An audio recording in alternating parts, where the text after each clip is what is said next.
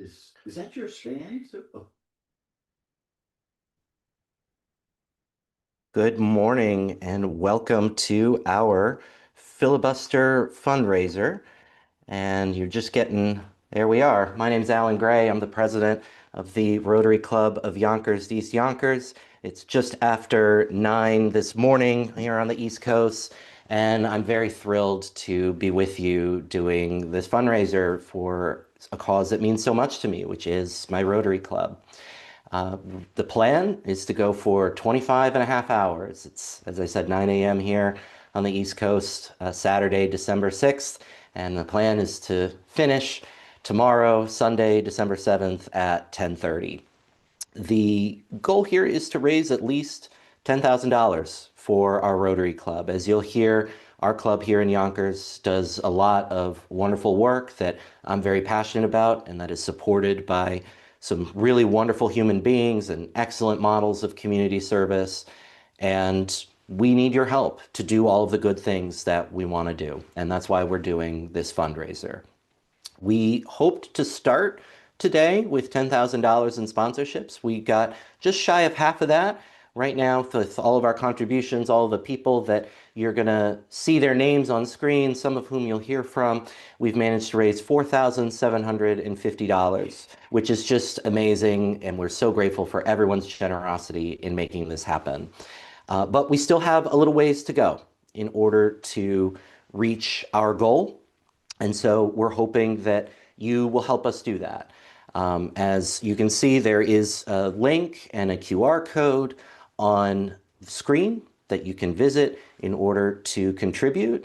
You can also click the link in the description below.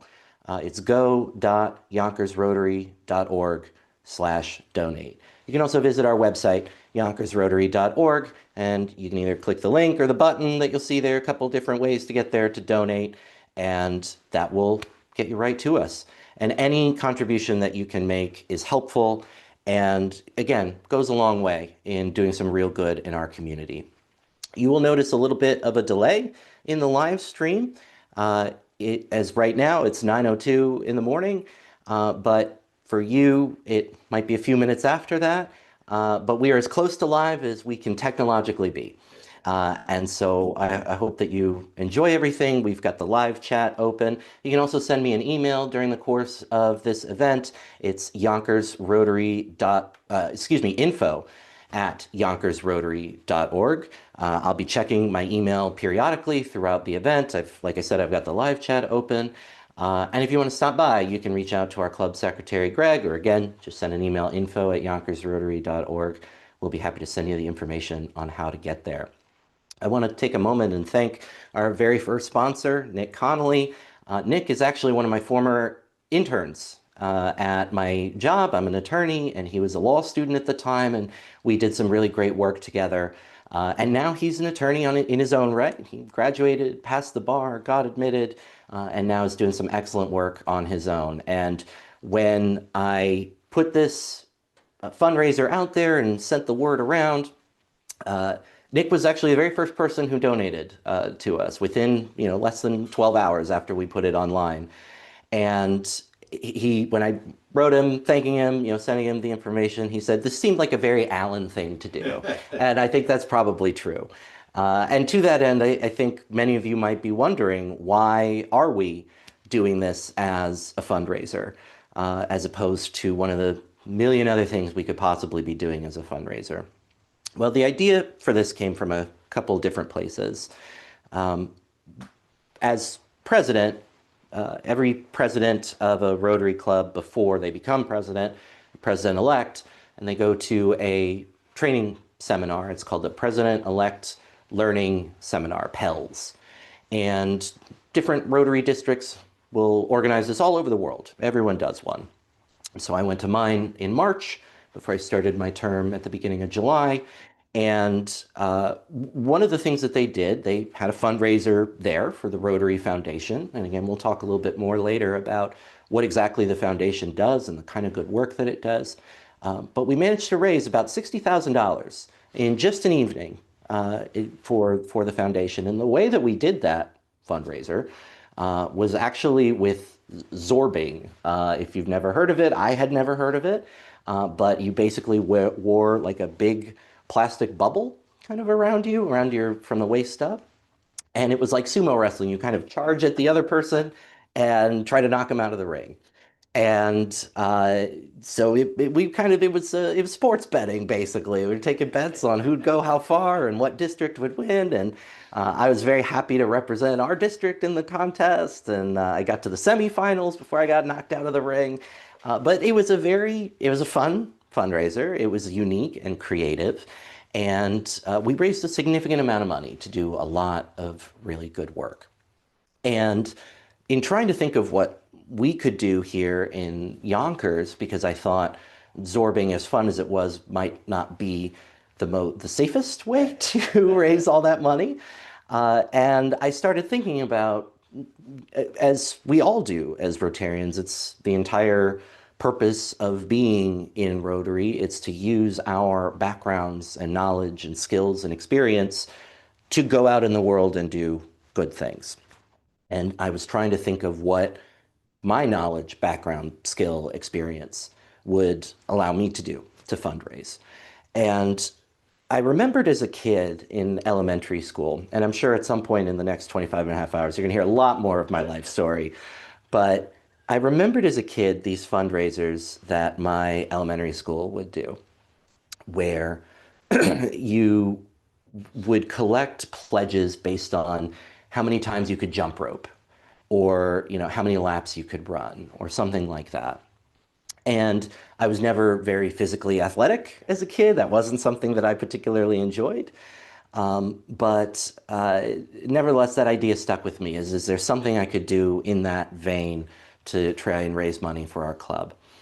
And I also remembered an experience I had later on in high school. I was interning with an attorney who was an avid runner. That was his passion outside of work. That was what he loved to do. And I grew up in Florida, which was already, summers are very hot and humid, but he went and did a 100-plus-mile marathon in Death Valley in the West. Um, and I just thought, oh my gosh, you're insane. Why would you do that? How did you survive that? And he just very simply said, well, it's something I'm passionate about, and I would go to great lengths to enjoy. And, what's something you're passionate about? And I said speech and debate, which again, you'll hear more about later. And he said, well, so wouldn't you do, a marathon or, a multi-day contest or something? And I thought, yeah, absolutely, I would. And that's what brings us here. That I have been a debater since high school. I started in 2003, and now 22 years later, I think that is, here I am. I'm still doing it. I had a very successful record in high school. When I went to college, I started the debate program and ran it and competed on it and did very well there. In law school, was on what's called moot court, which is simulating an appeal, an appellate argument, and again, did very well with that. And then went into private practice as a litigator. Once I graduated and passed the bar, I was in personal injury, and that requires a lot of going to court and depositions and litigating. And I got to try multiple cases to verdict, multiple jury trials, which is its own kind of debate. And so this remains a passion. I still, work with young people to encourage them to participate in speech and debate. I have helped our club organize, and again, you'll hear more about it later, but a speech contest that we organize for young people here in Yonkers, K through 12, that they are able to participate and get some public speaking experience and some competitive experience as well.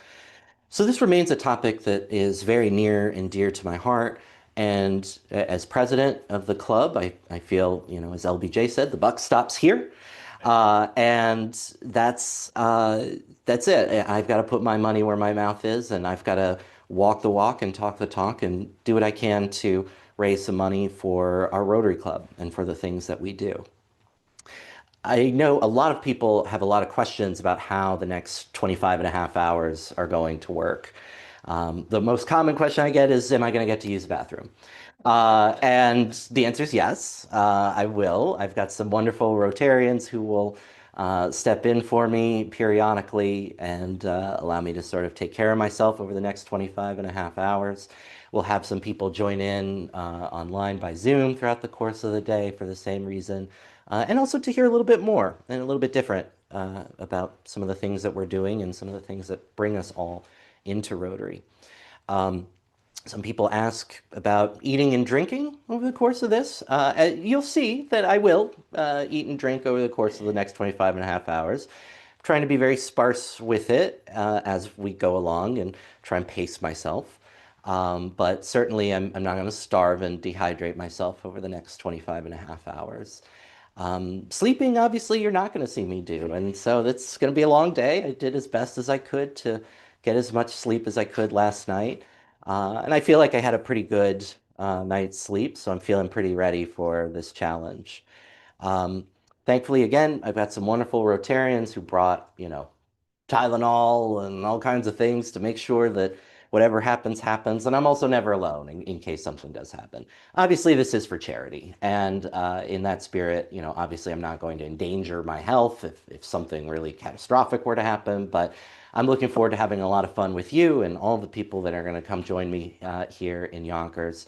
And I especially want to thank the Broadway Community Center, which gave us the space that I'm in. I know you can't see much of it from this angle, but it's challenging finding a venue and people that will allow us to be there overnight, as we're going to be. I'm really not going to move very far from this spot over the next 25 and a half hours. And so to have a community partner that's willing to give us the space and trust us to be here and support us in this record-breaking attempt is really meaningful, and we're very grateful for their help. We're also very grateful for all the people that, as I said, contributed and donated over the course of the past month or so as we've been preparing for this. We also had a number of people who just between, closing, collecting sponsorships last night to this morning have contributed. So I want to thank Mats and Sandra Igmanson, who contributed, Sylvia Zalewski, who also contributed, Amir Asadi, Leonor and Elena Mesa, and finally, Mary Hoare also contributed this morning, and so we're very grateful for all of their support.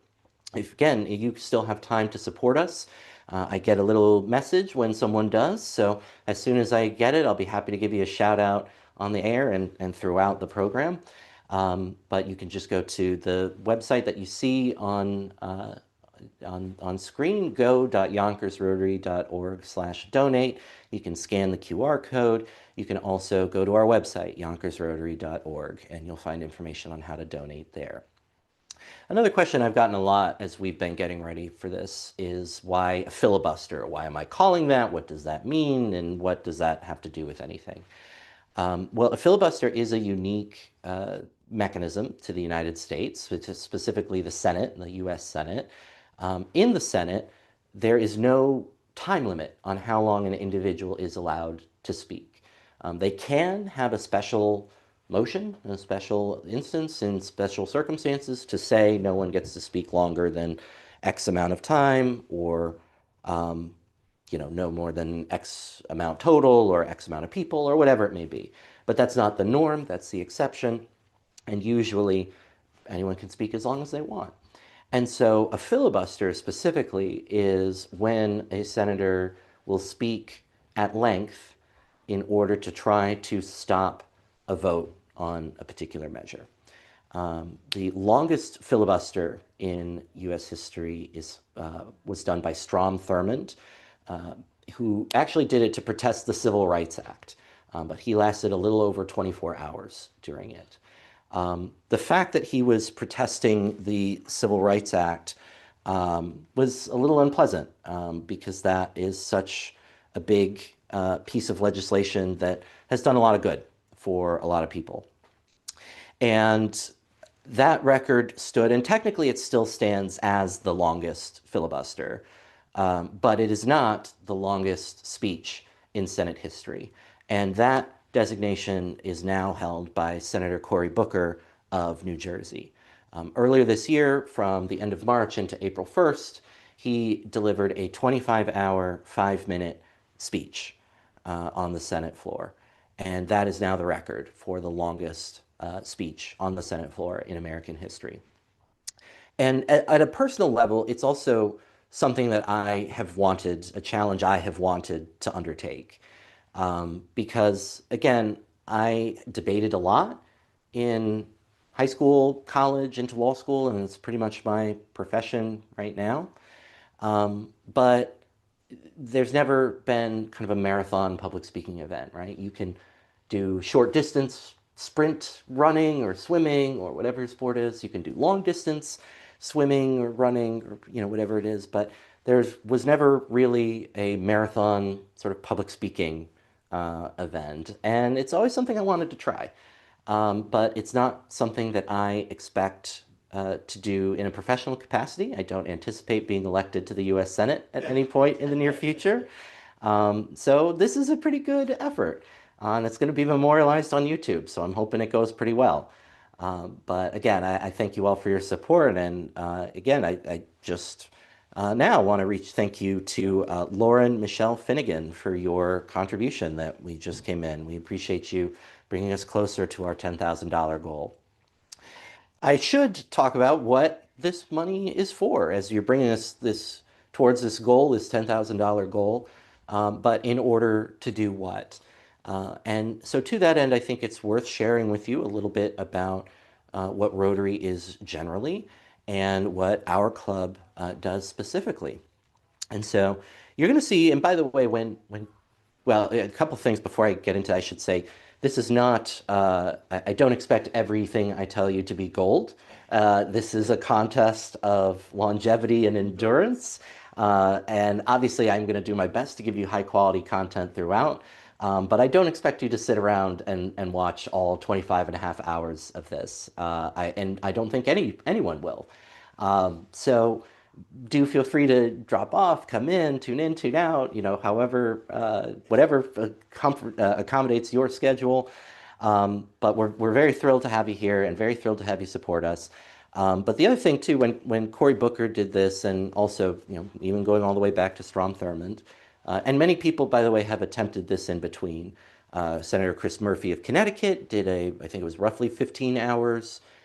Ted Cruz, senator from Texas, did another one several years ago that was also, quite lengthy, didn't quite break the record. But they all had aides, bringing them content to say. They brought them binders of material, and Cory Booker said I think he had 10 binders worth of material that his aides kept shuffling in and out in order to give him. And I am very grateful to all of the people that have given me content to speak about today. If you were to stick around all 25 and a half hours, you would hear some of it multiple times. So again, it's not something I strongly recommend, but just to let you know, there will be some repeats as we go along. But in lieu of binders, one of our core principles of Rotary is trying to be economically conscious. So I didn't want to print out, a bunch of everything. So you will see me from time to time go to my phone, and that's not meant to be, I'm not paying attention to you or working with you. It's just me getting the material that I've put together and not wanting to print it out and waste a lot of paper. So you'll bear with me as I find some of this. And again, it's all live, so hopefully the camera stays upright and the computer keeps working. We've got lots of redundancies in place for any kind of error that we might have, but it's live and anything can happen. So I hope you'll enjoy. So to tell you a little bit about Rotary itself, Rotary International. Rotary International is a nonprofit organization that charters and supports Rotary clubs around the world. In 2025, there are nearly 1.2 million Rotarians in more than 36,000 clubs in over 200 countries. We are all drawn to Rotary because we are interested in friendship, networking, and community service, as summarized in Rotary's principal motto, service above self. The first Rotary Club in the world was formed in Chicago in 1905 by attorney Paul Harris. He envisioned a professional club that would bring together local, community-minded people from a variety of vocations. I'll pause here to share with you when Paul Harris created Rotary in 1905. Uh, he did it. It was him and just a handful of other professionals, and they were all from different professions. So Paul Harris was an attorney, and someone was an engineer, and so on. Their first project, actually, the first Rotary project ever, was a public toilet in Chicago that they collected the money for and found the place for and organized and had it built. So the Rotary public toilet in Chicago. But the reason that we are called Rotary, which is something we get asked a lot, is because back then Paul Harris and his club members would rotate where they had their meetings. So one week they would meet at Paul Harris's office, and then next week they go to someone else's office. And that rotating is why we are Rotary. So now you know the story behind our name. And again, you'll hear a lot more Rotary history throughout this event. But in 1920, Rotary International granted a charter to form a Rotary Club here in Yonkers. So only 15 years into Rotary International's existence, and we came about. In 1958, Rotary International granted a second charter to form another club in Yonkers, and we had two, the Rotary Club of Yonkers and the Rotary Club of East Yonkers. And in 2014, the two clubs merged, and which is why we are now the Rotary Club of Yonkers-East Yonkers, reflecting the unity of these two clubs. Our diverse membership enjoys meeting and carrying out service projects together. Members are expected to attend meetings, join one of the club's committees, and pay annual dues. In 2014, our club formed a separate tax-exempt foundation to raise funds for our community and international service projects. And that is what specifically this fundraiser is for. Every cent that you donate will go straight to our foundation. And thankfully, because of the nature of this event, we have no overhead. The Broadway Community Center, again, very graciously donated the space to us. So we are not being charged anything to be where we are. I offered, to the club to do this from my living room, but I said that was very unexciting and kind of difficult to have people come over and participate live and be supportive. So we're very grateful again to the Broadway Community Center for getting us this space. The technology, everything that you see is pretty much mine. This web camera we're using is mine. It's my computer. I put the slides together. The online platform that many of you used, and if you contribute today that you will use, called Zephy, does not assess us a fee in order to collect contributions. They do invite you on the second page to contribute to their work. They don't require you to do so, but that is how they stay in business. But we don't get charged a fee. So if you donate, $50 to us, we get all $50. And again, that goes straight into our foundation to do some really great work in our community. Our meetings, our club meetings, provide an opportunity to get to know one another, to discuss service projects to carry out, and listen to speakers on topics affecting our community and our world. The meetings that we currently meet twice a month. Usually we meet on the second Wednesday of each month at 6:15 via Google Meet. We meet online, but we use Google Meet specifically, and I'll explain why we do that. I know you see the Zoom icon in the corner there, and you think, why are they doing this on Zoom and that on Google Meet? I'll explain that to you later. But the second Wednesday of each month, we do that, and you can join from anywhere in the world. And if you want those login details, you just reach out to us, info@yonkersrotary.org. We'll be happy to send them to you. And then the fourth Wednesday of each month, we meet at 6:15 p.m., but we meet in person at Mont Olympus Diner in Yonkers. And again, you're welcome to reach out ahead of time and hear a little bit more about what we have in store for each particular meeting as we get closer to it. But you can just show up too. We don't require reservations or RSVPs or anything. You just welcome to show up and say, hi, I watched your Filibuster fundraiser and I want to learn more about it. And we'll be more than happy to have you.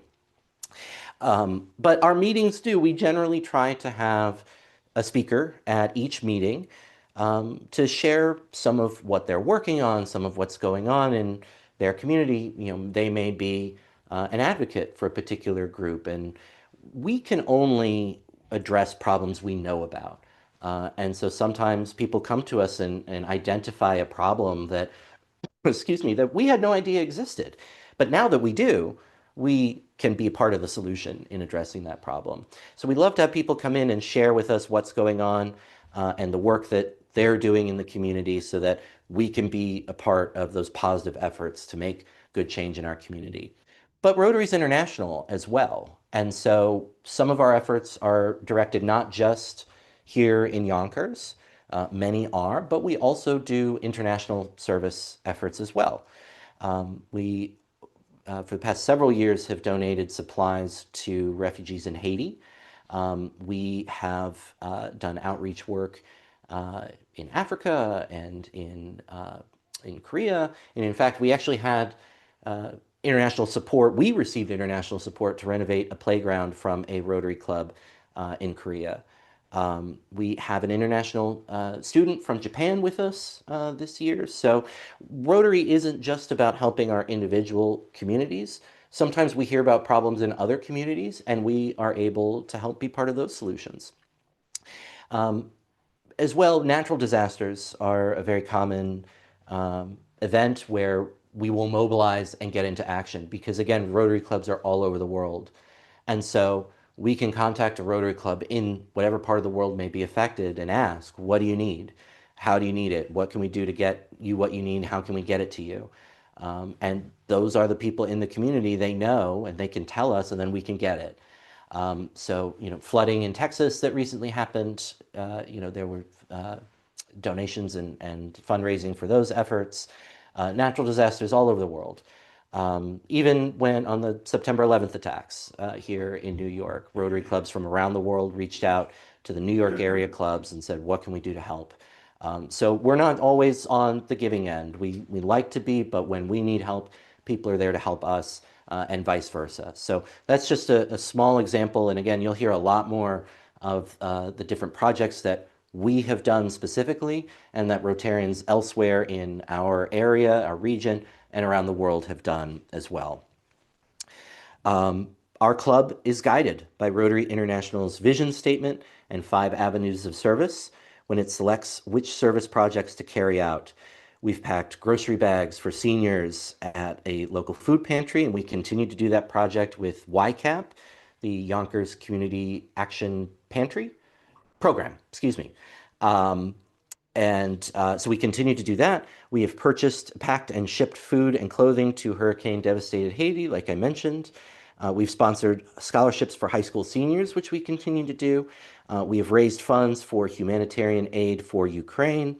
And we, during the COVID-19 pandemic, distributed face coverings and meals to families in Yonkers impacted by COVID-19. And that was something, our COVID efforts were truly extraordinary, where we were able to help first restaurants that couldn't open, obviously because of the pandemic, but to get them maybe some of the equipment and things that they needed in order to open, and then get meals from them and then deliver them to healthcare workers, first responders, families in need. So again, the fact that life stopped for all of us because of the COVID public health emergency didn't mean that Rotary stopped. It just meant that we had to work harder and smarter in order to make the difference that we wanted to make. And we continue to do that. So that again, these are the kinds of things that your contributions are helping us to do. The Rotary Foundation, just as our club has a foundation through which we're able to do our charitable work, Rotary International has a foundation. And the Rotary Foundation helps Rotary clubs like ours carry out service projects by providing grants to carry out projects in 7 areas of focus. And those areas are peace building and conflict prevention, disease prevention and treatment, water, sanitation and hygiene, maternal and child health, basic education and literacy, community economic development, and the environment.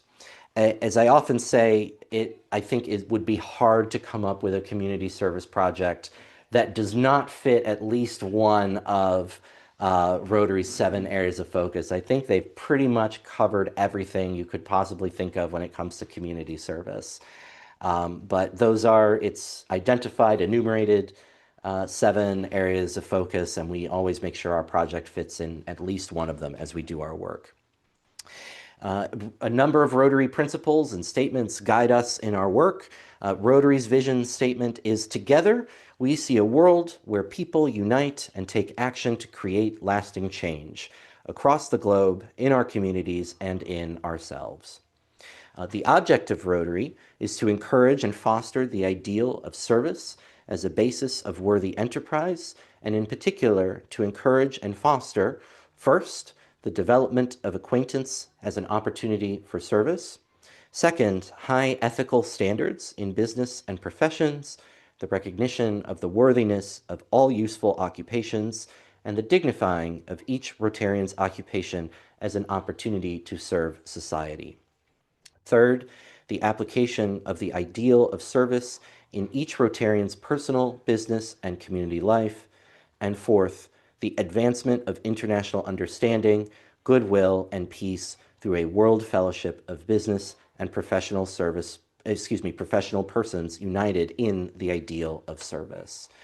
Something I think you'll see if you have an opportunity to speak to a Rotarian is that the things that motivate them to act in Rotary, to go and do these service projects, aren't just, there's no secondary gain there. These are things that they're doing because they really believe in doing good for no other reason than to simply do good and because they think it's the right thing to do. And I truly have never met another group of people like members of Rotary clubs around the world. And it is, quite frankly, a testament to their character.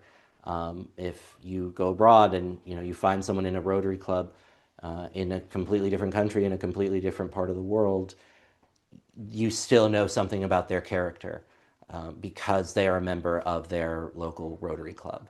And this commitment to living an ethical and service-based life is something that unites all of us around the world. And it's something really special that I hope you'll consider joining and sharing with us. The Rotarian Code of Conduct also provides a framework for ethical behavior that all Rotarians can use in their business and professional activities. Rotary's four-way test is one of the things that we're famous for. It's a nonpartisan, non-sectarian, ethical guide for us to use in our personal and professional relationships. And this was developed in the course of Rotary's life. This wasn't something Rotary started with. It was something that someone as the leader in their organization, came up with in guiding their ethical decision-making in business, and Rotarians adopted it and started applying it in our daily lives. And so that four-way test of the things we think, say, or do, first, is it the truth? Second, is it fair to all concerned? Third, will it build goodwill and better friendships? Fourth, will it, I told you technical things are going to happen here. Will it build goodwill and better friendships? And fourth, will it be beneficial to all concerned? Our club likes to add a fifth item to that. Will it be fun for everyone?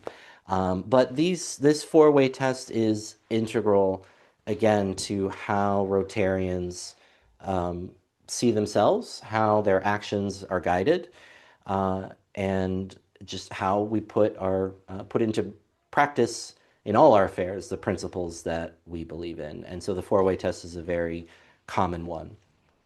And finally, I mentioned Rotary's 5 avenues of service.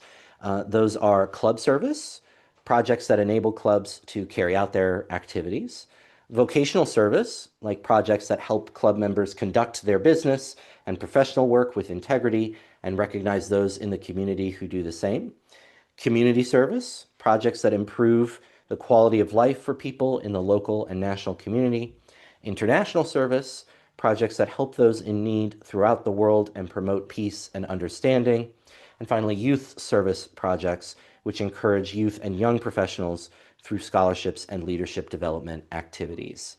And again, there's often a lot of overlap in these sort of categories of projects. One project that we do, which I'm particularly fond of, and I think it was just so fantastic when our club member came up with the idea for it, was to do a car show to raise money for young people who are going to pursue automotive mechanics in higher education. Because while every college student has to buy a certain amount of books for their coursework and they have to pay room and board and tuition, students who want to be mechanics also have to show up on the first day of school with somewhere in the neighborhood of $10,000 worth of their own tools. And that can be a barrier for a lot of people who are otherwise skilled in automotive mechanics, who have a very promising future ahead of them in that vocation, but are not able to access the education they need in order to excel because of the high cost of just starting on day one.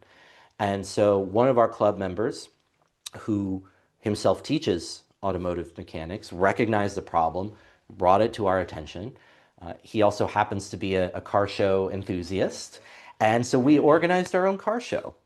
And in doing that, we raised money to give in scholarships to students who are doing exactly that, going to higher education to study automotive mechanics. And again, these are students that otherwise wouldn't have access to that level of education. It's also students who wouldn't have access to that kind of scholarship too, because most scholarships are academically oriented. They're based on the idea that you will go study, you'll major in something doctrinal, English or science or whatever it may be. Um, Many of them are just simply, you're not eligible if you are instead pursuing a vocation.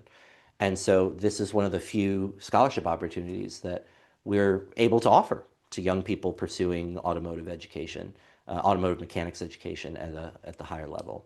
So this is a very brief overview of what Rotary is about and what we're about. And again, you'll hear a lot more about that in the course of the next 25 hours. We've already got half an hour done. We're making progress. So again, I invite you, I encourage you, I welcome you to contribute to our efforts. We are just shy of our halfway to our goal starting off, which was wonderful.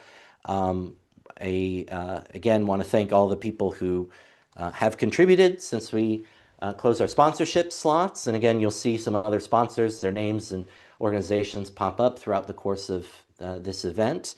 But I also want to thank, again, Laura and Michelle Finnegan, who contributed just during the course of this live stream, and all those who contributed before we got started, just within the last 12 hours, between when we closed our sponsorships and when we got started this morning.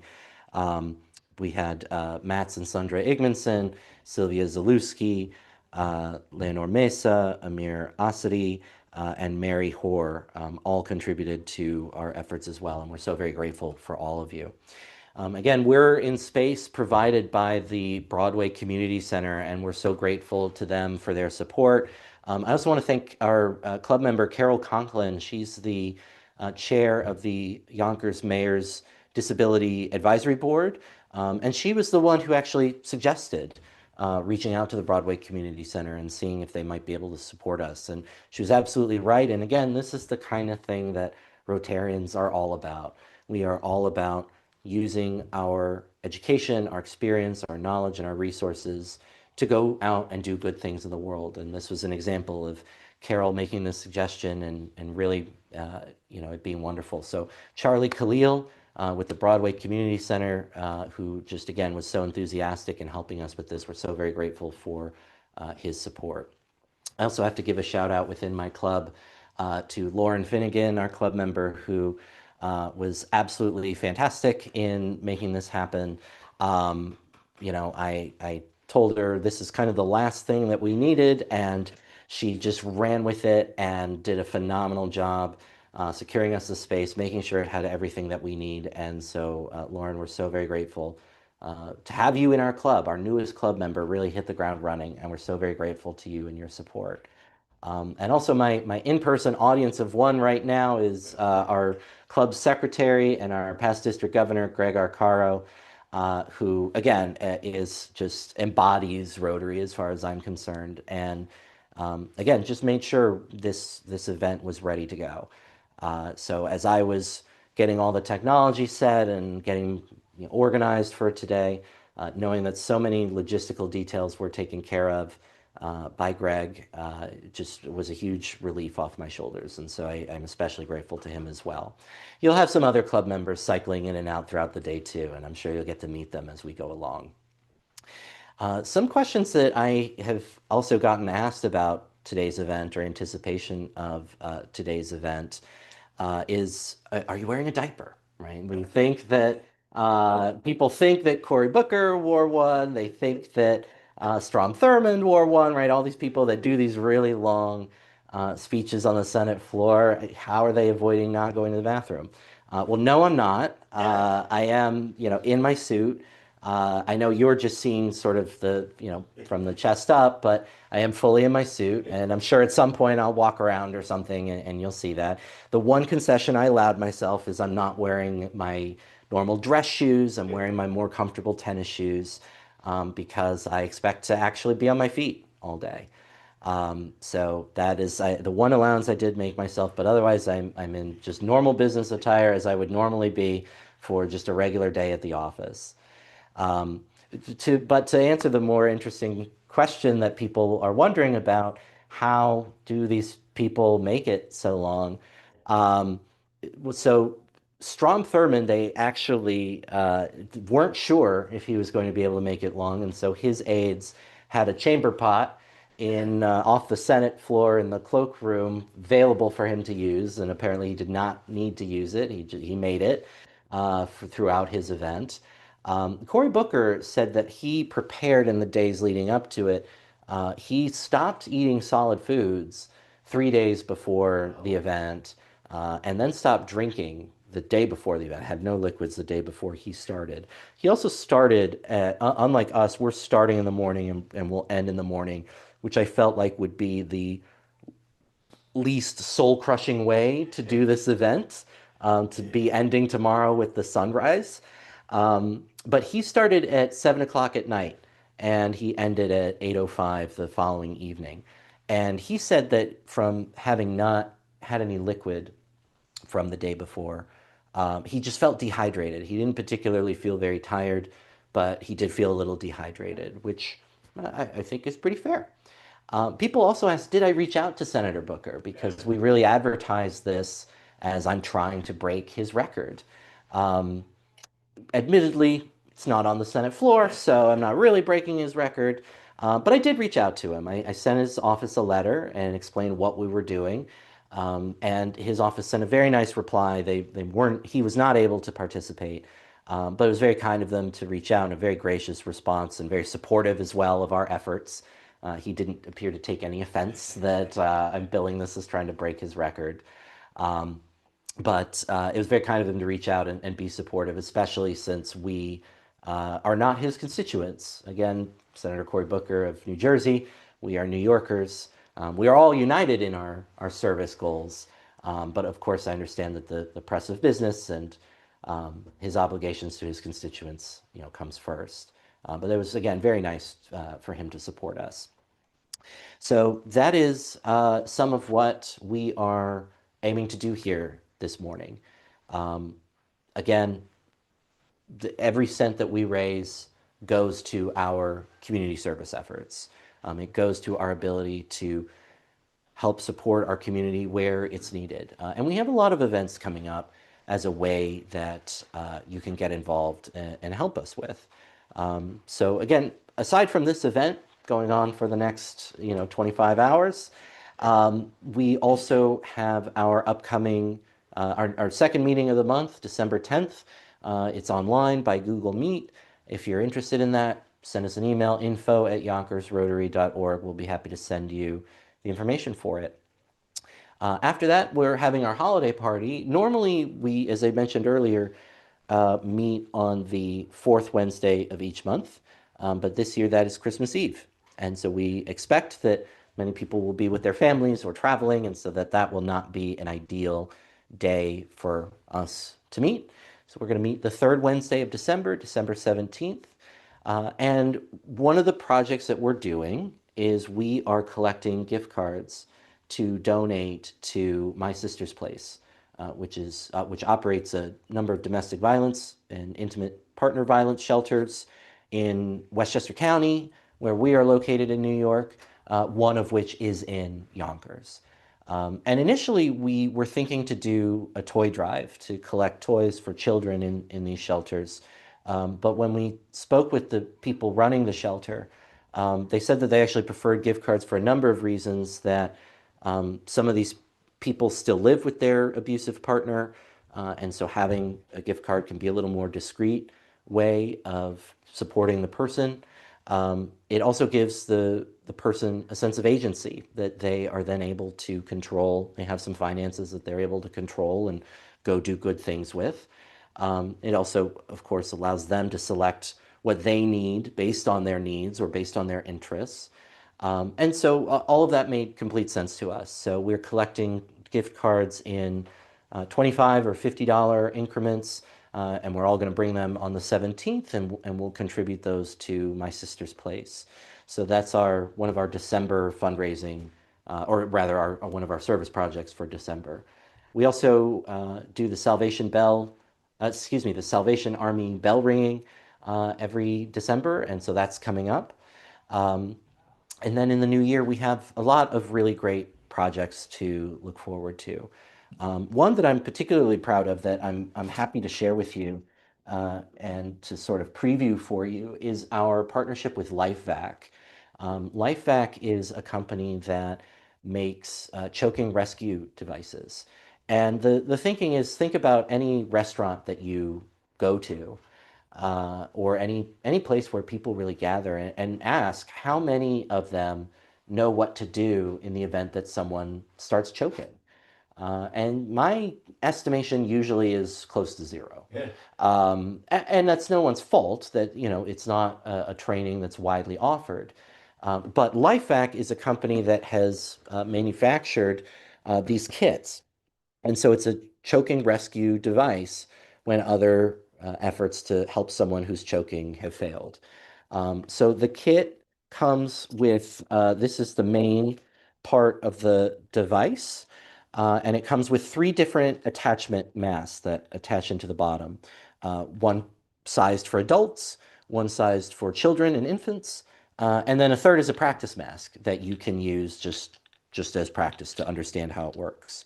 And you just simply apply it to the face and apply some pressure from the top, and that it sort of operates like a plunger in that regard, in terms of pulling out whatever the person's choking on. They come in these uh, boxes, these plexiglass boxes that can be wall mounted. And so our idea is we've gotten 50 of these units thanks to a grant from the County of Westchester Board of Legislators, and legislator Jimmy Nolan helped organize that. And the idea is to get these 50 units into restaurants, churches, places of public assembly in Yonkers, anywhere that there are people they can choke. And that's our goal, to get these into as many places as possible, so that we're not reacting when a tragedy happens. We can just prevent it before it happens. Um, we partnered with LifeVac to get this done and to make this happen, and they were wonderful partners to work with. And we're hopeful that the response on this project is really successful, that we are able to revisit it, bring it back, and continue it again, and get some additional units, and distribute these to even more places. So these are the kinds of things, again, that your work is supporting. Um, Another project that we have coming up uh, is our speech contest, our youth speech contest that I mentioned earlier. And this is actually how I got into Rotary myself. Um, when I was in high school, as I mentioned, being a debater, um, the local Rotary Club, I grew up in Florida, Gainesville, Florida, so it was the Rotary Club of Gainesville. Um, they had a speech contest every year. And so I did it my senior year, and I won. And we received a small cash prize. And um, the initial part of the competition was just with a panel of judges at a local library. And then the final round that I got to, the top three speakers spoke at a large club meeting. And then the after I won, I was invited to speak. I believe it was at the Rotary District Conference to deliver my speech there. And it was a wonderful experience. It was, I mean, it was, of course, great doing the speech and, winning some money and, all that kind of stuff. But it was the first time I got to meet these people that, again, were really invested in my succeeding because that was what they were trying to do, was just uplift the community and help people find their passion and develop these really important public speaking skills.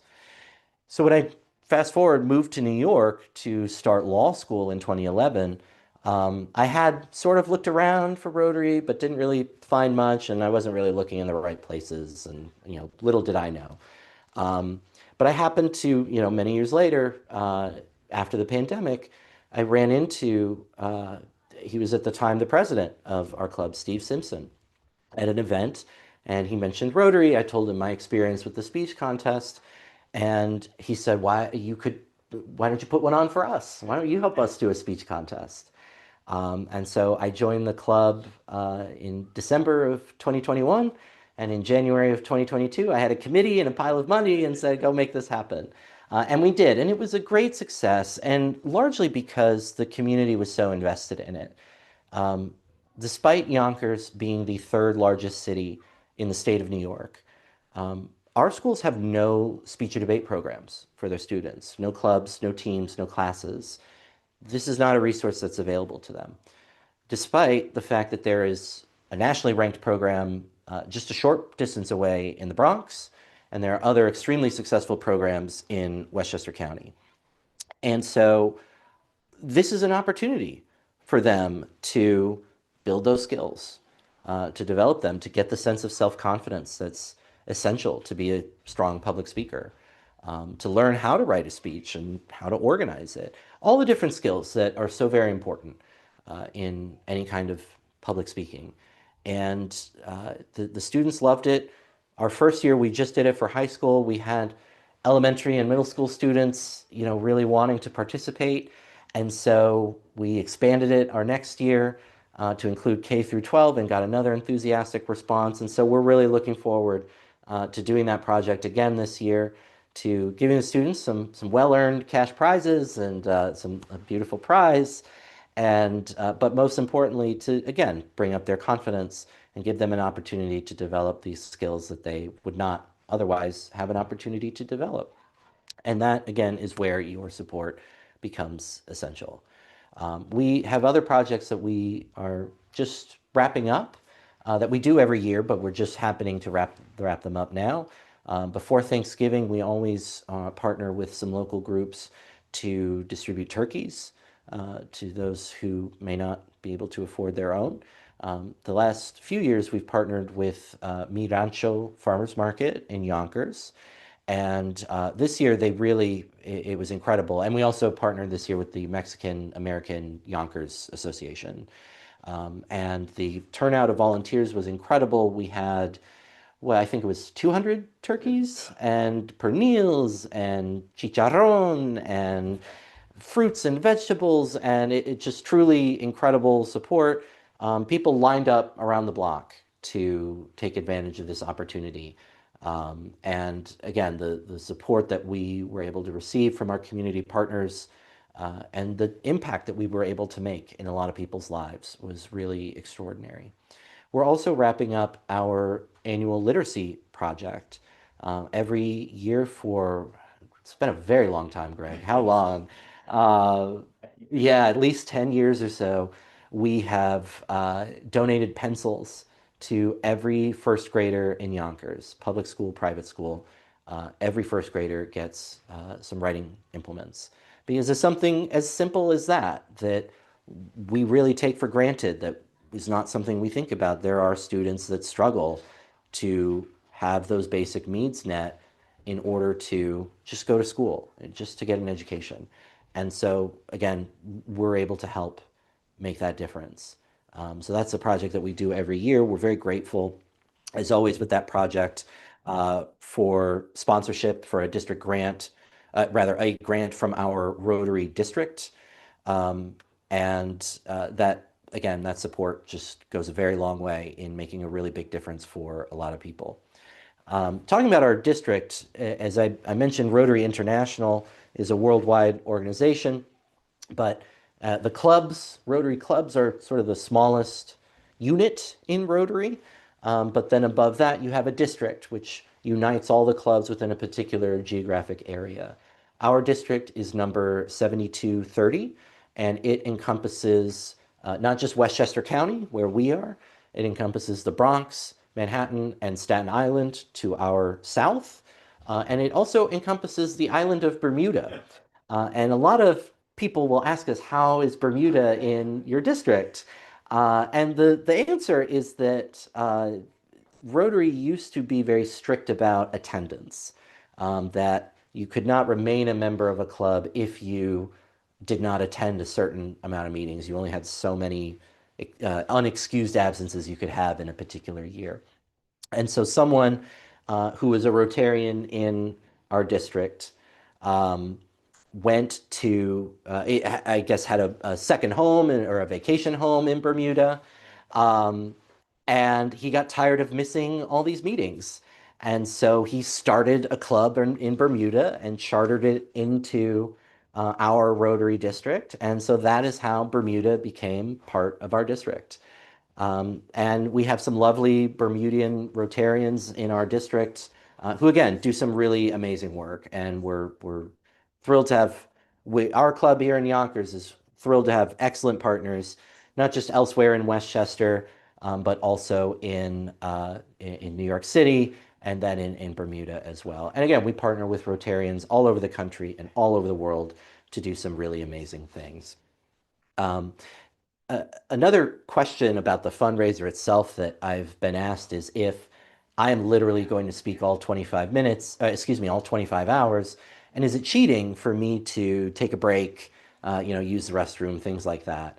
Well, first, it's my fundraiser, so the rules are what I set, right? So there's no cheating unless I break my own rules. But the answer is no. When Strom Thurmond, when Cory Booker, Ted Cruz, Chris Murphy, when all these people did their filibusters, and many more have done them of varying lengths, one of the basic rule in the Senate, as I mentioned earlier, is that you are not allowed, rather, there are generally no limits on the length of time you are allowed to speak, unless there's some particular, special situation where they all have agreed to that. And the general rule is that a person may continue to speak as long as they remain standing and speak more or less continuously. And the more or less continuously thing means, they can find their notes or, if they lose their spot or something like that. It just means they can't stand silently for, 25 hours. It's not a standing endurance competition. It's a speaking endurance contest. Um, so, but the Senate has a mechanism where it allows senators to yield for questions without uh, yielding the floor. And so essentially what happens is the senators will yield to a question, but in sort of typical fashion for a parliamentary procedure organization like that, the questions can take very long to ask. And so during Cory Booker's filibuster, or rather his speech, some of the questions lasted upwards of 10 minutes. And that was a time he couldn't leave the Senate floor, but he could have a seat, rest his voice, things like that. So I have some wonderful Rotarian colleagues who are going to be accommodating me in that regard and helping to, um, yes, and helping to give me those few moments of respite. But I don't intend to completely delegate, the 25 hours. We'll do the math at the end and find out exactly how long I spoke and how much time I gave up. But again, the tremendous amount of support within our club, tremendous amount of support within our Rotary district, and a tremendous amount of support from you watching. And so we're very grateful to have you with us. It is, well, I'll vamp for another 20 seconds and I'll do my reset. Um, and again, there's no overhead, there's no hidden fees, there's no nothing. Rotary every year is rated 5 stars, is the highest rating on Charity Navigator, which assesses and rates charities and how much of what you give goes to the actual charitable efforts as opposed to overhead and administration. And we are very glad to be part of that effort. It's 10 o'clock here on the East Coast of the United States, here in Yonkers, New York. I'm Alan Gray, president of the Rotary Club of Yonkers-East Yonkers in Westchester County, and we are 1 hour into our 25 and a half hour filibuster. Time just flew, barely noticed it. Again, for those of you watching, it might be a couple minutes after 10 when you see this because of the delay in the live stream, and the delay's pretty short. I think it's only about a minute, maybe two, depending on the internet connection. But it's as close to live as we can technologically possibly be. And so again, we're very thrilled to have you with us. Again, to contribute, you can scan the QR code on the screen. You can just go to the website, go.yonkersrotary.org/donate. You see both of those on screen, and they'll both take you to our donation portal. We partner with Zephy in order to collect our donations, and they do not charge us a fee.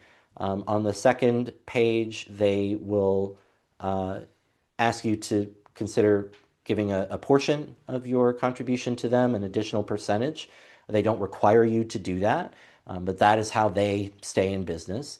But whatever you indicate you want to donate to us comes 100% to us, and it goes straight to our foundation. We have no overhead cost on this fundraiser, and then we can put 100% of that toward doing the good things that we want to do in our community and in our world. I guess I'll tell you more about myself. This is a fine enough place to do that. As I mentioned, I grew up in Florida. I was actually born at Eglin Air Force Base in the Florida Panhandle, and then we moved around a bit as when I was young, but wound up back in Florida when I was in second grade, and then that was essentially where I grew up through high school and college was all in Florida.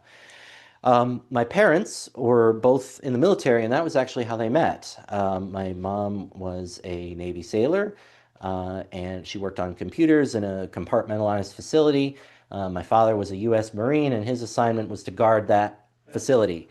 And the story is that my mom was named Sailor of the Quarter, and they put her picture up on the wall with the title and the award. And the story is that my father said, "I'm going to marry that woman." And sure enough, he did.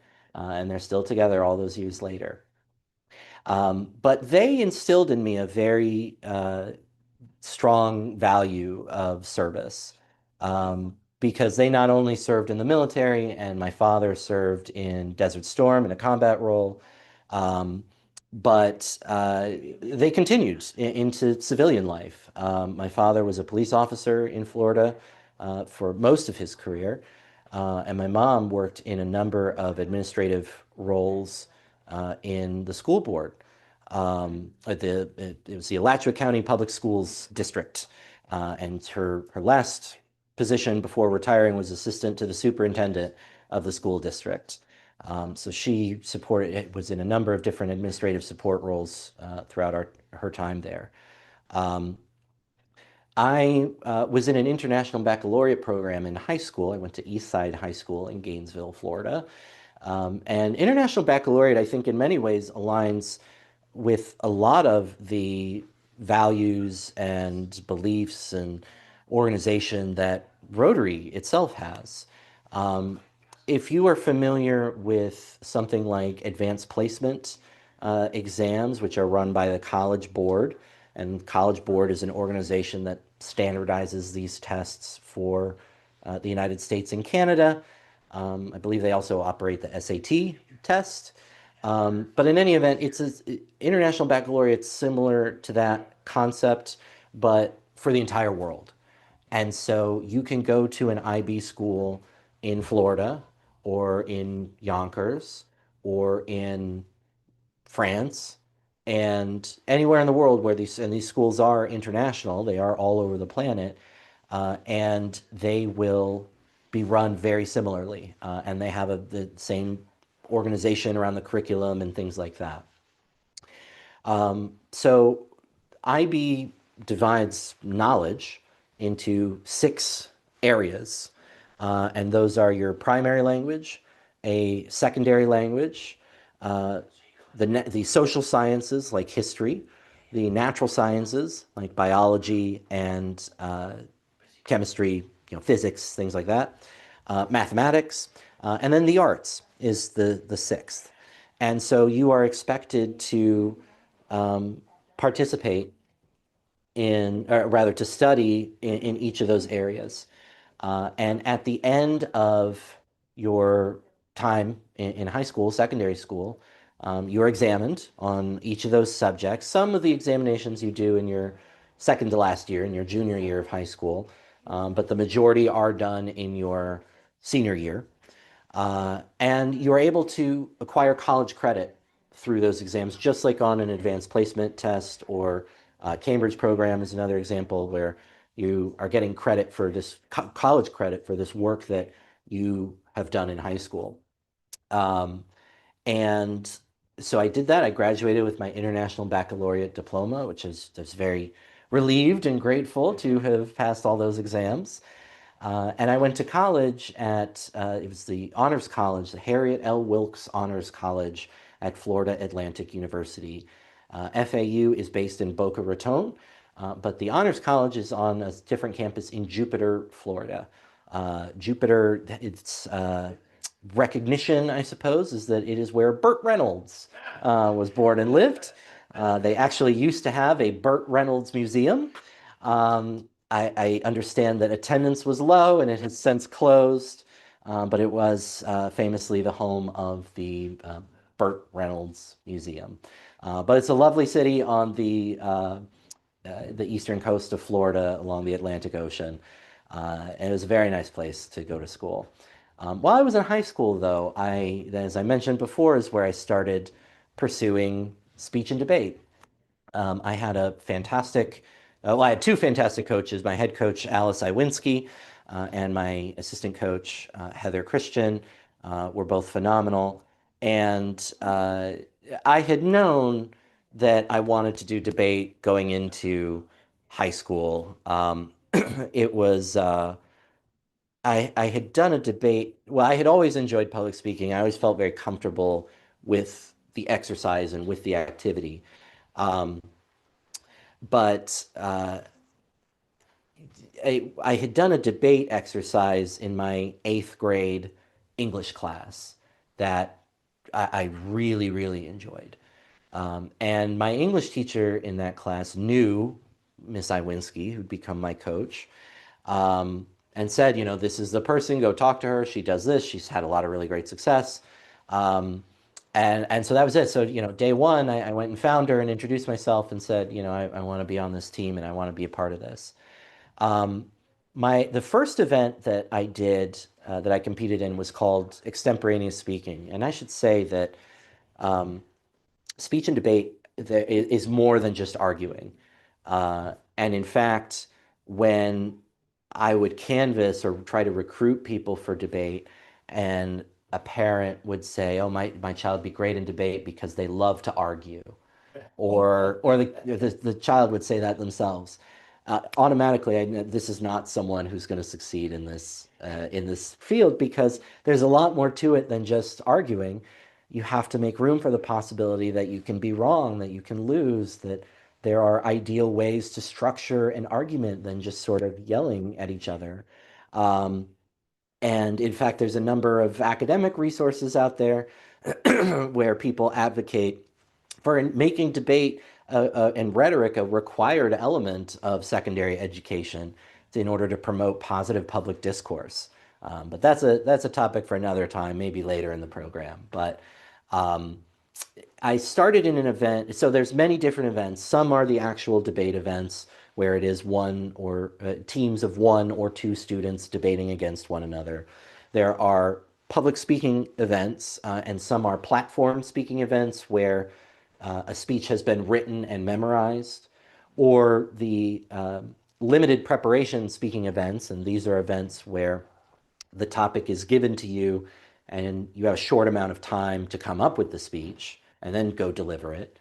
And then there are the dramatic events, which are really more akin to acting.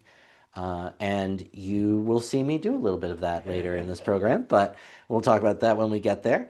Um, and my very first event that I tried competing in was called extemporaneous speaking. This was one of the limited preparation speech events where you would draw a topic on current events. And usually you did 4 rounds in a tournament, and usually the rounds were themed. So the first round might be domestic, and the second round might be international.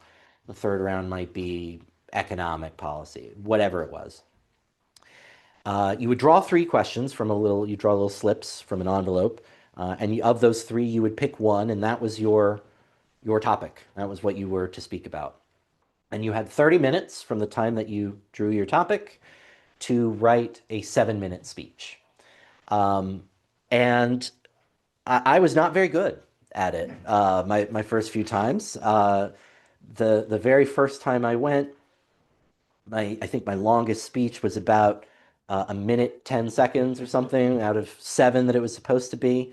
Um, Somehow I came in second to last place. One judge, I think, misunderstood the scoring system and I think gave me a higher score than she meant to. Um, but I enjoyed, I loved it. And that I think is the sign of when you know that you really enjoy something is where you can go and be horrible at it or fail miserably or whatever it is. But if you enjoyed it and you can't wait to do it again, I think that's the sign that this is really an activity for you. And that's exactly what it was for me, that I was so nervous doing it and was so terrible at it. But I loved the experience and I couldn't wait to get better and to go do it again. And I did.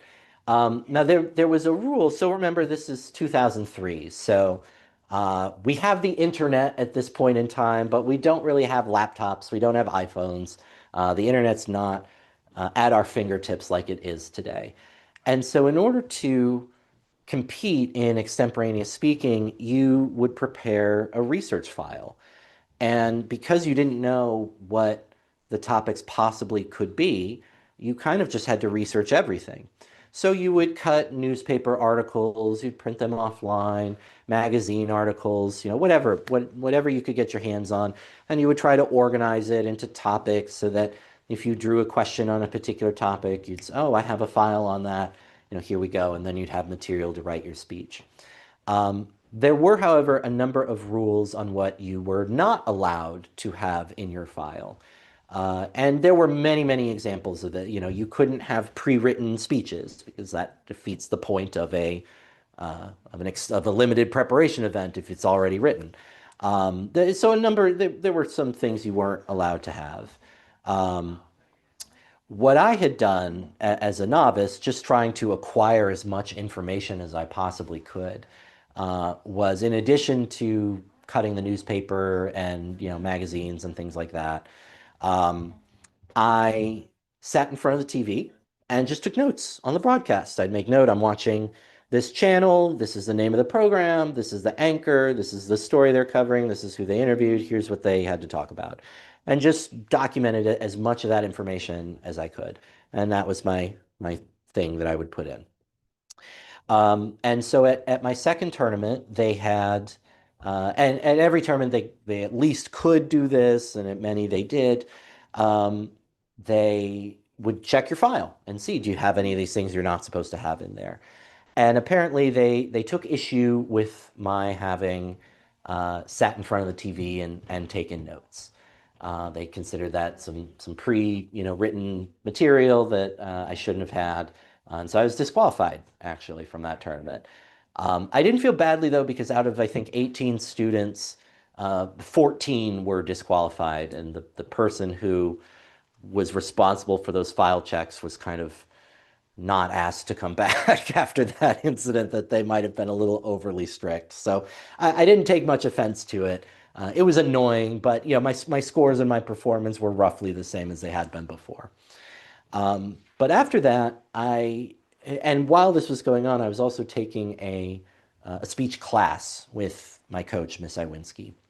And the class involved sort of going through different events. We would start on certain, kinds of events, and we do that. The test would be the project that you would do for that, and then you move on to the next event and things like that.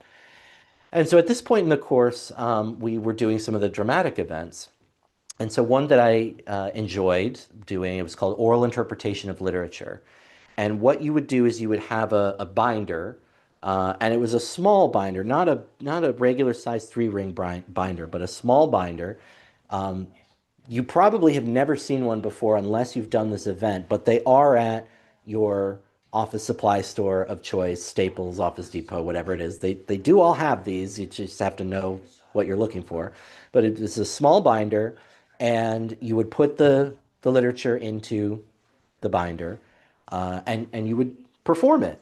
And the goal here was that you weren't really acting, right? So you didn't wear a costume, you didn't move around the room, you didn't use props, you didn't wear makeup.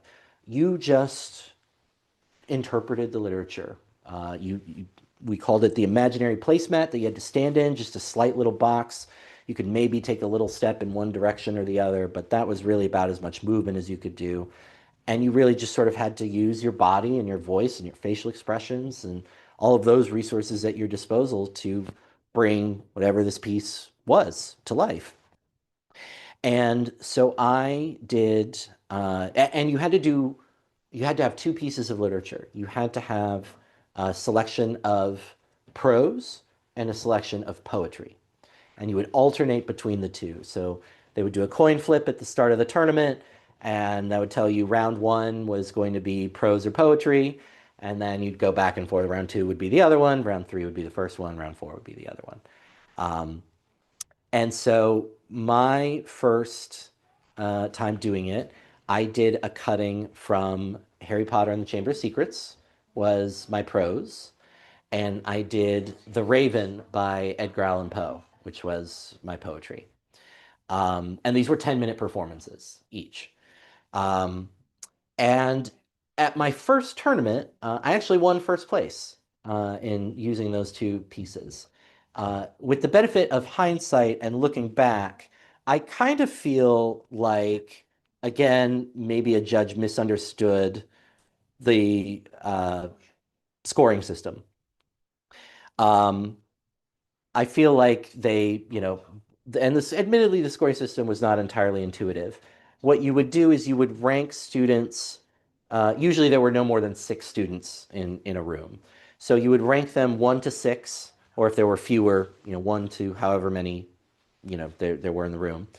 Um, and that was like a first place, second place, third place kind of thing within the room. You'd also then give them speaker points, which were between 80 and 100. And so it was kind of like a percentage grade, more or less. Um, 80's a B, 90's an A, 100's an A plus. But the 1 through 6 thing would confuse a lot of people, and very often you would have people put 6, meaning they get the most points, meaning they were the best, not realizing that 6 meant 6th place, they were the worst. And so people would benefit from it in reverse too. They would put 1, meaning you get the least amount of points, you were the worst, not knowing that they were giving you the most amount of points, saying you were the best. And I think that might have been what happened at that first tournament. I won first place, and then I never placed again, using the same pieces, same, tournament, same kind of people and everything. Never placed again. Um, so that I think that is what happened there. But again, every time I went, I had so much fun. I loved it. I couldn't wait to do it again and met some really wonderful people doing it. Um, in my second year of high school, my sophomore year is when we started doing debate events. And many of the debate events at the time and still today were team events, meaning you had to have a partner. And I was so gung-ho about doing debate, and no one really matched my level of enthusiasm. I didn't really have a partner that was really willing to go into it in the same way that I was. And to be fair, if you've never met a high school debater who truly takes it seriously, um, you would be astounded because the level of preparation and work and research that they have to do, I mean, it really is sort of graduate level work. Once they study rhetoric and logic theory and argumentation, and not just that, but then they're acquiring all the information they need to debate the topic substantively, and they're learning all the technique about how to debate it effectively.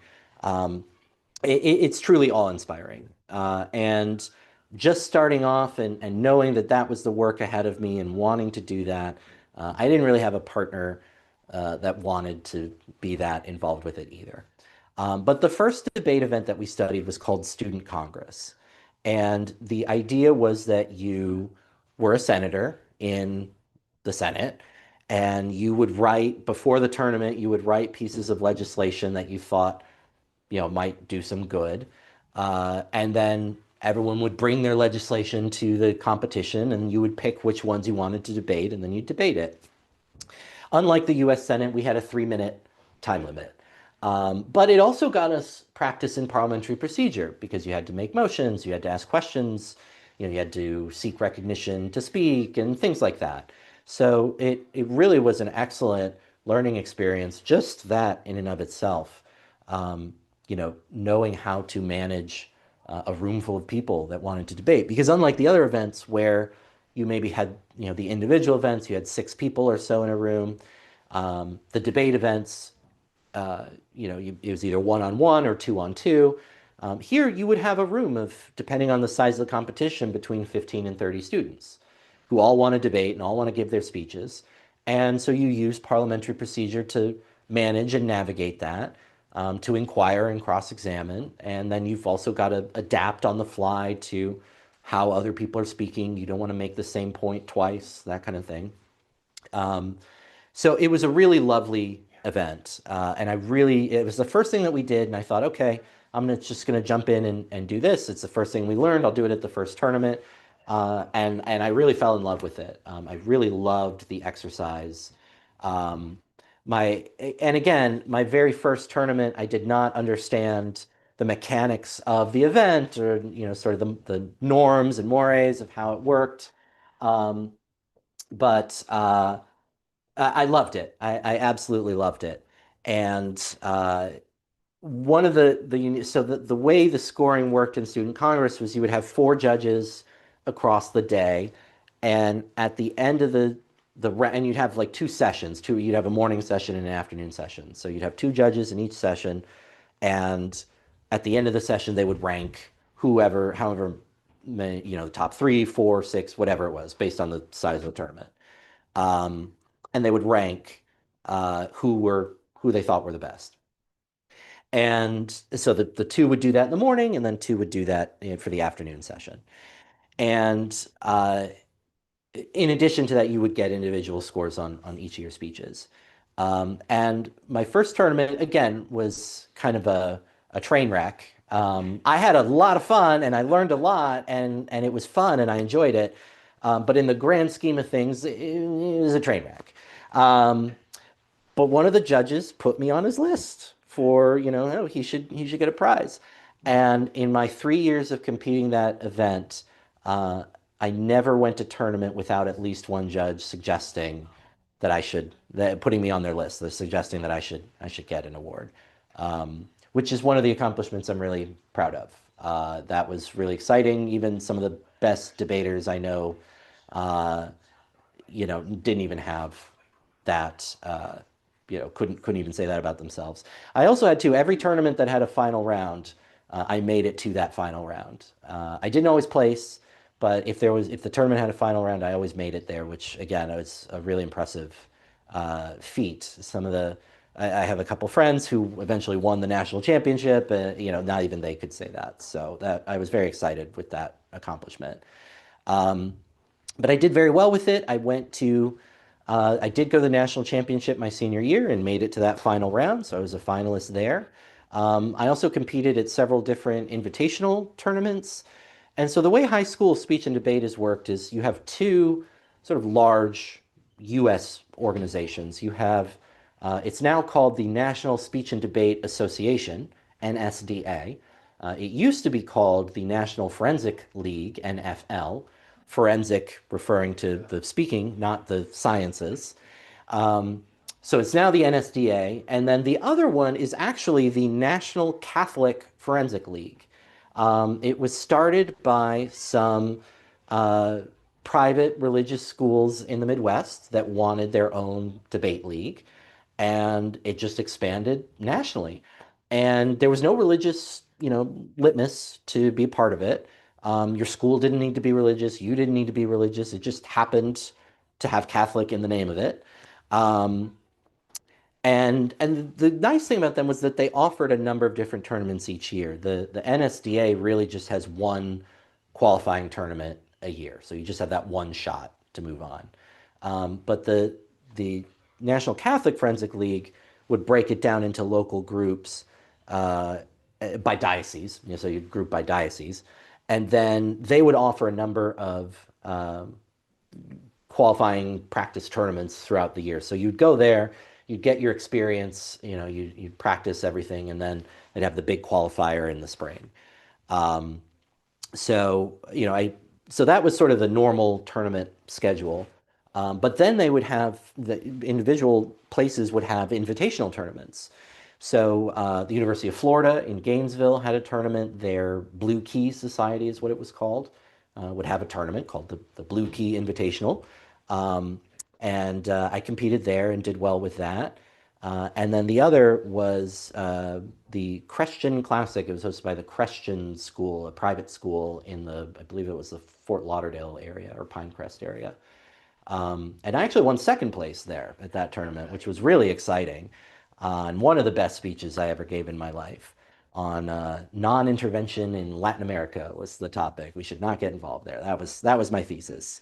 Um, but and actually the fun thing about Blue Key too, though, so when, as I mentioned before, you would have legislation that you would write, in order to be debated, and these were simple, one-page kind of things, and often very grandiose and idealistic sorts of things that you might like to do. Um, but in the elimination rounds, you would use legislation that the tournament staff had written. So now these were topics that you hadn't picked or your peers hadn't picked. These were topics that someone else had prepared for you to debate. But the Blue Key tournament in their final round did something really cool. They called it the scenario round. And so they created a fake international emergency and proposed legislation meant to address the emergency. And then and so you then operated in this little fictional world that they had created. And depending on what you did with the legislation, whether you passed it or not, then that would change what happened next. And so the scenario would then alter and they'd give you a new topic to address whatever the new development was. So you were reacting not just individually, as events unfolded, but you were now reacting collectively as a group as the events unfolded. So it was a lot of fun, and there are a handful of other tournaments that operate that way. But that was a lot of fun. I did enjoy doing that. The others were just the pre-selected, or rather pre-written topics from the tournament staff. But my senior year, as I said, I did well. I did those two invitationals, and I did the national championship and advanced to the final round there. And I was very eager to continue my speech and debate studies in college, but FAU did not have a speech or debate team. And so it but I wasn't prepared to just give it up at that point, to just let it go. And so I started the debate team at FAU. And student-run teams are a thing in the country. Most collegiate speech and debate teams are either run within the university's communications department, and so they have faculty and staff administrating them, or others, the Ivy League schools, for instance, have sort of a well-organized, structured kind of unique format for their debate teams. Um, but outside of that, like my school, the student-run teams again existed, but were very uncommon. Which is why I was really thrilled that we had the level of success that we did, um, as a team, in the 4 years that I was in college. It's 10:30 here on the East Coast, so I want to take a quick break and just reset shortly. 24 hours exactly left to go. This time tomorrow I will be done. I do once again want to thank all the people who helped make this possible. I want to thank the Broadway Community Center for giving us the space to do this event. Again, as I said at the beginning, finding somewhere that uh, will let us stay overnight and keep doing this, and support my chaperones coming in and out. Um, it was challenging. It was really difficult finding a spot, but the Broadway Community Center, and especially thank you to Charlie Khalil, its director, for making this happen. And to that end, I also want to share on their behalf, that they are having an event, uh, a Picture with Santa event on December 19th, at the Broadway Community Center from 4 p.m. to 8 p.m. That is available. It's free, and it is information about it is posted on social media, and we will also share it with them on their behalf when I'm done, when I can get back to my computer and get back online and share the information on Facebook. But again, Broadway Community Center in Yonkers doing that December 19th. Um, Again, I want to thank all the people in my club who helped make this event happen. Lauren Finnegan, who has joined us here in person, here in my audience of two now, just really our newest club member, but went all out on securing the space for us and making sure that this event physically happened. I'm so indebted for, and to our club secretary, Greg Arcaro, a past governor of our district. Again, just taking care of so many of the logistics to make this event happen. I'm so very grateful for both of their support and for all my club, everyone in my club who helped contribute, who helped organize, who sent words of encouragement, who said that they would be coming later in the day to support, to those who will stay overnight with me. Again, just it's really a privilege to be the president of this club and to work with such wonderful people. You can contribute to our efforts to raise $10,000. Again, we're just under our halfway point of raising $5,000. So that's our halfway point is 5,000. We're just under that. We want to raise at least $10,000 by the end of this event. In order to contribute, you can scan the QR code that you see on screen, and that'll take you to our donation portal. You can go to, actually, I'm sorry, it's over here. You can go to go.yonkersrotary.org/donate. That'll also take you straight to our donation portal. That link is also in the description for this YouTube video that you're watching. And you can also go to our website, yonkersrotary.org. There is a donate button on the website, and it's also in the links at the top. All of that will take you to the same place, to our donation page, and all contributions are welcome. And again, the wonderful thing that we've been able to accomplish with this event is that 100% of your donation will go to our foundation to do the good work that we want to do. Zephy, the platform that we use to collect our contributions, will invite you to contribute to their work, because they do not charge us a fee. And so those contributions to their work, that's how they collect their business, but they do not require it. If you're not able to do that, you can just select other and then zero. But all of our partners, the Broadway Community Center is not charging us to use this space or to be here overnight.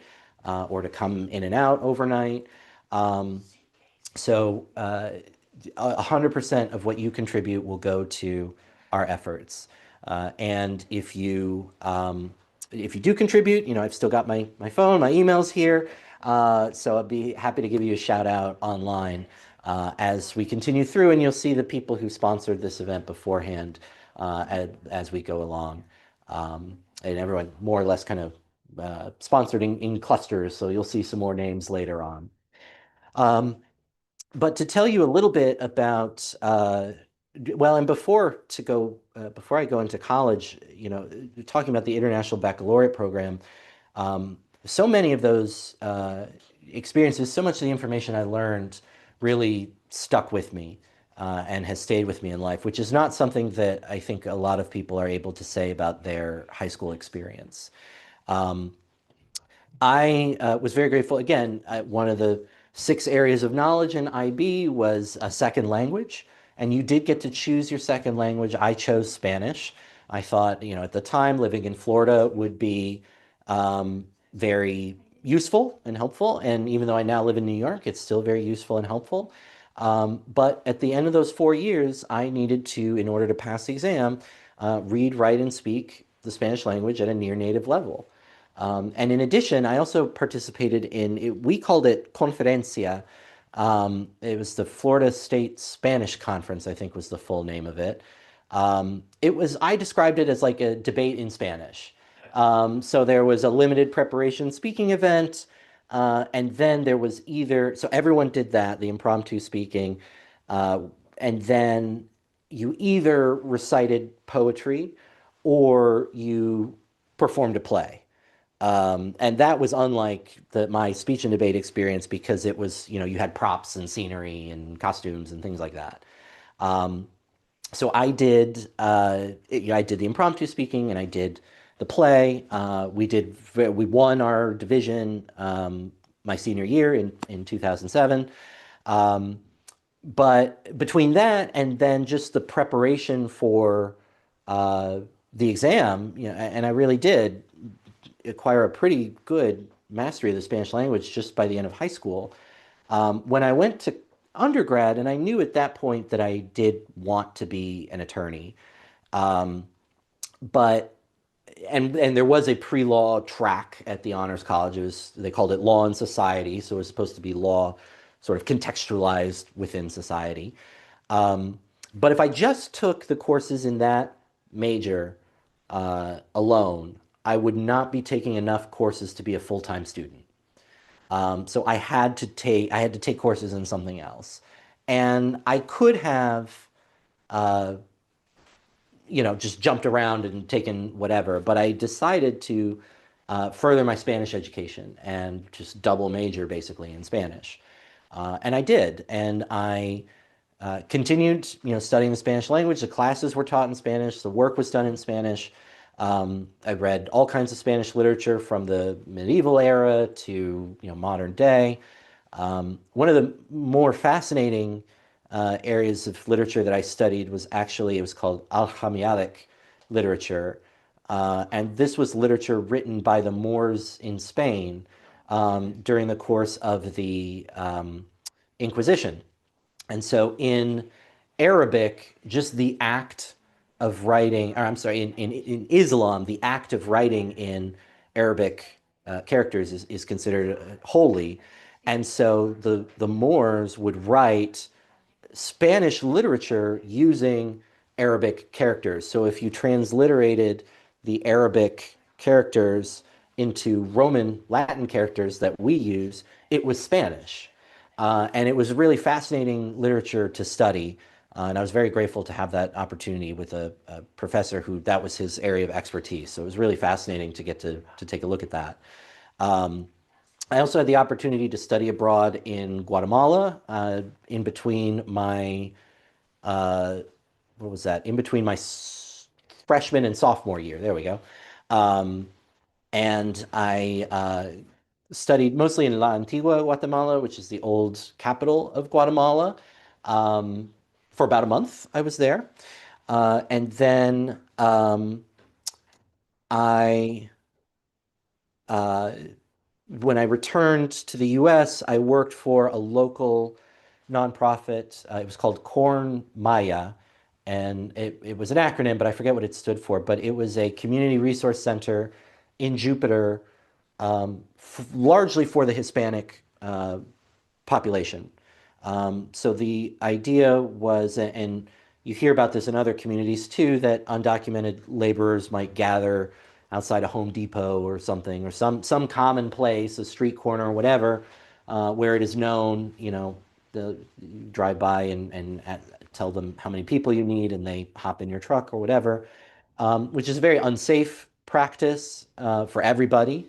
And it was also, of course, it's unregulated, so you never know, is that person who's hiring these people actually going to pay them, actually going to feed and make sure they stay hydrated or whatever it may be. And Corn Maya, part of what it did was it created a safe space for these people to gather for that purpose. And so someone could come and say, I need two people to help me paint my house. And they would have a queue lottery system sort of thing to get to match people and to keep it fair. So one person wasn't getting all the work, one person wasn't ever getting work. It was balanced.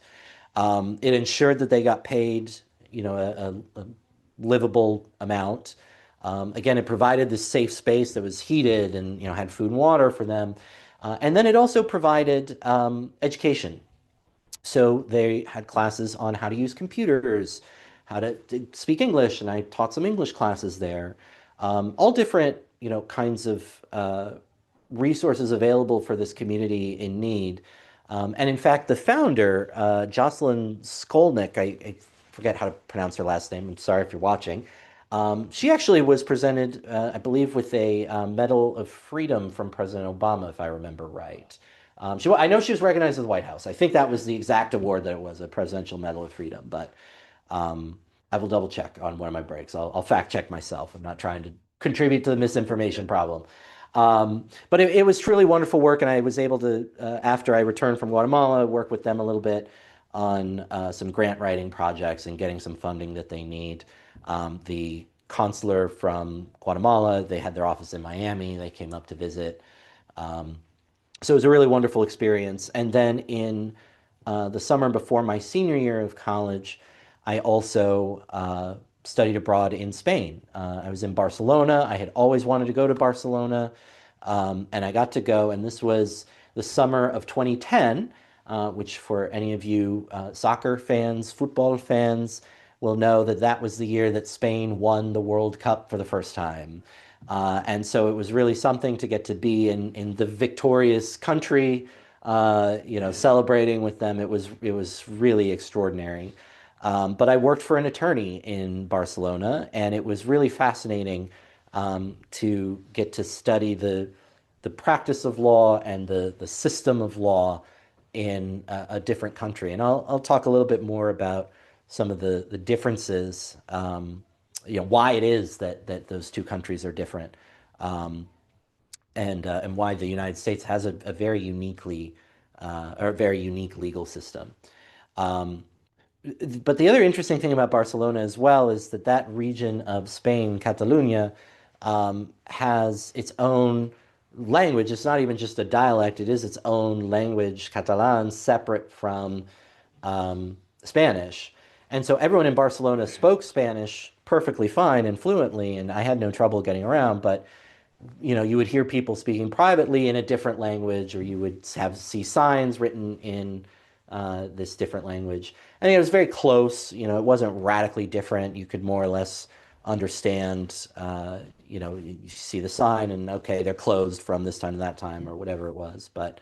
Um, but it was very interesting. And then the actual day of the final World Cup match, I went to Madrid on an assignment for the lawyer I was working for, and again, just extraordinary, just an absolutely once in a lifetime kind of opportunity. Um, but I came back, all of this again created a fluency in Spanish for me, and so I know, as I often say, white guy named Alan Gray does not scream fluent in Spanish, but it's true, right? And I think that a lot of people who hear me speak in Spanish, they get puzzled where I'm from because my accent finally is not entirely gringo. And it doesn't entirely borrow from any one country. So in Spanish, someone will ask me where I'm from, and I will say Florida. And they will sort of ask me basically, no, but where are you really from? And that's when I have to say, no, I'm very white. I'm very gringo. I just studied it in school, and that's where here we are. Um, but that would come into uh, again, be extremely useful later in life when I was in private practice and was worked with a lot of our Spanish-speaking clients. But I'm getting ahead of myself. So I was talking about college, how I started studying Spanish as a double major with law. And really enjoyed my time at the Honors College. And I was on a full scholarship there. Florida also had, and I don't think they do it anymore, but at the time they had a scholarship program called Bright Futures. And if you essentially graduated high school with a certain level of GPA and you uh, had done, I think it was 50 hours of community service throughout high school or something like that. It was a pretty relatively small amount. Um, you could go to any Florida state school tuition free. The state would pay for your tuition at the state school. So Florida Atlantic University is a Florida state school. And so my tuition was covered with that. And then essentially my room and board and all the other things were covered by this scholarship, including my trip to Guatemala and my time spent in Spain. So I was really fortunate to have a lot of support um, in in undergrad. Um, One of the other, really exciting things I did, or for me, it was exciting. For many of my peers, it was not. But I also had the opportunity to write a senior thesis in college. That was the one of the requirements for the honors college was that everyone had to write a senior thesis encompassing your concentrations, your majors. So my thesis had to cover both my law and society and my Spanish major. In theory, I could have written two different theses, but just do it at the same time, right? Be efficient. And it took me a while to find a good synthesis, of the two topics on a subject matter that I was interested in. But up to that point, one of my areas of expertise in college had been constitutional law. And so whenever I could orient a debate topic to that toward that topic, toward constitutional law, um, I generally did very well. It was a subject about which I was very knowledgeable and still am. Um, so I was looking for some kind of constitutional law topic related to Spanish, and what I ultimately settled on, because this was 2010 to 2011, I settled on the U.S. policy of detaining enemy combatants at Guantanamo Bay, Gitmo, because Gitmo is a very unique U.S. military base. It's the United States' only presence in a communist country. It is land that the United States technically leases from Cuba. Um, we send them a check every month. Fidel Castro apparently kept them in a drawer, and when he wanted to make a point, he'd use them as a prop and look at the checks. Um, but it's a very, sort of legally nebulous area. Then Secretary of Defense Donald Rumsfeld called it the least worst option for placing, enemy combatants captured during the War on Terror. So without going into too much detail, because that I think would take its own filibuster, um, that was what I wrote my senior thesis about. It is available online if you're curious. The Florida Atlantic University Library maintains a repository of all of our senior theses. And I wrote it in English and Spanish. So I would, uh, write a section in English and have that proofread. While I was doing that, I'd start working on the next section. And then when I got the first section back, I would uh, translate it into Spanish and put that off for revision and then finish so that was sort of the work. But it was a wonderful experience, and I sort of unintentionally wound up in a beautiful position that by my uh, in my the first semester of my senior year, I finished all of my required coursework. And so the only thing I had left was to write my thesis for my second semester. And the the school did not require you to take you did get credit for writing your thesis. That was part of, you got college credit for it. But they did not require you to be a full-time student in your last semester of your senior year. So my last semester, my senior year, all I did was write. And it felt like being on sabbatical, and it was a really great semester. I was a college student, so I slept in and got something to eat, and then I went and wrote for 6 hours, and then came back and had dinner and did whatever, and it was just it was great. Um, my current job is not too far off from that, and I'll tell you a little bit about it later. But it was a really fun semester. Um, if you can tell, I'm a professional nerd, and so that's what I really enjoyed it. Um, but I did know, as I was getting closer to my leaving college, again, I still knew that I wanted to be an attorney, and I by this point had decided I wanted to move to New York. Um, again, knowing speech and debate and enjoying this, I knew I wanted to go into some kind of litigation.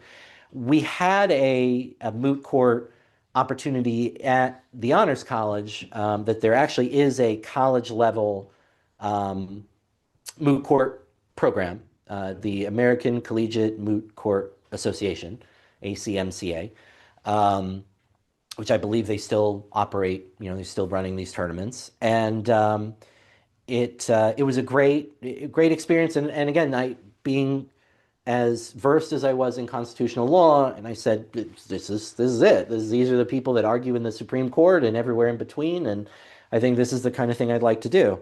But I had also, by this point, all of the sort of uh, legal role models that I had seen on TV, fictional legal role models, were from the Northeast. Jack McCoy in Law and Order, that was who I wanted to be, the kind of tough litigator that he was. I was also a very big fan of Boston Legal with James Spader and William Shatner. It's on Hulu. It hasn't aged very well, I will say that, but it was very fun at the time. Um, and James Spader is just a terrifically quirky actor, and to bring that into a courtroom role was a lot of fun.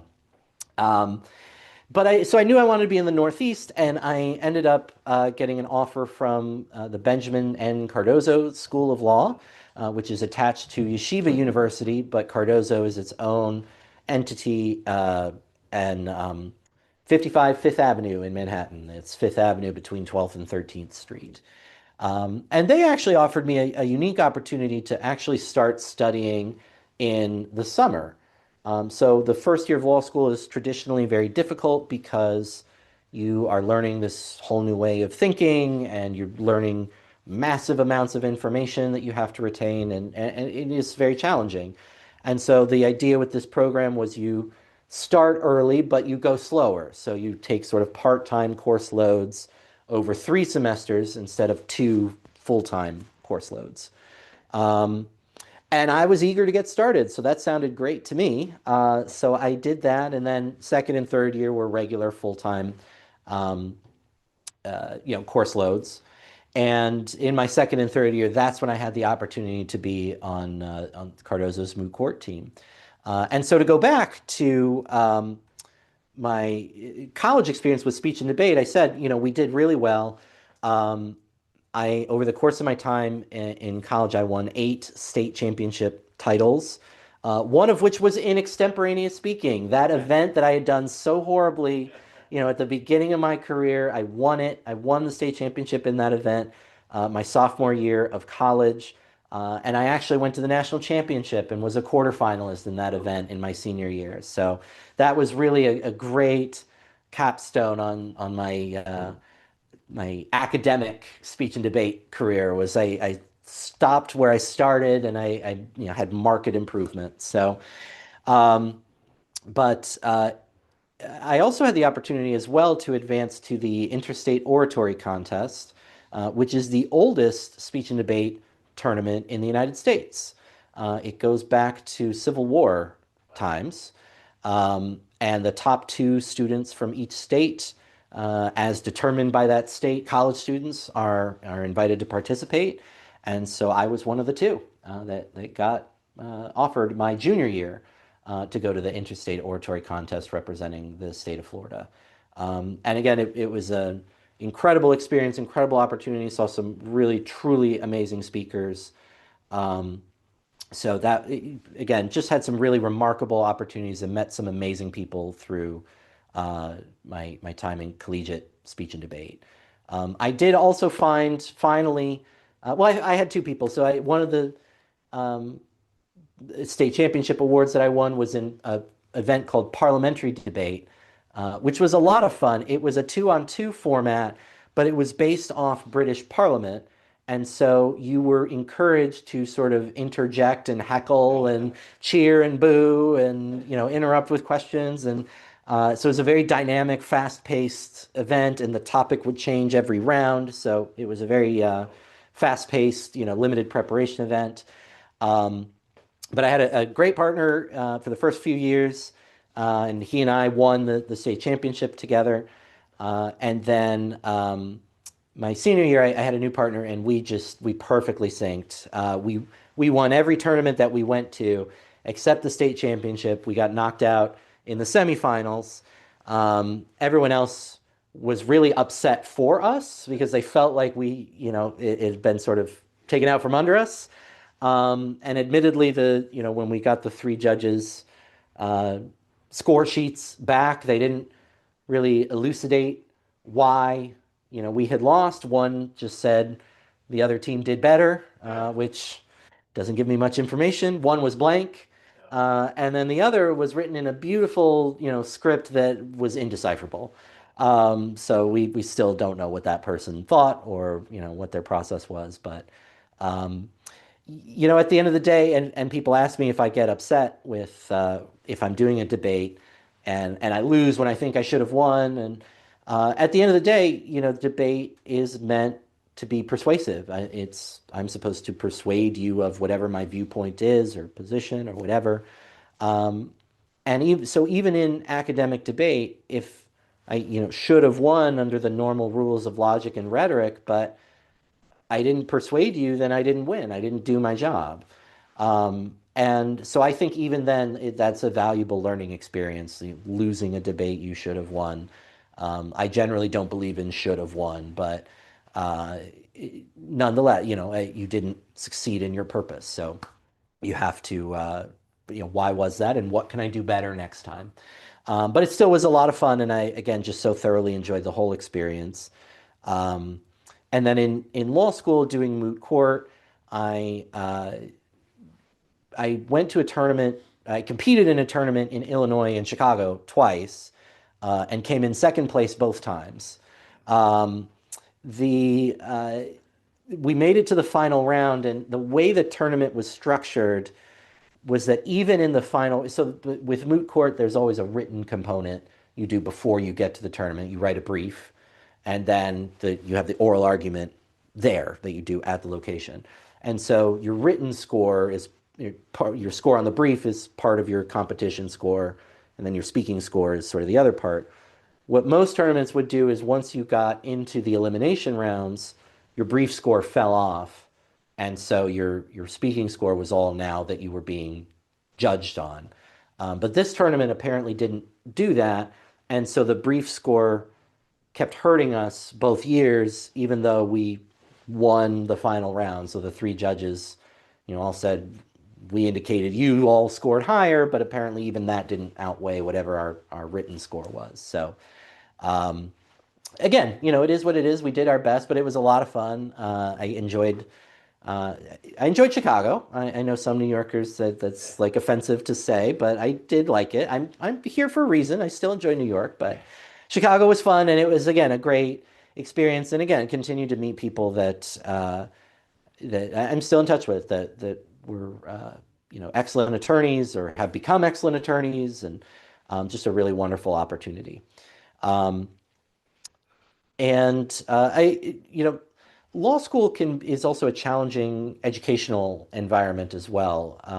In the late 1800s, a professor at Harvard started using the Socratic method. And the Socratic method's been around since Socrates, but it is a learning tool meant done by asking questions. So essentially, you're trying to get the student to learn critically by asking them probing questions, um, as opposed to maybe a more direct educational style, kind of like how I'm telling you about my educational professional upbringing. I'm just telling you the information, right? I'm not asking you questions about it in order to get you there.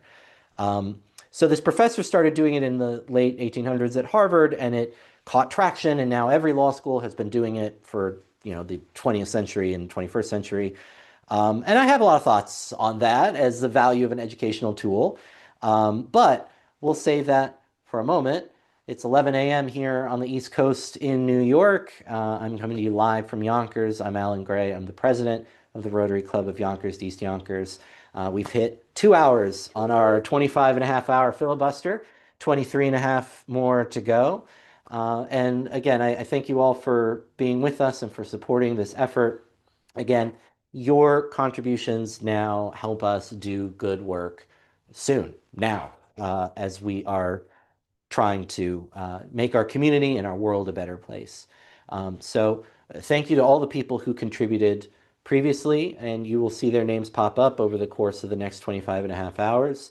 You can still contribute and help us reach our goal of $10,000 by the end of this project. You can contribute by scanning the QR code. That will take you to our website. You can go to, I'm sorry, over here. You can go to go.yonkersrotary.org/donate. That'll also take you to our portal. You can also visit our website, yonkersrotary.org, and there's a donate button there as well as a link at the top. You can either all four of those take you to the same page, and any contribution you can make is valuable and appreciated. And again, we're so thankful to the Broadway Community Center and Charlie Khalil for helping find the space for us to do this event from. I'm so grateful to everyone in my Rotary Club for all their support, both emotional and logistical and physical and just everything. Everyone has been so supportive, and I'm very happy. As I said, my rationale in doing this is that the buck stops with me. And so if I'm the president, I've got to be, the first one on the field and the last one to leave. And I'm very happy to do that with such a great group of people. And the money that we're raising here today will go to sponsor a number of really wonderful projects. We've got just coming up in the next few weeks, we are collecting gift cards to donate to My Sister's Place, which operates domestic violence shelters, intimate partner violence shelters here in Westchester County, one of which right here in Yonkers. These gift cards will go to victims of intimate partner violence and allow them to get some of the resources and things that they need, especially in this holiday season, so that some of these people who might not otherwise have enjoyable holidays are actually able to do so. We'll be ringing the bell with the Salvation Army coming up soon later this month. Of course, we have I'm sorry? The 20th, thank you, December 20th. And I also want to share thanks with our partner, the Broadway Community Center, their event, which is on their social media page, and we will share it on our social media after this event. But the Broadway Community Center is hosting a Picture with Santa event December 19th from 4 p.m. to 8 p.m. It's free. And so just go to the Broadway Community Center, and you or probably your child, but maybe you, I don't know. I don't think there's a height or weight limit, but we'll see. But have your picture taken with Santa and just get your holidays started off well. And then additionally, coming up in January, we're going to be launching our new service project as well in partnership with LifeVac and the Westchester County Board of Legislators. So this project is meant to ameliorate the risk of choking in all different places of public assembly, restaurants and libraries, community centers, anywhere that people gather is a place that people can choke. And since I became aware of this issue, whenever I go somewhere, I wonder how many of these people that, work here or volunteer here, whatever it may be, um, know what to do if I start choking or someone starts choking. And the answer usually is close to zero, if not actually zero. And so LifeVac is a company that also recognizes that problem, and they've created this kit that we were able to acquire 50 of thanks to a grant from the Westchester County Board of Legislators. And the tool is this is the sort of base of the tool, and it has a spot for different masks. The kit comes with three different size masks. One is an adult mask, one is a pediatric, a child's mask, and then the third is a practice mask so that you can use for training and just learning how to use it. Um, and it operates, as you might guess from looking at it, kind of like a plunger. You can put it on the person's face and apply pressure and suction out, um, whatever's causing the choking hazard. It has a QR code with some training on how to use it. And it also comes with information on how to use it, the appropriate instances to use it. This is not a first line of defense device. You're supposed to do some back slaps and things and to try and get it to dislodge naturally. But if all else fails, then this is a device that can save someone's life and has saved thousands of lives so far. And so the Westchester County Board of Legislators gave us a grant, which we used to purchase these. These kits come with this plastic case is meant to be wall mounted, and so a business can put it on the wall just like their fire extinguisher or their defibrillator, whatever they may have. And it's right there for use in the event of an emergency. You can buy these as well for your home, lifevac.net. You can buy these for personal use or keep it in your car, whatever it may be. Um, but the goal is to get 50 of these into places of public assembly in Yonkers, in restaurants and community centers and whatnot. And so we're looking forward to launching in partnership with the city of Yonkers and the county of Westchester. In January, we'll start making these available. And hopefully, we hope there will be a great amount of interest in this, and it'll be a project that we'll be able to continue doing in the long term. We'll also be gearing up our speech contest in January. The contest itself won't be until March and April, but we'll start announcing the topic and sharing information with schools. This is an opportunity for all students, public and private, in K through 12. If you live in Yonkers or you attend school in Yonkers, you are eligible to participate, and we'll be announcing the topics and the format. But the idea is to write and deliver a 5 to 7 minute speech, and we will take the top three students in each age group, elementary, middle, and high school, and have you for a final round and give some cash prizes and some plaques or trophies. And again, that the value in that project is that our young people in Yonkers don't have opportunities for public speaking or debate. There's a nationally ranked program at the Bronx High School of Science, just a short distance away from us. There's some other excellent high school speech and debate programs in Westchester County, but there's absolutely nothing in the city of Yonkers. And so we're very grateful to have the opportunity to fill that void and to be able to contribute to our students, our young people in our community, developing these very important public speaking skills.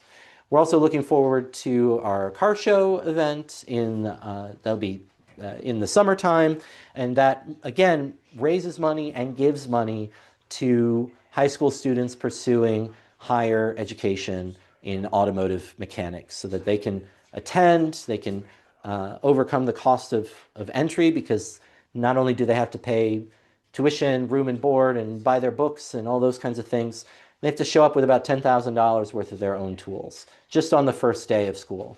And so this fundraiser that we do, this project that we do, is able to give some of that money, some of the money that we raise to students in order to support their efforts, to support their education.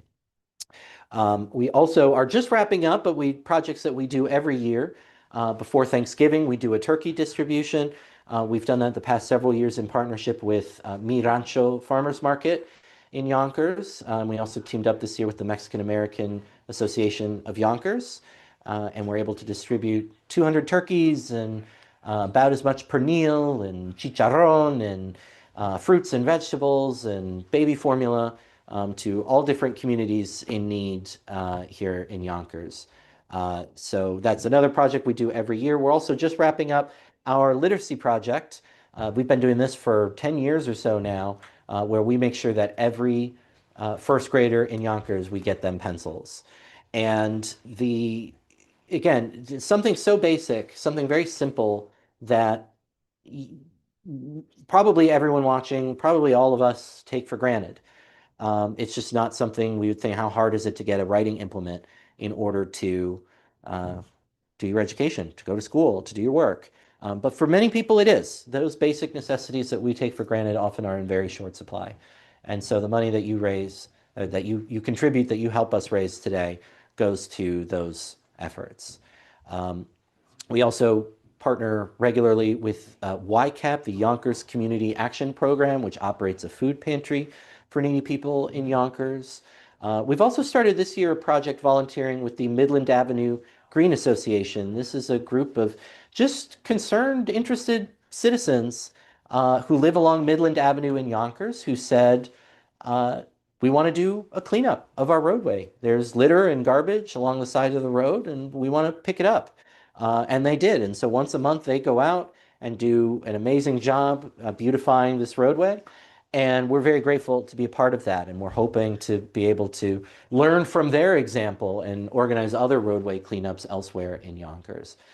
But these are just a few of the different projects that we are doing in Yonkers. We also support our local educators and the administrators in our education system. We organize every year an Administrator of the Year dinner.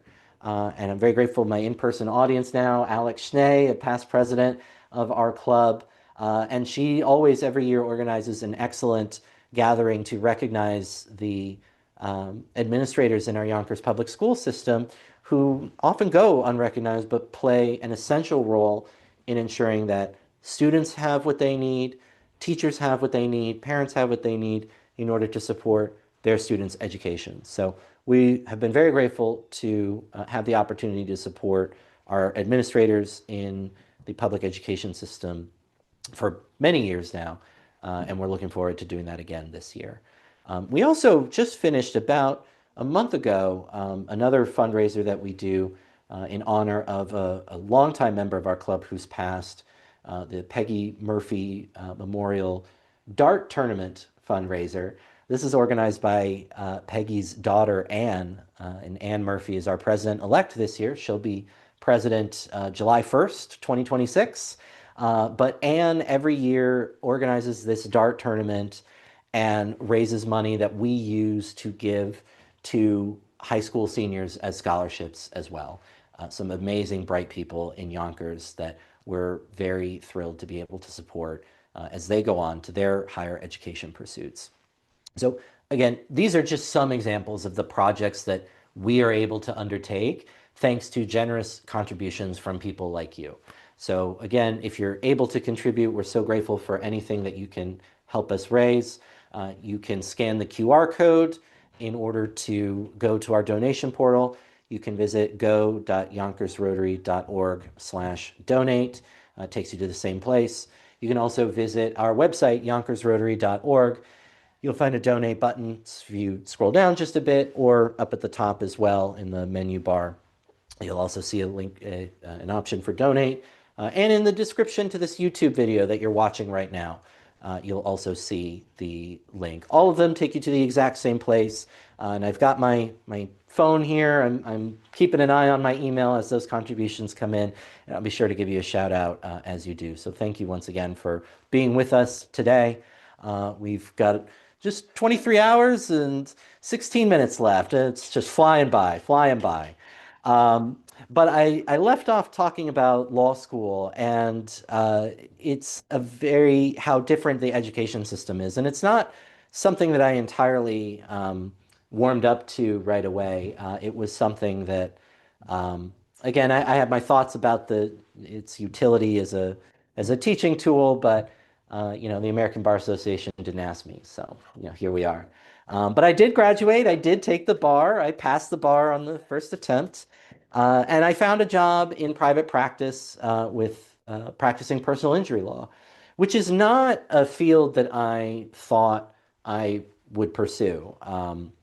These are the ambulance chasers and uh, generally TV lawyers don't portray the personal injury, lawyers as the heroes in the story. But I got to do a lot of really valuable work. I mean, I was representing people who were injured, and you know, at the end of the day, those cases, as are many lawsuits about money, um, but there's no other system that we can think of to sort of compensate someone who's been injured because of someone else's negligence.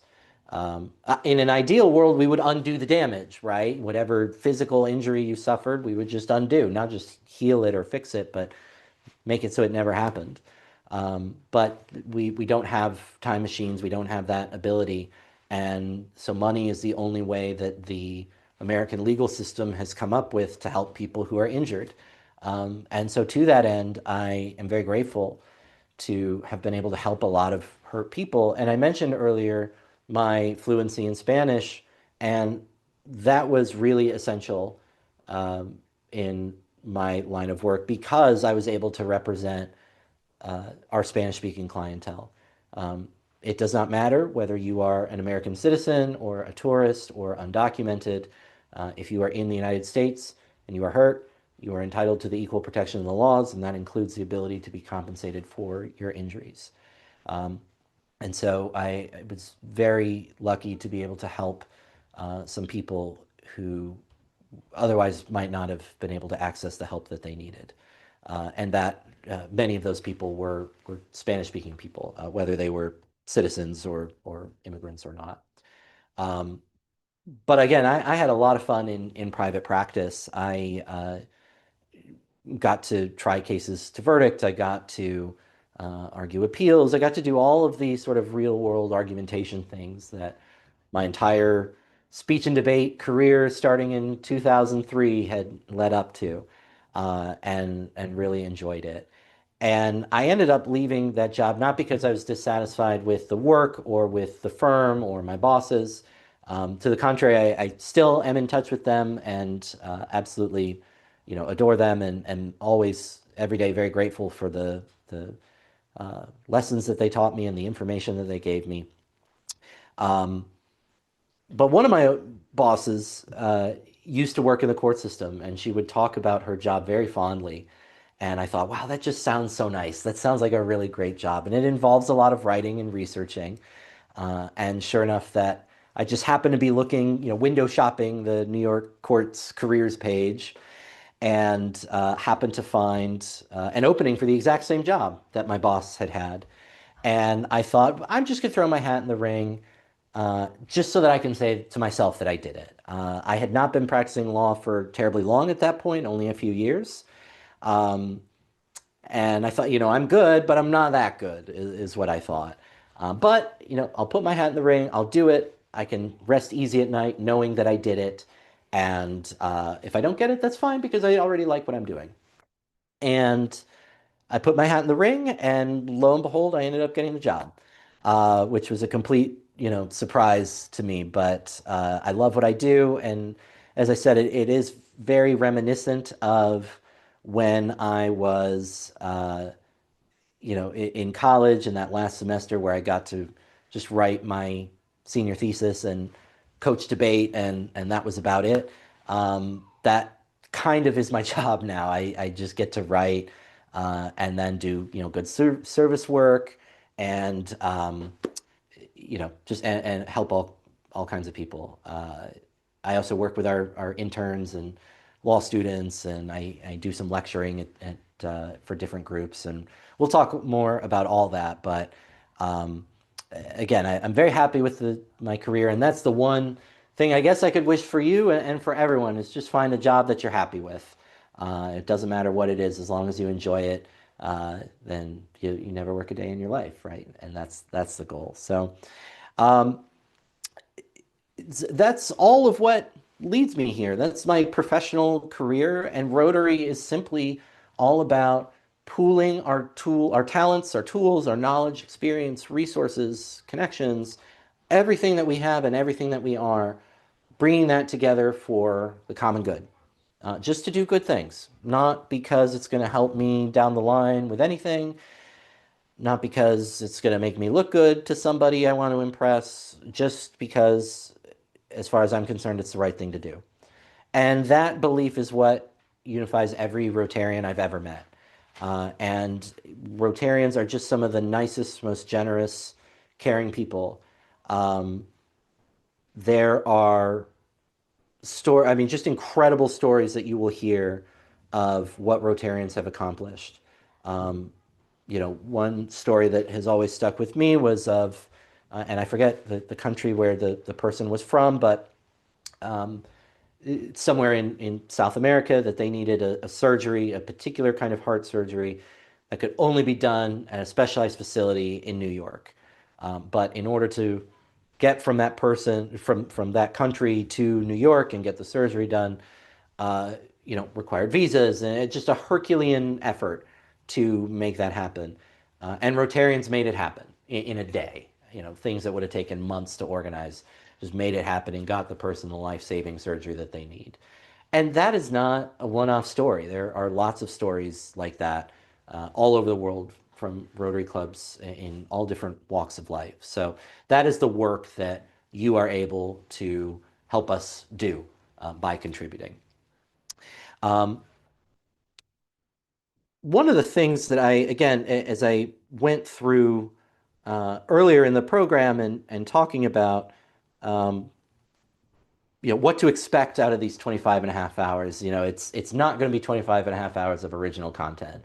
Uh, when Cory Booker did this earlier this year, and when Strom Thurmond did this, many years ago, when everyone in between has attempted this, they more or less uh, have done a lot of original content, but they have uh, staff that they can pay to do that. And I don't. I have a lot of amazing volunteers who did bring me a lot of content and a lot of material to help, but there are limits to what we can do in our volunteer time. And it's not all going to be fundraising gold or comedy gold or any kind of gold. Um, I am not intending to resort to when Senator Ted Cruz from Texas did a filibuster. It might be about 20 years ago or so. Anyways, he did do a filibuster and famously at one point read Dr. Seuss's Green Eggs and Ham. I'm not going to do that. I don't no Dr. Seuss books in my arm's reach or in my eyesight. Um, but I do want to be at least mildly interesting. And again, Rotary being all about pooling our talents, resources, and information, much of the talents and resources and information at my disposal are legal. Now, I can't give anybody legal advice, but I can walk you through some parts of our American and our New York legal system that you might not be familiar with. So the first thing, we all talk about, heard about, learned about the Declaration of Independence, July 4th, 1776. We're coming up on the 250th anniversary of that next year, 2026. But I'm betting that very few of you watching have ever read it. And so I would be happy to take you through it and review with you this founding document of our country. And remember the context in which this document was written, that up until this point, the American colonies are just that. They're colonies of the United Kingdom of Great Britain. And they're being governed from afar by a group of people who feel disenfranchised and dispossessed. And there's been a lot of unrest and disquiet at this point. And this is the point at which Americans say they have had enough. And they're prepared to take their governance into their own hands. And the Declaration of Independence is, in fact, the letter that the Continental Congress sent to the United Kingdom, saying, "This is it. We're done. We are on our own." And so this is it. The unanimous declaration of the 13 United States of America. And when you read this, by the way, the U in United is undercased. So there's an interesting linguistic trajectory of how the United States referred to itself over time. At this beginning, it was the states, capital states of America, but United was simply an adjective to describe them. Later on, once the United States is properly founded, it actually was referred to in the plural. The United States are such and such. And it wasn't until post-Civil War that the United States became singular. The United States is such and such. In any event, the unanimous declaration of the 13 United States of America, when in the course of human events it becomes necessary for one people to dissolve the political bands which have connected them with another, and to assume among the powers of the earth the separate and equal station to which the laws of nature and of nature's God entitle them, a decent respect to the opinions of mankind requires that they should declare the causes which impel them to the separation. One of the interesting things in a number of these founding documents, not just the reference to religion and God, which of course it permeates much of the founding documents, but also this idea of natural law is very common, that simply this is the natural state of affairs. Human beings are supposed to be treated in a certain way. This goes into a lot of political theory as well, these ideas of what mankind, humankind is in nature, and how the social contract regulates that. That idea, of course, is that you give up certain freedoms in order to live in a civilized society, and yet you retain some of these natural rights that you would have even outside of civilization. And so this idea of natural law, again, of course, an idea of God and a Christian God and a certain level of faith is imbued in all of these documents, but these ideas of natural law also are reflected throughout founding era documents. But it continues, the line that we've all heard a million times over: "We hold these truths to be self-evident, that all men are created equal, that they are endowed by their Creator with certain unalienable rights, that among these are life, liberty, and the pursuit of happiness." Of course, in more recent time, within at least the last few years, and more longer than that, of course, is the focus on men. Language in these documents explicitly referencing men. Of course, it wasn't until much later that women gained the right to vote, to own property, right? And so at the time, men were really sort of all that formed civilized society, and everyone else was sort of to the side. And of course, we know that references to men here are not just to biological men, but specifically to white men, and that men of color, that black men, people who were enslaved at that time, are not considered in these class of human beings. There are some people who subscribe to the Declaration of Independence and who help write the Constitution who fervently reject slavery, but at the same time, it is well aware that you have this double standard. You really have a handful of people who, on the one hand, are saying, well, we're all equal, we all deserve to be treated fairly. And on the other hand, you have an entire group of people who are being ignored by those sentiments. But continuing, that to secure these rights, governments are instituted among men, deriving their just powers from the consent of the governed. That whenever any form of government becomes destructive of these ends, it is the right of the people to alter or to abolish it, and to institute new government, laying its foundation on such principles and organizing its powers in such form as to them shall seem most likely to affect their safety and happiness. This idea here, the Declaration of Independence, is meant to justify the American colonies' secession from the United Kingdom. This line of reasoning would actually then be used later by the Confederate States to justify their secession from the Union.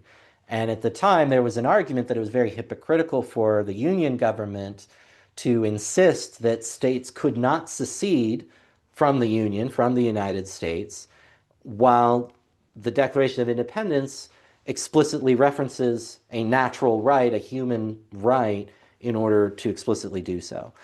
Now, obviously, the Civil War ended in favor of the Union, and so that is not something uh, that's not an argument that ended up prevailing, but it nevertheless was the argument that was made, and it's an argument that has been made from time to time whenever a certain group of people in the United States are disappointed or feel disenfranchised by their government. This is often language that they come back to in order to justify the argument that they could secede and form their own government. Again, the Civil War is the only time that's ever actually been attempted, and given that it failed, the answer is considered well settled that secession and withdrawal from the United States government is not an option. In any event, continuing, prudence indeed will dictate that governments long established should not be changed for light and transient causes, and accordingly all experience hath shown that mankind are more disposed to suffer, while evils are sufferable, than to right themselves by abolishing the forms to which they are accustomed. And here trying to temper exactly what would later happen when people would argue that they have the right to remove themselves from a government they disagree with, and saying, well, this needs to be a really significant reason. But when a long train of abuses and usurpations pursuing invariably the same object evinces a design to reduce them under absolute despotism, it is their right, it is their duty to throw off such government and to provide new guards for their future security. Such has been the patient sufferance of these colonies, and such is now the necessity which constrains them to alter their former systems of government. So again, you continue to see the tension between these two different lines. On the one hand, yes, we have this right to withdraw from a government, abolish a government, change a government that we disagree with. On the other hand, you have to do it for only really, really, really bad reasons, for really bad situations. And yet, these are them. And so there's a lot of room for interpretation about when the conditions are met in order um, to justify withdrawal in the abstract. And of course, here they're arguing specifically all of these specific things have happened, and that's why they're withdrawing from the United Kingdom. To wit, the history of the present King of Great Britain is a history of repeated injuries and usurpations, all having in direct object the establishment of an absolute tyranny over these states. So this isn't just, harm. This isn't things we dislike. This is actual tyranny, are the founder's point. To prove this, let facts be submitted to a candid world. And then this is what follows, that most of the Declaration of Independence is essentially a list of grievances by the colonists as to what the British Crown was not letting them do or was requiring them to do. So it is these lists of grievances that comprise most of the Declaration of Independence. He has refused his assent to laws, the most wholesome and necessary for the public good. So remember that in the British system of government, just like how in the US the president signs a bill that Congress has passed in order for it to become law, technically the monarch, the king or queen, has to give their royal assent to a bill passed by Parliament in order for it to become law.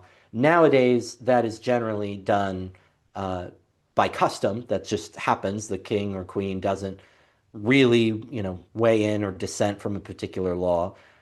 They just do it. They just enact it. But 250 years ago and change, that was not the practice. The king was much more politically engaged.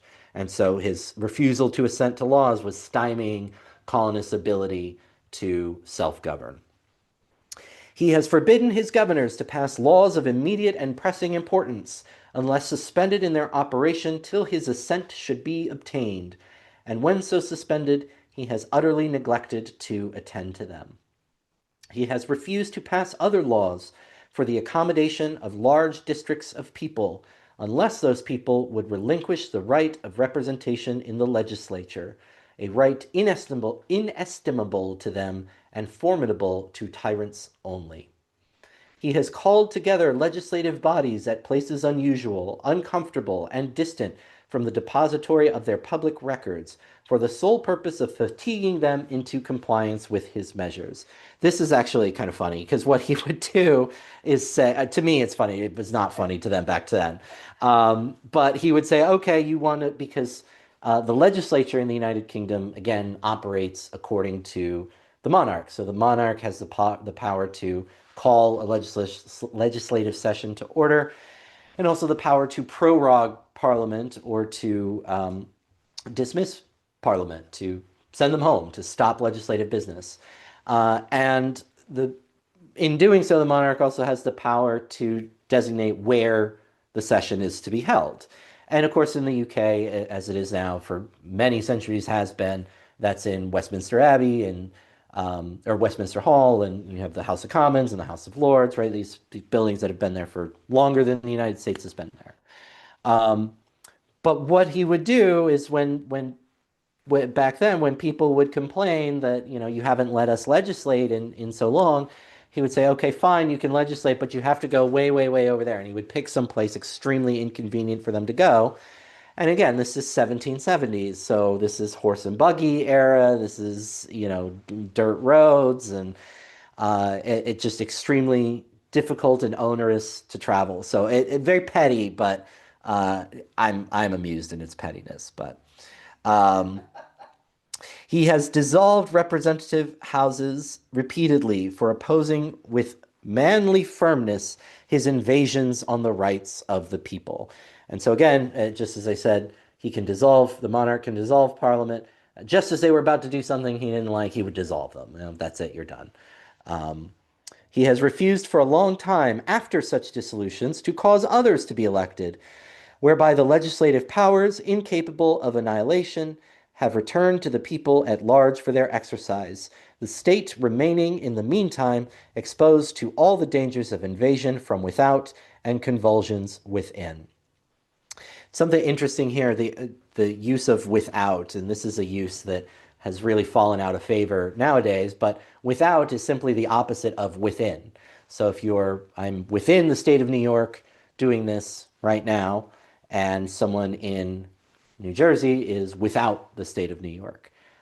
It's an interesting convention. New York, actually, some New York laws still use that terminology, within and without. And you read it and you go, how could I be doing this without? And then you remember it's in this older kind of meaning. So obviously this was the contemporary usage in 1776. He has endeavored to prevent the population of these states for that purpose, obstructing the laws for naturalization of foreigners, refusing to pass others to encourage their migrations hither, and raising the conditions of new appropriations of land. He has obstructed the administration of justice by refusing his assent to laws for establishing judiciary powers. He has made judges dependent on his will alone for the tenure of their offices and the amount and payment of their salaries. He has erected a multitude of new offices and sent hither swarms of officers to harass our people and eat out their substance. This later comes into the Third Amendment to the U.S. Constitution.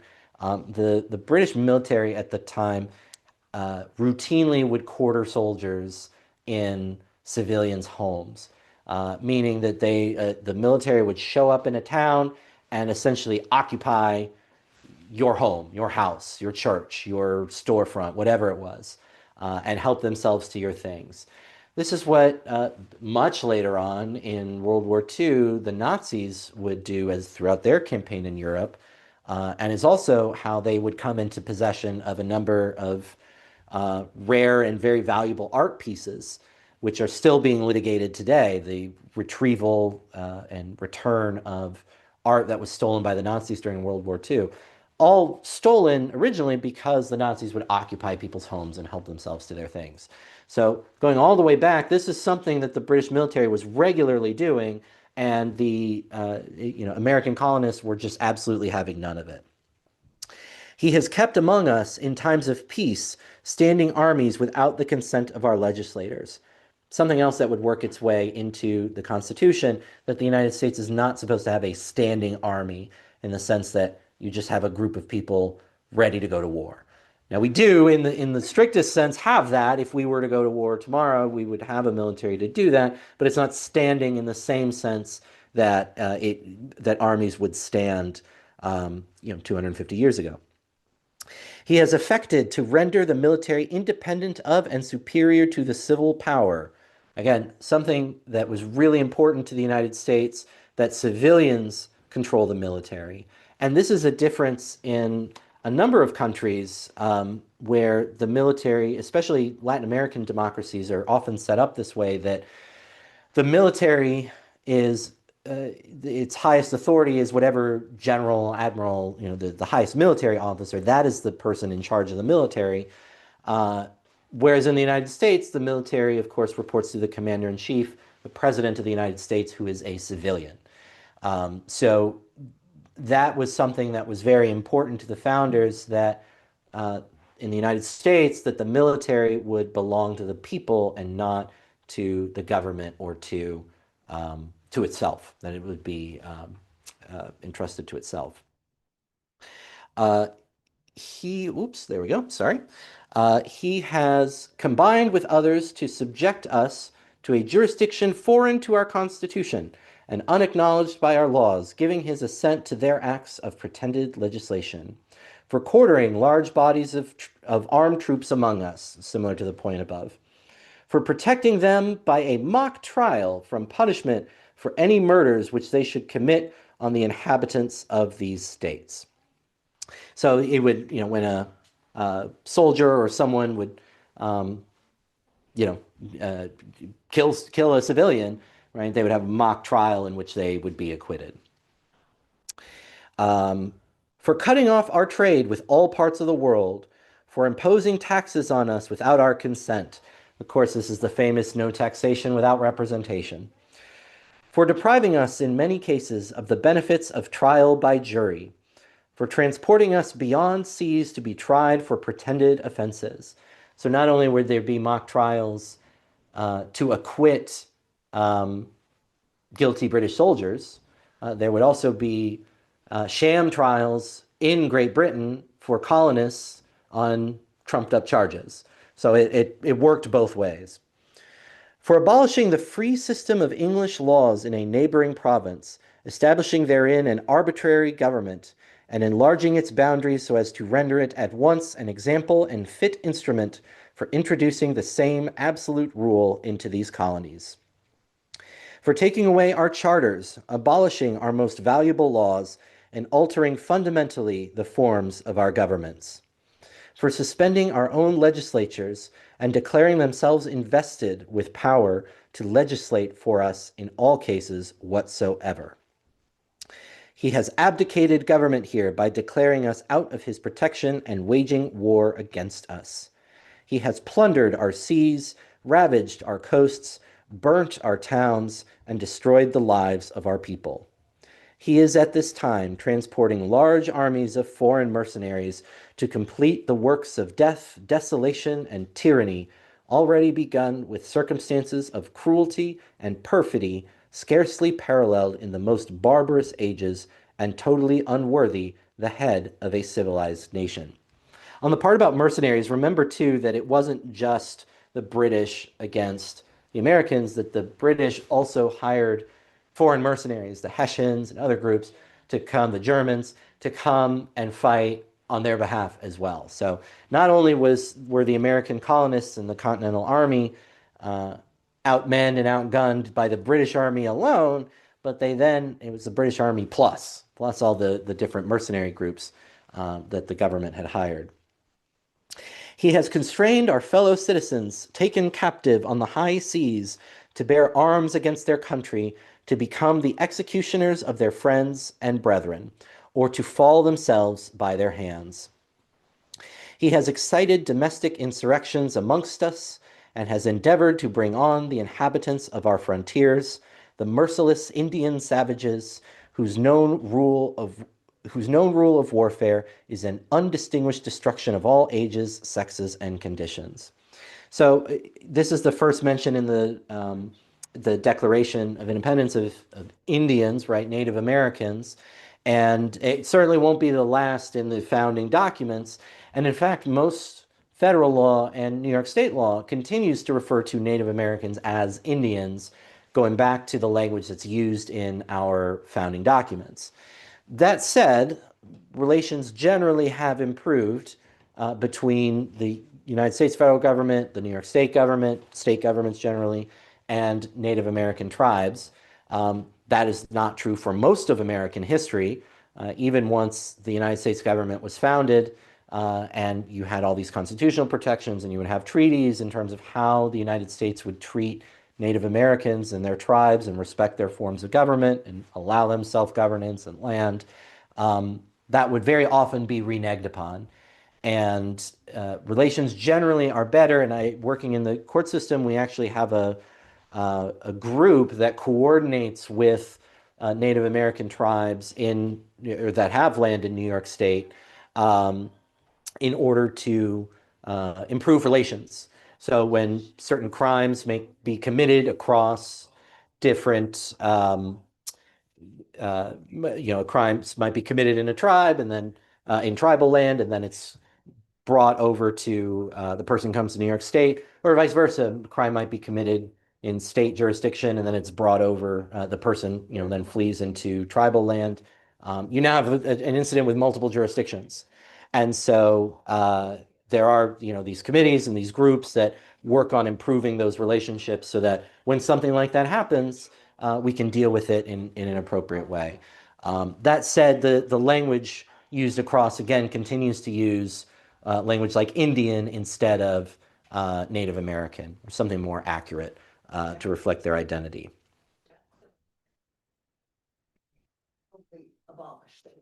Right, Alex is reminding me President Andrew Jackson wanted to just eradicate, right, that was his policy, to just eradicate Native American populations within the United States. And again, he's not the only one who harbored that kind of animosity towards that group of people within our borders. Continuing, in every stage of these oppressions, we have petitioned for redress in the most humble terms. Our repeated petitions have been answered only by repeated injury. A prince whose character is thus marked by every act which may define a tyrant is unfit to be the ruler of a free people. So again, he's going back to, or they are going back to this idea that the king is not just a bad ruler or, unpopular, but it goes so bad it's to tyranny, which is just an unacceptable level of despotism. Nor have we been wanting in our attentions to our British brethren. We have warned them from time to time of attempts by their legislature to extend an unwarrantable jurisdiction over us. We have reminded them of the circumstances of our emigration and settlement here. We have appealed to their native justice and magnanimity, and we have conjured them by the ties of our common kindred to disavow these usurpations, which would inevitably interrupt our connections and correspondence. They too must have been deaf to the voice of justice and of consanguinity.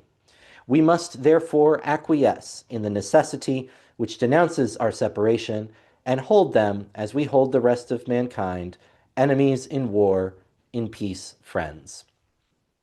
We, therefore, the representatives of the United States of America, in General Congress assembled, appealing to the Supreme Judge of the world for the rectitude of our intentions, do, in the name and by authority of the good people of these colonies, solemnly publish and declare that these united colonies are, and of right ought to be, free and independent states, that they are absolved from all allegiance to the British Crown, and that all political connection between them and the state of Great Britain is and ought to be totally dissolved, and that as free and independent states, they have full power to levy war, conclude peace, contract alliances, establish commerce, and to do all other acts and things which independent states may of right do. And for the support of this declaration, with a firm reliance on the protection of divine providence, we mutually pledge to each other our lives, our fortunes, and our sacred honor. And that is the Declaration of Independence. Then it's followed by all the different signatures, which you have seen, and of course, John Hancock being the biggest signature on it. And that's where we get the name, the reference to your John Hancock being your signature, John Hancock of Massachusetts. Um, so again, this is the document that starts our country truly. Um, from here, the American colonies waged their war of independence. For Great Britain, it's a revolt, an insurrection, a crisis to be dealt with. But this is revolution for the Americans, and they ultimately prevail and establish their system of government. Most people forget that we didn't right away go from the Declaration of Independence into the Constitution. We instead went into first the Confederation of American States, and we had the Articles of Confederation. This is different from the Confederacy, and the Confederate States of America, that's what the South was in the Civil War. Um, but the Articles of Confederation were the predecessor to the Constitution. And the general idea there was the, the whole point of the United States federal government, as initially conceived, was supposed to be rather weak because the Americans had just gotten out of this very strong federal government, overarching government, in which not everyone was represented and not everyone had a voice. And so, what the colonists wanted to do was to have a system of government where they had the most control themselves. And in their mind, that meant the states, right? Or the colonies and then the states would have the most power. And the federal government would really just sort of be the bond that ties them together, but it wouldn't be the one with the most authority. And the Articles of Confederation were a goal an attempt at accomplishing that. They ultimately proved very unworkable for a number of different reasons, but basically, at the end of the day, they delegated too much power to the states, and so you had states setting up wildly different independent policies from one another that made them very incompatible with one another. And so the Constitution was eventually designed in order to try to strike that balance better, in order to make sure that the government was a little more uniform. That again, states still had most of the power under the original design of the Constitution, but the federal government now had some unique exclusive powers taken away from the states, invested in the federal government, in order to ensure a level of uniformity and conformity among the states. This would also be essential in forming foreign policy. The Articles of Confederation more or less were so decentralized that it kind of allowed states to form their own foreign policies, which then made it very difficult to have a consistent national policy. And so again, that's one broad example of what was wrong with the Articles of Confederation and how the Constitution was designed to ameliorate that. At the same time, the Declaration of Independence has an incredible amount of power in its own right at that point in world history, because for the first time, the world sees a colony. Colonization's been going on for a very long time by this point, but they see a colony finally overthrow a much stronger, better funded, well-armed, more sophisticated, established government entity. And this sparks revolution throughout Europe, throughout Central and South America. A lot of colonies start seeing revolt. Many succeed, some fail. But in France, right, Russia, right, these are examples of revolutions that succeed. France, ultimately, its revolution succeeds, but then leads to Napoleon. And so they swing a little too far in the other direction, and then they got to, bring him back. Napoleon has his own fascinating history of being exiled and then trying to come back and then being exiled again. Mexico would later have a president who did it even more so. I think he was president 5 times, if I remember right, and kept being exiled. His government would be overthrown and he'd be exiled, but then the government would swing too far to the other side, so they'd bring him back and stage another revolution. And so you do see some of this pendulum swinging on government design. But nevertheless, the Declaration of Independence and the American example become a model and a spark of hope and inspiration for a number of colonies around the world. Um, this is sort of the first push toward decolonization, but the second main push doesn't really come until after World War II, where now uh, the world's been freed from the Axis clutches, and so many colonial territories are starting to want their own independence. The same kind of freedom that everyone else was just fighting for, again, serving as that example. The British Empire starts to lose many of its colonies and territories. Um, After World War II, it was, mostly willingly. Kind of the Falkland Islands, I guess, being the, sort of outlier there. But um, in any event, uh, the, the, the Ottoman Empire as well. Yeah, so you start to see this again, sort of realization and taking advantage of natural law and human dignity. Although again, it isn't until much later that even within the United States, this sort of beacon of opportunity and example, that there is a staggering amount of inequality at home. Again, it's essentially landowning white males are the ones who can vote and be in government and have power. You still have slavery that is enshrined in the Articles of Confederation, that continues to be enshrined in the Constitution. Many states obviously hold to that very dearly, which is what ultimately leads, one of the main drivers that ultimately leads to the Civil War.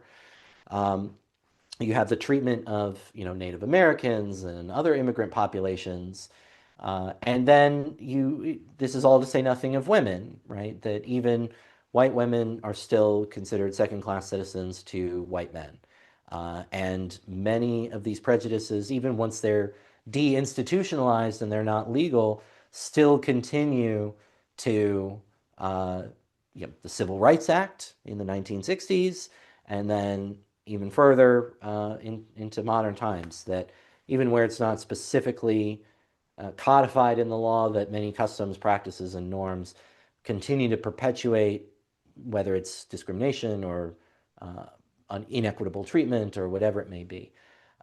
So these are some of the things that, reading our founding documents from an informed perspective, remembering where we came from and what is baked into the system that we now work with today, helps us then to become better agents of positive change. And that's not meant to be political or anything. I'm, still not giving legal advice, but it certainly helps us be more informed as a citizenry, as the public. Um, Certainly, Rotary as well has gone through its own, uh, levels of change and transformation in that regard. Rotary never had an explicit ban on people of color joining. There was never a race, ethnicity, skin color limitation. Um, Almost certainly because Rotary went international very quickly, and its founders saw the value in uh, being international, right? So it's hard to have a Rotary club in Africa and say you can't have people of color be in Rotary. Um, there was never a specific race or ethnicity requirement attached to Rotary membership. However, many clubs did have their own practice of imposing those requirements. And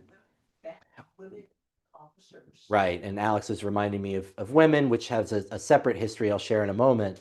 Um, but with race, it wasn't until a club in Birmingham, Alabama, in the United States, had a vote on whether to keep their policy of restricting membership to white men only. And they did vote to keep that policy, and it caught the press caught wind of it, and it became a whole scandal and blew up worldwide. And Rotary International put out a statement saying, essentially, we can't tell you how to set your membership policies, but we really, really don't like this. And essentially kind of told them they needed to change, and without saying it explicitly. And they did. They had another vote shortly thereafter. I think it was about a month after. And the Birmingham Club, rescinded their race restriction. And then Rotary International later, put something in its own governing documents, reaffirming that commitment. At the same time, like Alex mentioned, Rotary fought tooth and nail against allowing women into its roles. The way that came about was that um, California passed a law essentially requiring that uh, public groups and clubs and organizations couldn't restrict membership on the basis of sex and other characteristics, but sex and gender being one of them. So, two Rotary clubs in California said, okay, well, then we have to start admitting women. And Rotary International revoked those clubs' charter and said, you can't allow women in. That goes against our policies. If you refuse to change that, you're no longer a Rotary Club. And so they didn't. And so Rotary International did that. The club sued, and the case actually went to the US Supreme Court. And the court confirmed the club's position. They could comply with California law allowing women into their clubs. And Rotary International was wrong to rescind their charters. And so Rotary International then created a policy that women could be in Rotary, but only in the United States. And then 2 years later, a similar ruling came down from a court in Canada. And so then they changed the policy. Okay, just women in the US and Canada. And then a couple years after that, they gave up and just said, okay, well, women worldwide. So since then, we've had women presidents in Rotary, and Rotary's made some progress on gender and sex, but we still have a little ways to go on that. It is noon here on the East Coast of the United States in Yonkers, New York. It's 3 hours of our filibuster fundraiser, only 22 and a half to go. I'm Alan Gray. I'm the president of the Rotary Club of Yonkers-East Yonkers. Thank you all so very much for being with me and supporting us throughout this effort. Um, in order to contribute to our fundraiser, we're trying to raise $10,000 for our different community service projects, and you can contribute by looking at the QR or scanning the QR code. That'll take you to our donation page. You can also visit go.yonkersrotary.org, and that'll take you to the same place. The link is also in the description of this YouTube video that you can click, and it'll take you right there. You can also visit our website, yonkersrotary.org, and we have a donate button and a donate link at the top. All of those take you all to the same place, which is our donation page on Zephy. Any amount that you can contribute will be helpful in helping us engage our community and do our service projects. We get 100% of the donations that you make using that platform, Zephy. Zephy is a tool that is free for nonprofits.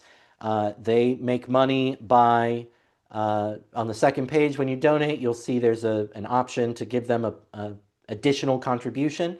That is how they make their money, but they don't require you to do that if you're not able or willing to do that. But we are very grateful for all your support that you are able to give. And again, we're very grateful to the Broadway Community Center for providing the space for us to do this event. We struggled to find a venue that would let us go for 25 and a half hours straight, going overnight. And I figured, breaking it into a couple 8-hour chunks and over a few days, that's not very exciting. You want to see if I can actually go all 25 and a half hours. I'm committed to it. So I am so very grateful for your help and support. I want to give a shout out again as we go along. You'll see, I'm sorry, over here in the room, the TV is on my left, but for you on Zoom, it's on my right. So forgive me if I keep making that gesture. But we had a number of sponsors, and you'll see their names appear on screen as we come up. And these people sponsored the event before we started here today, but we still have the opportunity to contribute. And as people do contribute, I will be giving them a shout out. And so since I last checked in, I want to thank Filippo Pederzoli. Dr. Pederzoli is a Rotarian from Italy, but he's here in the US doing medical research. And he's a wonderful Rotarian, wonderful person, wonderful friend. And so Filippo, thank you very much for your support.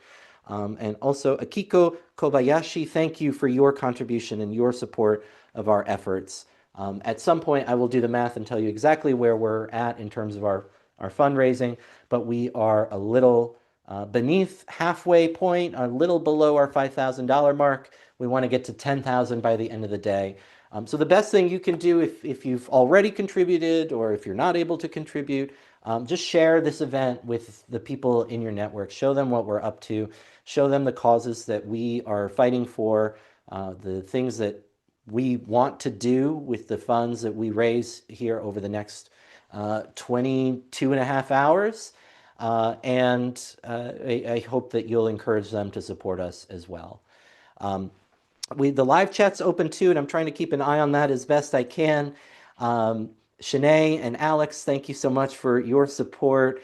Gigi, who you'll hear from tomorrow, thank you again. All Pro Tutoring as well, another one of our sponsors who you'll see on screen later on, I think tomorrow morning. Jeffrey Landsman, our club vice president, break the record. Let's go. Thank you so much. John, good luck with your filibuster. Glad to see your fellowship pin. Thank you. This lapel pin is the Rotary LGBT plus fellowship. What's that? Yo, Alex wants one. Yes. Well, you can go to their website. You could get one. This one that I have as well has my pronouns he, him. It's the rainbow heart with the rotary wheel on it. I'm an openly gay man. I haven't talked about that part of my life yet, but I will. You're going to learn all about me over the next 22 and a half hours. You've already heard my educational background, so you'll learn more about my personal story as well. But the Rotary LGBT Plus Fellowship does some wonderful work, and again, internationally based. There we have members in Australia and Europe and Africa and the Americas, all over the world, just like Rotary itself is all over the world. So very grateful to be a member of the LGBT Fellowship, and thank you, John, for coming out. Suzanne, thanks so much for your support, and Akiko again as well. Thank you so much. I appreciate you all. I do want to take a moment and talk about our partnership with Toastmasters International, because Suzanne, who dropped a line in the live chat, is currently the president of the Goodwill Toastmasters Club. Suzanne, a Rotarian as well. And again, as we were talking about how Rotary is all about using our backgrounds and experiences and connections and insight in order to go and do good things. Suzanne is German. She's from Germany. And so for her club, she always helps to organize an Oktoberfest. And she is the MC for it. And she does an amazing job in Leonia, New Jersey. And so I encourage you, if you're in New Jersey or you're able to get there for Oktoberfest, it'll be next year, 2026, but it's absolutely worth it. But Suzanne is the president of our Goodwill Toastmasters Club. And so a few years ago, Rotary International, and Toastmasters International is a international public speaking organization that improve public speaking skills. And so Rotary International and Toastmasters International created a high-level alliance between the two organizations to support one another in their missions. And for what it's worth, I think that's a really wise alliance and partnership, because Rotarians are people of action. We get amazing things done. We do all kinds of amazing work all around the world. But we cannot succeed in what we do as Rotarians if we cannot communicate it, if we can't tell people what we're doing and what we're about, which is part of what I'm trying to do here today, to share with you some of the work that we do and encourage you to get involved and to support us. At the same time, Toastmasters learn all these valuable communication skills, but Toastmasters doesn't immediately give you the outlet to use them. Toastmasters, the educational curriculum, and it is very valuable, don't get me wrong, but it sort of assumes that you will then be able to take those skills and transplant them into your career or your education or whatever else you have going on in your life, which it might sometimes be the case, but it's not always the case. For example, my job, again, which involves a lot of writing, is not one that lends, and effective communication is important in writing, but the kind of public speaking skills that I learn in Toastmasters don't immediately translate into my writing. So by creating this alliance between the two organizations, you give Toastmasters members an opportunity to apply their skills and make a real impact. and you give Rotarians the public speaking skills to go be the amazing people of action that they are.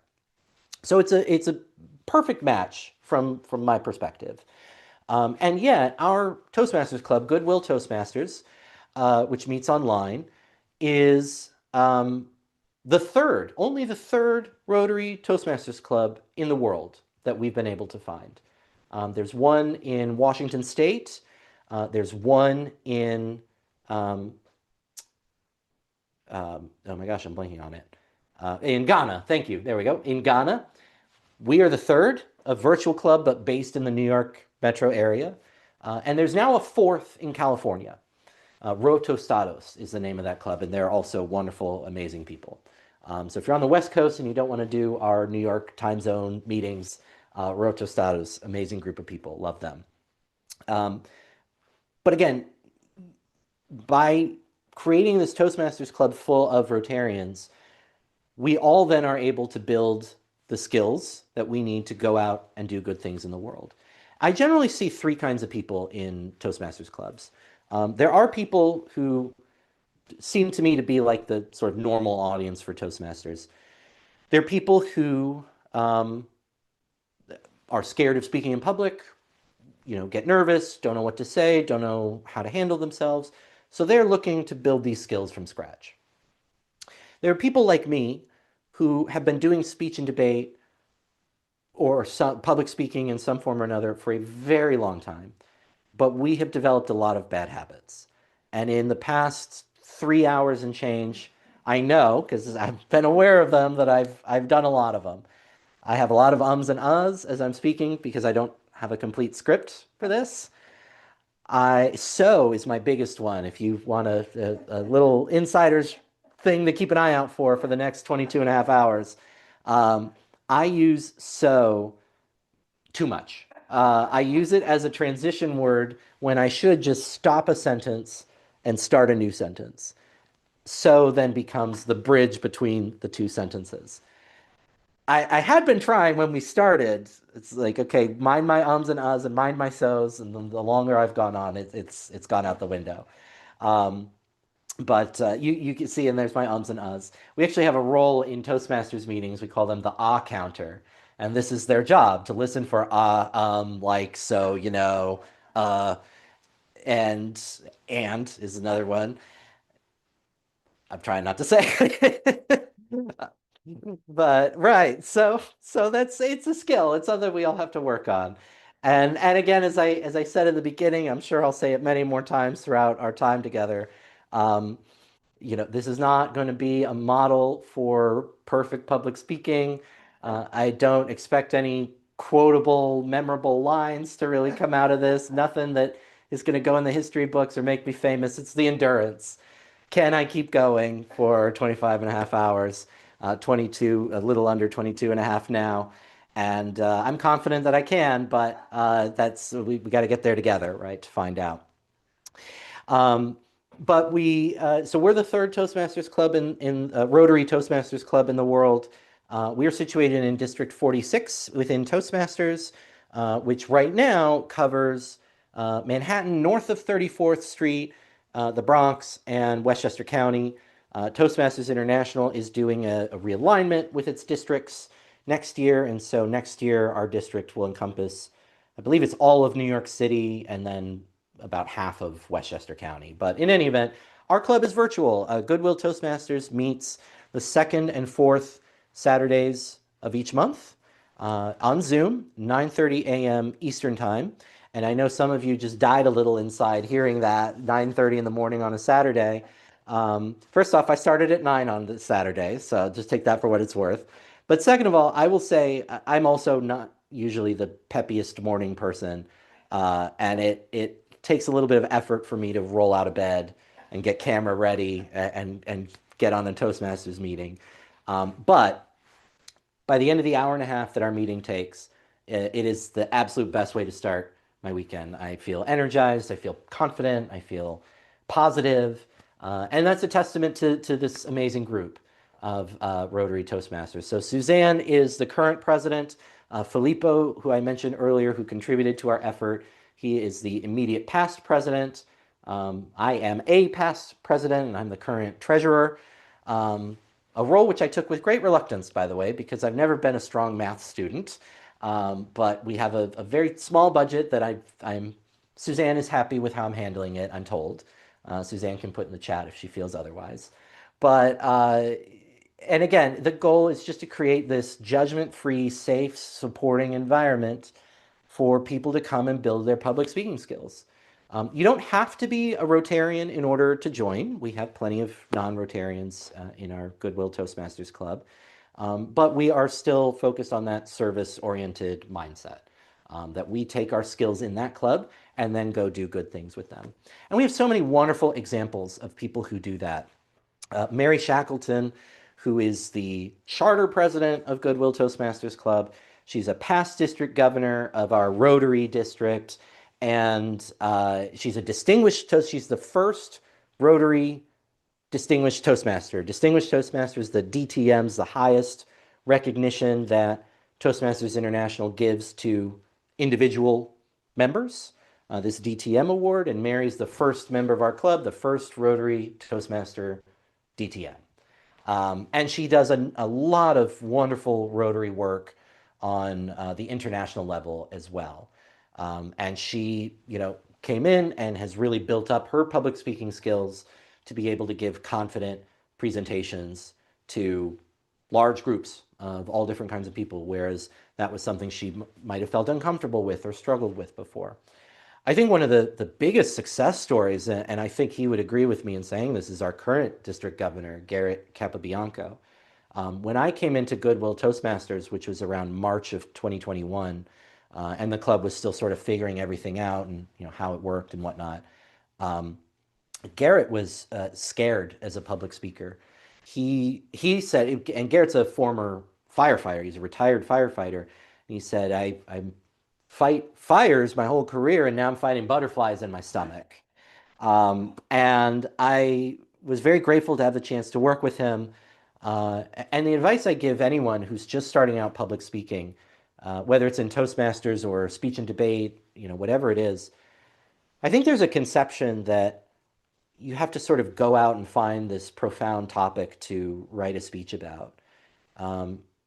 And the answer is no. Don't do that. Start with something you know. Start with something you're comfortable and familiar with, something that you enjoy. So for Garrett, I told him, talk about firefighting. It's something you're clearly very knowledgeable about. And he shared with me that he used to do a presentation for, I forget if it was children or high schooler, but as part of an event, a fire safety event, he would do a demonstration and a presentation as part of it on flash fires, kitchen fires. And I said, brilliant. I don't know. I mean, I got fire bad, put it out, right? That's about as far as I stop, drop, and roll, that kind of thing. Do a version of that for us. That sounds great. And so he did. He put a presentation together, and he has described this sort of like, oh yeah, I can do this. This isn't as bad as I thought it was going to be. And we continued working through the educational curriculum that Toastmasters gives you. He's now our district governor, gives excellent speeches and presentations. And in fact, he's gone his daughter, who's also a Rotarian in Scarsdale, she he was giving a presentation and he came back and he asked her, so how did I do? And she said, you went too long, right? So you have someone who just 4 years ago was terrified of public speaking and couldn't get anything out, and now the feedback was you could have been shorter, right? So, but Garrett's an amazing Rotarian in person, but has really become an amazing communicator as well.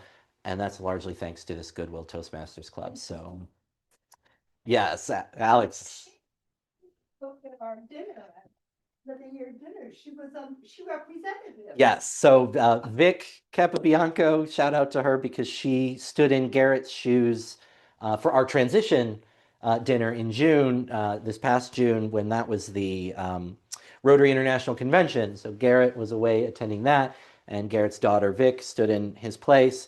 And again, as Alex was saying, was a phenomenal communicator. I agree, she did an excellent job. And so now again, she learned that on her own. She's not a member of our club yet, but she is you now have these two amazing communicators, And I think they both would encourage you to check it out. So goodwilltoastmasters.org is all the information there about our Rotary Toastmasters Club. Again, you don't necessarily need to be a Rotarian to join, but it's just and even if you just come check out as a guest, we're on Zoom. The link is there. We love having guests to come and visit us. So please think about that. But again, my Toastmasters friends are probably going to be very disappointed in the broad picture with all my ums and ahs and I use my hands too much, my so's and ands. So see right there, and there. But we, again, today is not about quality entirely. It's not like I'm trying to do a bad job. Just know this is not, again, the going to be the gold standard of public speaking. But it's an endurance contest I've always wanted to do. I was saying at the beginning of the live stream, they have endurance events for all kinds of other things, right? You can run marathons if you're into running. You can swim a marathon. You could swim the English Channel or what was the movie? Do you remember, Alex, that they did swim from Cuba to Florida just within the past few years? Again, based on a real person who that was their challenge, right? So there's all these endurance challenges. Right, yeah. So there's all these endurance challenges for lots of other uh, activities, sports, all kinds of things, um, but not really one for public speaking. And again, there is debate and speech contests, which I enjoy those as well. Um, but those are not endurance. Those are short, they're more the sprint kind of events. Let me do what I'm doing well in this, finite amount of time. And today I'm trying something I've never tried before, which is the endurance contest. So I appreciate all of you being here to support me. And again, I'm doing it not just for my own ego. I'm doing it to raise money for this cause that's really important to me, which is my Rotary Club and specifically the service and foundation, the charitable and service work that our foundation is able to do. And 100% again of your contributions go into our foundation. Certainly, we're all volunteers, so none of us are getting paid, but there's no administrative fees, no overhead. We didn't have to pay anything to make this event happen.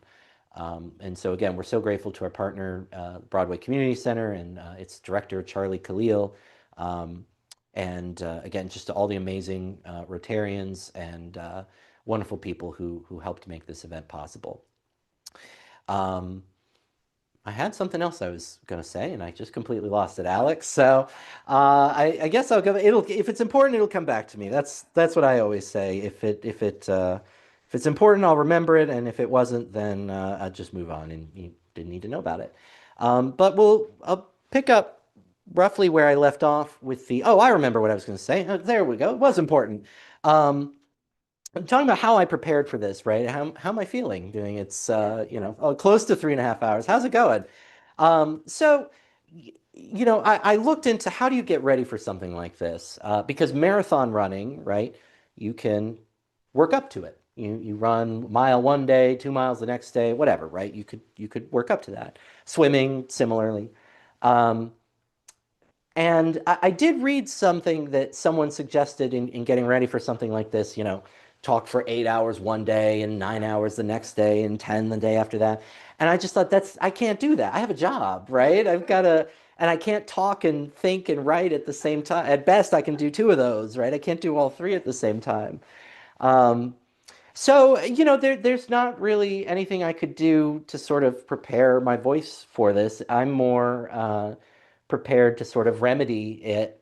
I expect at some point I'll start to kind of lose my voice, which is what happened to Strom Thurmond.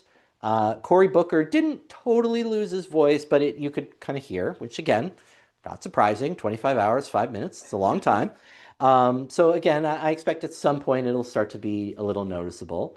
Um, I'll start to be a little tired and whatnot. But at the end of the day, I think there wasn't really much I could have done in the way of preparing for this. Um, it's more the willpower to do it, and that willpower again comes from the knowledge that I'm putting myself out there to support a cause that I really truly believe in. So I appreciate your support. And again, the best thing you can do to support me at this point is to share what we're doing with as many people in your network as possible. Encourage them to tune in, to chip in, help us reach our goal of $10,000 by the end of the live stream. That would be really meaningful. And again, some of our sponsors, you will see their names come up across the screen, and I'll give them a shout out as we do that. But as you contribute in real time, I'll also, I've got my email open. It tells me when someone's contributed, and I'll be sure to give you a shout out as well. The live stream as well is as close to live as we can get. I think the delay is about 1 or 2 minutes at the most. But that is as technologically close to live TV as we can get. So this is, it's all unscripted, it's all unedited.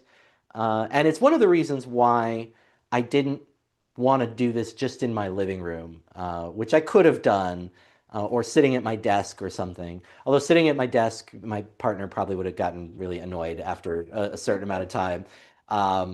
Probably in the living room too. But we the the idea of being somewhere and doing it means it's you could come check it out and see that I'm actually doing this, right? Um, and if you want to do that, you can email our club secretary, Greg Arcaro, secretary Yonkers Rotary at gmail.com. You can also just email me, info@yonkersrotary.org. Again, I'm getting all those emails in real time. If you want to come, if you have questions, if you have topic suggestions, if you want to know more about a certain thing, feel free to send me an email. And on YouTube, again, we have the live chat, and I've got that open right here. Lauren, thank you so much for your feedback as well. Feel free. This doesn't have to be a one-sided conversation. I'm happy to engage with you. You'll also hear throughout the course of the program from some of my other Rotarian friends. As I mentioned at the beginning of the live stream, in the Senate, when these filibusters happen, the senator who is filibustering, who's doing the speaking, has to hold the floor. But under Senate parliamentary procedure, they can yield to a question without yielding the floor. So they can continue speaking for parliamentary procedure purposes, even though someone else is talking. And by ask a question, they really mean sort of give a little speech. They give a little speech and maybe tack a question on at the end to it. So we'll have a similar allowance here for some of my other Rotarians to give me a few minutes break to collect myself and to speak. So yeah, Alex says she's ready to do it anytime. So I'll keep going for now, and but I'm at some point I will need that, but we'll keep going. But again, thank you for being a part of this, and yeah, we're gonna keep going. So I left off talking on our system of government again, just my knowledge and experience, what I've got. So the other after talking about the Declaration of Independence, and so then we have the Articles of Confederation that kind of fall apart, and then we get to the Constitution, and that is the same document that we are governed under today. And again, the Constitution is not something that is widely read in its entirety. So we'll do that together. And fortunately, this is where my background and study of constitutional law comes in, that I can give you a little bit of insight into what some of these provisions mean, because the Constitution is generally vague. It is very broad, and in that sense, it is open to interpretation, and that's what the U.S. Supreme Court does a lot of the time. So we'll go through the Constitution, and I'll share with you what it means. So the preamble, this part, most of you probably know. I had to memorize it in elementary school. I imagine that was a common experience. We, the people of the United States, in order to form a more perfect union, establish justice, ensure domestic tranquility, provide for the common defense, promote the general welfare, and secure the blessings of liberty, to ourselves and our posterity, do ordain and establish this Constitution for the United States of America. The preamble actually has no legal effect. It is an excellent statement of purpose for the Constitution, but on the few occasions where someone has tried to say, well, the preamble says this, and therefore, this should happen or whatever, courts are not sympathetic to that argument. So the preamble, excellent statement of purpose, but not of any legal effect. Um, I believe that's Carol. Thank you so much for chipping in. Or chiming in rather. I appreciate you. Um, Article 1 deals with Congress. And it is first because that is the branch that the founders thought would be most important. It's the one that's most representative of the people, or at least designed to be most representative of the people. And that's why they put it first, and they spent the most time on it, as you'll see. So Section 1, all legislative powers herein granted shall be vested in a Congress of the United States, which shall consist of a Senate and a House of Representatives. Now that seems very simple and straightforward. Legislative power in Congress.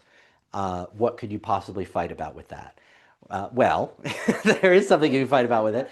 So what has happened in the United States more recently than in the founding, but as a species, we face a number of very difficult problems to address.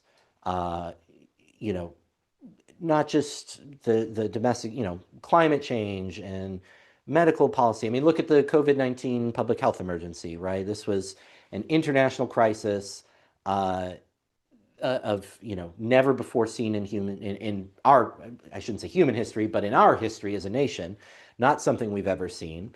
Um, and, how do you handle that? And so what Congress has done, excuse me, thank you. Excuse me. Um, what Congress has done from time to time is they will delegate a certain level of authority to an agency.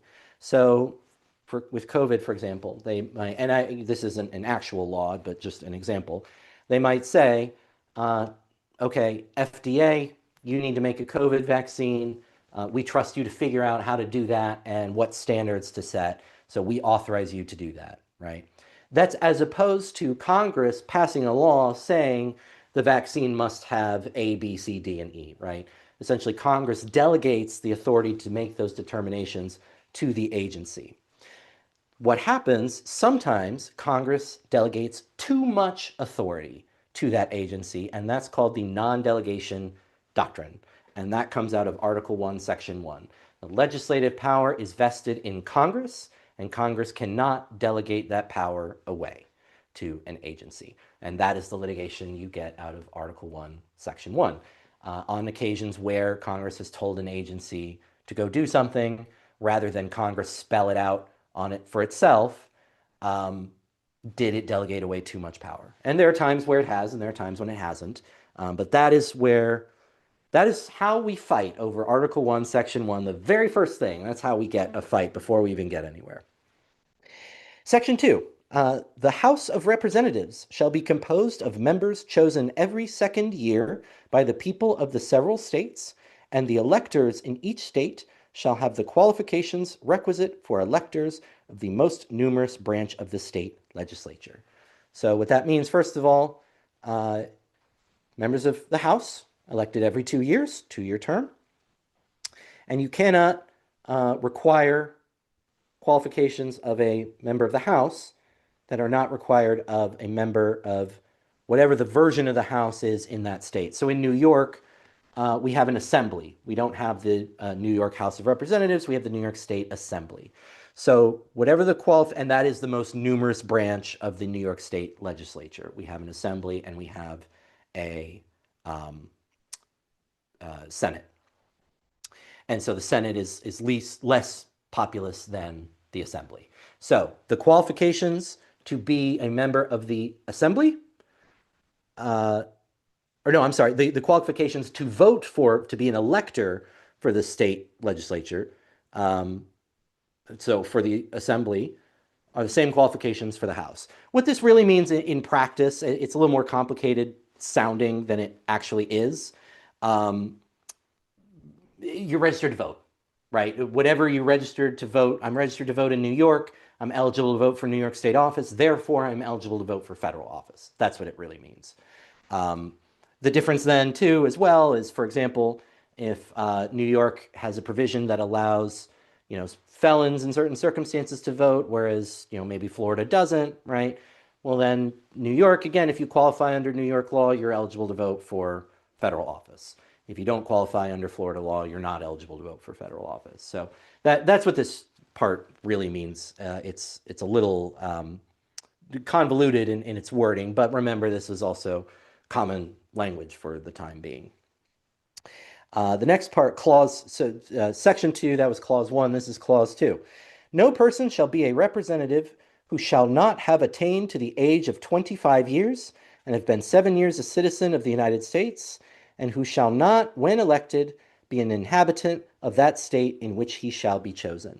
So a lot of the Constitution is written in double negatives, like no person shall do this unless that. And this is one, one example of that. So in order to be a member of the House, you have to be at least 25 years old. You have to have been a citizen for at least 7 years, and you must reside in the state in which you are elected to serve in Congress. So if I want to be a member of Congress from New York, I have to live in New York. The interesting thing about this, though, is that you don't actually have to live in the district that you represent. So even though I'm in Yonkers, I could, I'm not going to, but I could run for a congressional seat in Buffalo. That is because I'm over 25. I'm a natural born citizen, so I've been a citizen for at least 7 years, and I live in the state of New York. So I could run. Now, again, I never would, and there are practical reasons why that would not be a politically savvy thing for me to do, but the Constitution allows it. So that is that. Another thing, too, that has come out of this interpretation, and every so often a discussion happens about term limits for members of Congress. And we actually had a state experiment with that. I believe it was Colorado passed a state law that said members of Congress could not be elected to more than, I think it was 4 terms. I think it was a total of 8 years, if I remember correctly. And it went to the US Supreme Court, and the Supreme Court struck it down as unconstitutional. And its rationale was based on this, that the Constitution sets the requirements, and it doesn't allow for states to add new requirements.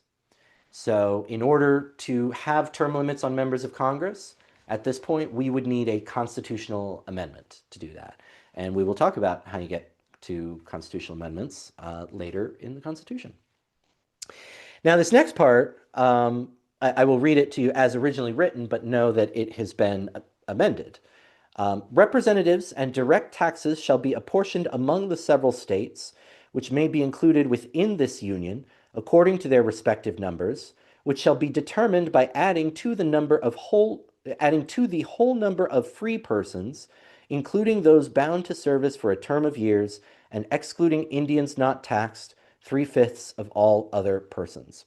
So this is the 3/5 compromise when the Constitution was founded. So one of the debates that was happening was how you determine population for purposes of apportionment of members of Congress, because members of the House, every state gets 2 senators.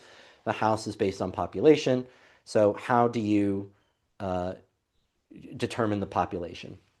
And states with generally less slave populations, populations of enslaved people, just wanted, white males, white men to count. Whereas southern states, more agrarian, with larger populations of enslaved people, wanted slaves to count as well, because even though they couldn't vote, if they were counted, that would mean they have more people, so they would get more representation in Congress.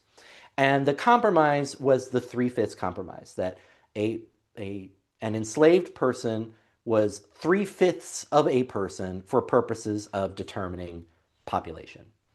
And then, as you heard, Native Americans were not counted at all because they were still considered a part of a sovereign nation. That was amended later when slavery was abolished in the 13th, 14th, 15th Amendment, the post-Civil War amendments. So this gets undone, but from the founding up until the Civil War, and the enactment of the post-Civil War, the Reconstruction Amendments, um, Black people, people who were enslaved, were considered three-fifths of a person for apportionment purposes. Could you explain the part about the Native Americans, why they, you referenced it, but I don't quite understand it. Sure. So Alex asked, the question was, could I explain a little more clearly why Native Americans were not included in this?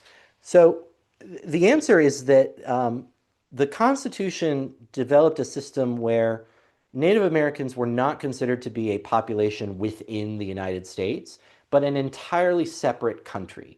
In the same notion as Canada and Mexico and the UK, you then had the Native American tribes. Were considered separate countries? Right. So in Alex's question, the answer is yes. Native reservations were essentially considered separate countries. So even today, a Native American reservation is still sovereign over its own land. It has its own courts, its own process. And if there was, for example, an appeal, let's say you were tried of a crime in a tribal court, is what they call them, um, and you wanted to appeal your conviction, right? You go within the tribal system. There's no separate, you can't then branch over to the US Supreme Court or something like that. Well, courts can go into Native American reservations or look like the local governments can impinge on the right. So Alex's Local police. Right. So Alex's question was about like, well, then can't local police sort of impinge on Native American reservations' rights and sovereignty? Um, Now, in practice, I think the answer is yes, they do that, right? But there is a whole, legal um, uh, issue of if the crime was committed in a certain place, the person was arrested in a certain place, who has jurisdiction? Is it, uh, the state courts or federal courts, whoever it may be? Is it the tribal courts? Um, it is a contention, it is a sticking point, and sometimes it can get a little bit messy. Um, and then even so, there have been cases where, um, say, a Native American person on a reservation goes into state territory or state land, commits a crime, then retreats back into the reservation. Again, there are these sort of legally sticky issues. Now, again, in reality, I think you're right. I think that at least sometimes just gets disregarded, right? Which again, regrettably, is sort of the trajectory for a lot of U.S. relations with Native American groups. But so that's why they weren't counted, because they were considered to be a separate country for purposes of governance, right? Um, yeah, yeah. So continuing the same clause three is a little bit longer, but it goes on. No, no, you're good. The actual enumeration shall be made within 3 years after the first meeting of the Congress of the United States, and within every subsequent term of 10 years, in such manner as they shall by law direct. So this is the census. So within the first Congress, they were like, okay, go out and count everybody within the next 3 years. But then after that, do it every 10 years, right? And so that is the census. That's how they figure out how many people there are and how they're going to apportion representatives among them. The number of representatives shall not exceed one for every 30,000, but each state shall have at least one representative. And well, so let me pause there because there's a semicolon.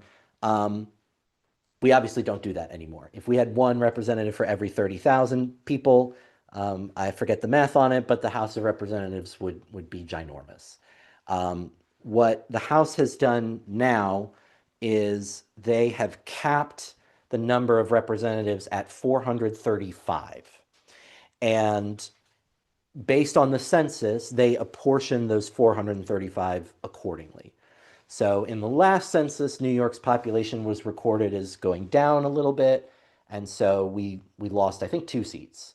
Um, so those 2 seats were then redistributed to states that had population growth, And so they then got more seats. So that's how the apportionment works now. The semicolon happens, but it says, and until such enumeration shall be made, the state of New Hampshire shall be entitled to choose 3, Massachusetts 8, Rhode Island and Providence Plantations 1, Connecticut 5, New York 6, New Jersey 4, Pennsylvania 8, Delaware 1, Maryland 6, Virginia 10, North Carolina 5, South Carolina 5, and Georgia 3. So they spelled out, 3 years you got to go do the census. Until the 3 years happen, here's the apportionment, right? And then go do the census. We'll figure it out, and then every 10 years after that, we'll revisit. So that's all Clause 3. Clause 4, Section 2, Clause 4. When vacancies happen in the representation from any state, the executive authority thereof shall issue writs of election to fill such vacancies. So this is when there's a vacancy in Congress, what happens? The House notifies the governor. It's all of the states have a governor as their chief executive of the vacancy. And then the governor is empowered in the manner prescribed by state law to have an election to fill that term. The manner in which that happens does vary from state to state. So some states will have an immediate election, and New York is more or less one of those states. It's not literally immediate, but it's within the next couple months. Some states will hold it until the next general election day, so usually November. Some may not have special elections at all. They just leave it vacant until the next election for that office. So it varies based on the state. But this is the part of the Constitution that empowers them to have the election if they're otherwise allowed to. Finally, the House of Representatives shall choose their Speaker and other officers and shall have the sole power of impeachment. So the House is presided over by a Speaker, and they can have other officers. So that's like their clerk, their parliamentarian, their sergeant at arms, right? Things like that. And then they have the power of impeachment. As you'll see later, the Senate has the power to try articles of impeachment passed by the House. So all of that was Section 2, and all of that was the House of Representatives. Section 3 is the Senate. Clause 1, and again, part of this has changed, has been amended. But Section 3, as it was originally written, says, the Senate of the United States shall be composed of 2 senators from each state, chosen by the legislature thereof for 6 years, and each senator shall have 1 vote. Now the part, if you didn't catch it, the part that's changed is the chosen by the legislature bit. So as originally enacted, and as I believe, oh, never mind. The state legislatures would elect the senators. So the people would elect their state legislator. In New York, we would elect our assembly people and our state senators. And then they would vote and determine who New York's senators would be. That process was amended later so that we now directly elect our senators just like we elect our congresspeople. But as we originally did it, it was just the state legislature. And these are staggered 6-year terms. As you will hear, another portion goes through the staggering that we're not electing all 100 senators at the same time.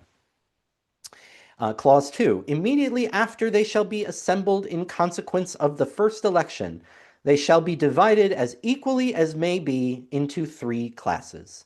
The seats of the senators of the first class shall be vacated at the expiration of the 2nd year, of the 2nd class at the expiration of the 4th year, and of the 3rd class at the expiration of the 6th year, so that 1/3 may be chosen every 2nd year. And there's a semicolon here, so let me pause. So again, when the Constitution was originally enacted, you had really, they just divide into groups of 3, and then you're going to get a 2-year term, you're going to get a 4-year term, and you're going to get a 6-year term. And then after that, it's staggered every 6 years. So there, you can actually find references still to senators of the first class, of the 2nd class, of the 3rd class. It doesn't afford them any seniority within the Senate or among themselves. It's just a designation as to how often that particular seat comes up for election. So continuing Clause 2, and this part has been changed. And if vacancies happen by resignation or otherwise during the recess of the legislature of any state, The executive thereof may make temporary appointments until the next meeting of the legislature, which shall then fill such vacancies. So again, this part has obviously changed because we don't elect our senators through our state legislatures anymore. Instead, we elect them, right? But back when this was originally written, the governor of a state was entitled to make a recess appointment to fill the office of senator from that state until the state legislature got back together and could elect someone new. Clause 3, no person shall be a senator who shall not have attained to the age of 30 years and been 9 years a citizen of the United States, and who shall not, when elected, be an inhabitant of that state for which he shall be chosen. So this is worded very similarly to the qualifications clause for the House of Representatives, but with slightly higher requirements because it was considered, senators were considered to be a more prestigious or more important or higher office than member of Congress. But the requirements are you have to be at least 30 years old, you have to have been a citizen for at least 9 years, and you must reside in the state in which you are elected. So I reside in New York, I'm over 30 years old, I am a natural born citizen, so I've been a citizen for more than 9 years, I'm eligible to run for Senate in New York, right? I could not run in any other state unless I move to that state. But note, there is no residency, like length of time residency requirement for the Senate. So this actually sort of happened recently. You will remember former governor of Massachusetts, Mitt Romney, who ran for president in 2012 against President Obama. He was governor of Massachusetts.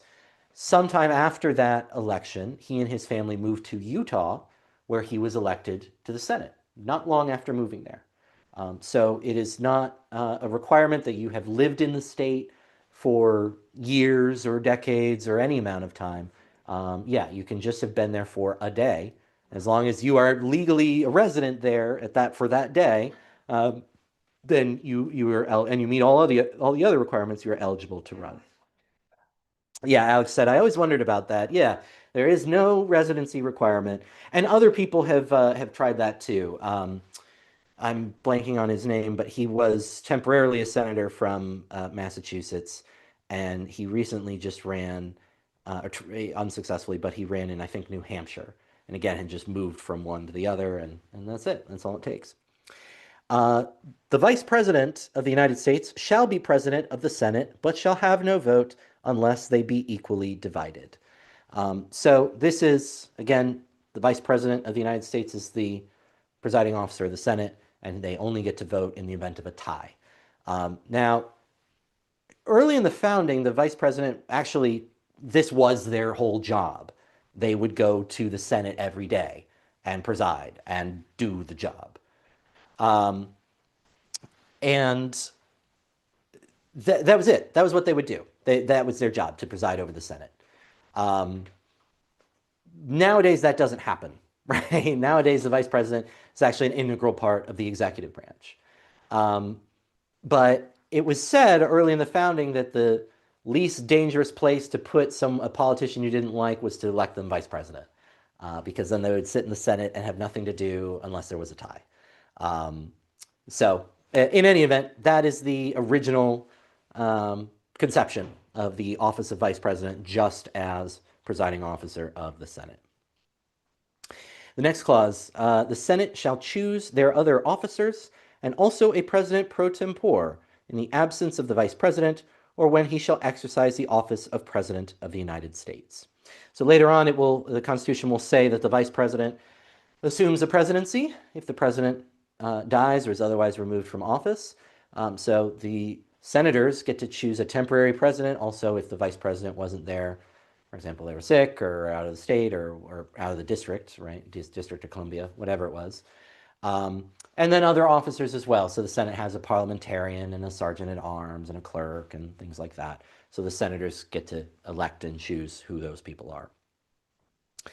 The Senate shall have the sole power to try all impeachments. When sitting for that purpose, they shall be on oath or affirmation. When the President of the United States is tried, the Chief Justice shall preside. and no person shall be convicted without the concurrence of 2/3 of the members present. So this is the entirety of the guidance the Constitution gives to the Senate on trying an impeachment of any federal officer.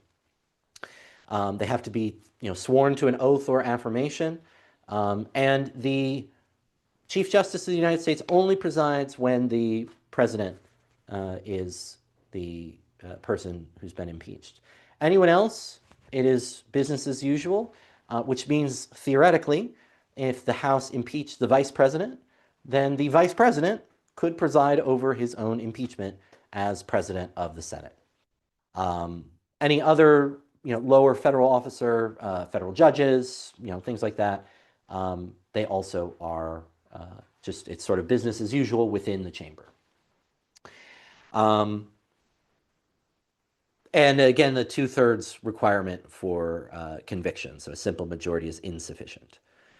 And then we now have the precedent as well from 2021 that a president who has since left office can still be impeached, but in that event that trial is not presided over by the Chief Justice, because that is no longer the president of the United States. It's a former president of the United States.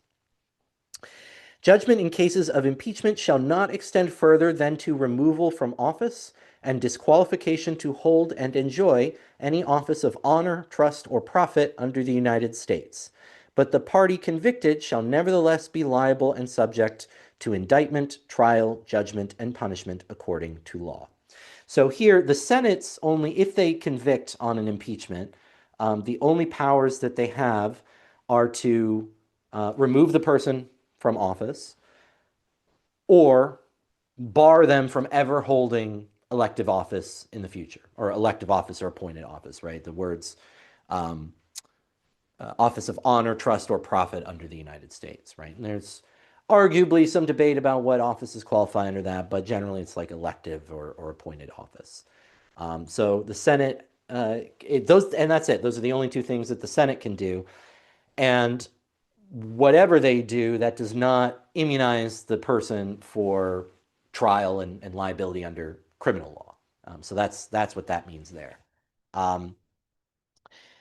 There is one of the few. So impeachments are relatively rare in the United States. A president has only ever been impeached 3 times, right? Andrew Johnson, after he succeeded Lincoln as president. President Bill Clinton was impeached, and then President Trump was impeached. Again, President Trump was impeached a second time, but when he was not president at the time. So sitting presidents impeached 3 times. There are other officers for whom impeachments have happened with a little more frequency. So a Supreme Court justice has never been impeached. There was one Supreme Court justice that back at, not long after the founding, that had sort of made a decision that the representatives didn't like, but he was not ultimately convicted in the Senate. And it set the precedent that you don't impeach Supreme Court justices or any judge for a decision that you don't like. And there are other protections in the Constitution against doing that, but this is one of them that they set. However, trial level federal judges have been impeached, and I forget the exact number now, but I think it's like 15 or something. In the entire history of the United States, about 15 federal judges, give or take, have been impeached. But I guess interesting is the adjective I'll use. The most interesting story on that is a former federal judge named Alcee Hastings, who was accused of taking bribes while he was a federal judge. And from what I understand, the evidence was pretty strong. But he was impeached in the House. He was convicted in the Senate. They removed him from office, but they did not bar him from holding future office. So they did not put that disqualification. Alcee Hastings then ran for Congress and won, and served in Congress for close to 20 years. He just passed away like within the last few years. And so he went right back to the people who impeached him and became their colleague. So truly an incredible story on impeachment. And Again, not saying anything political, not saying anything about what he did or didn't do. It's just, yeah, it's just a very ironic, interesting, my professor, one of my undergraduate pre-law professors, loved the story, loved the irony of him going back, oh, you just impeached me. I'm here for my first day. So I can't disagree. That is I find that amusing. Anyways, Section 4, we're still in Article 1, Section 4, Clause 1. The times, places, and manner of holding elections for senators and representatives shall be prescribed in each state by the legislature thereof, but the Congress may at any time by law make or alter such regulations, except as to the places of choosing senators. So this clause is, I think, an excellent example of American law. You have the rule, the exception, and the exception to the exception, right? So first, the first principle states determine when and where and how elections happen. That principle comes up all throughout the Constitution. The federal government is not responsible for administering elections. States do that. So that is what the first part means. The state legislature is going to set where elections happen. Congress can, by law, make or alter such regulations so they can change what states do, and to a degree they have, right? This is part of the Civil Rights Act. You cannot, discriminate against certain people in voting. The Voting Rights Act, rather, you cannot discriminate against certain people in terms of voting. So there are ways in which Congress has exercised that power, but except as to the places of choosing senators. Now, again, we've changed how we choose senators. I think that made sense when state legislatures were doing it. In other words, Congress couldn't require the state legislature to go somewhere else in order to do their business. But now that the people do it, right, it's a little bit different. Pausing here, it's 1 o'clock in the afternoon here on the East Coast. We're going into hour 4 of our filibuster fundraiser. I'm Alan Gray. I'm the president of the Rotary Club of Yonkers-East Yonkers, and I thank you all again, all 11 of you who are online. Some of you, I guess that, it doesn't show me who you are, where you are, but I imagine some of you have been on since 9. I don't know why you've been on all that long, but I'm glad that you have. I'm glad to be here with you, and thank you for your support in making this possible. We want to raise $10,000 by tomorrow morning in order to support all of the excellent community service work that our club does and that Rotary is able to do as a whole. So to help us do that, we're a little bit below our halfway mark. You can scan the QR code and that will take you to our donate page. You can go to this link, go.yonkersrotary.org/donate. That will take you right to our donation page. You can go to our website, yonkersrotary.org, and you will find donate buttons there. And you can also click the link in the description below. That link is available to you there. So, and again, all of your work and effort, all of your contribution helps make our efforts more successful. We're able to go do more good things with your help. So thank you very much for continuing to support us doing that.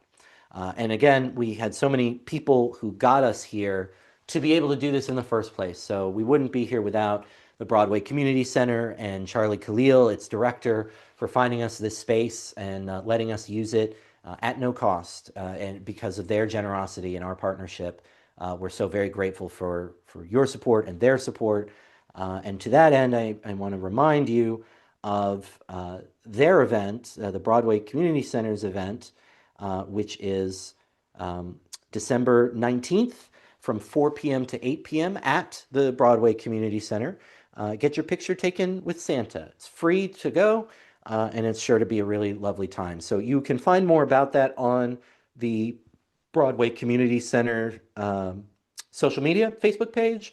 We will also put it on our social media as well once I'm done and get back to my desk, and then I can sit on Facebook and write a post for it. But again, that's December 19th, 4 p.m. to 8 p.m. at the Broadway Community Center. So again, so very grateful for their help and support, and the people within our club who helped make this possible. Lauren Finnegan was just amazing, helping us get in touch with Charlie. She looked at so many different venues and ultimately worked with Charlie in the Broadway Community Center to make this happen. She was here earlier, and I think she's coming back later. So just been incredibly supportive and helpful. And our newest club member, who has really just hit the ground running. So truly a dedicated Rotarian who we're so glad to have in our club. And also so grateful as well to our club secretary, our past district governor, Greg Arcaro, who's just coordinated. He's one of the people I think of as Mr. Rotary. Just when you take all of the Rotary values and you put them into a person, that is Greg. There's a few people I know like that, but in our club, Alex says me too. I don't know about that, but uh, Greg is one of these people. He's the person in our club I think of as Mr. Rotary, just in every way. So he just helped with so many different logistical bits and took a lot of load off me as I was trying to get ready for this. So I'm so grateful for his support as well.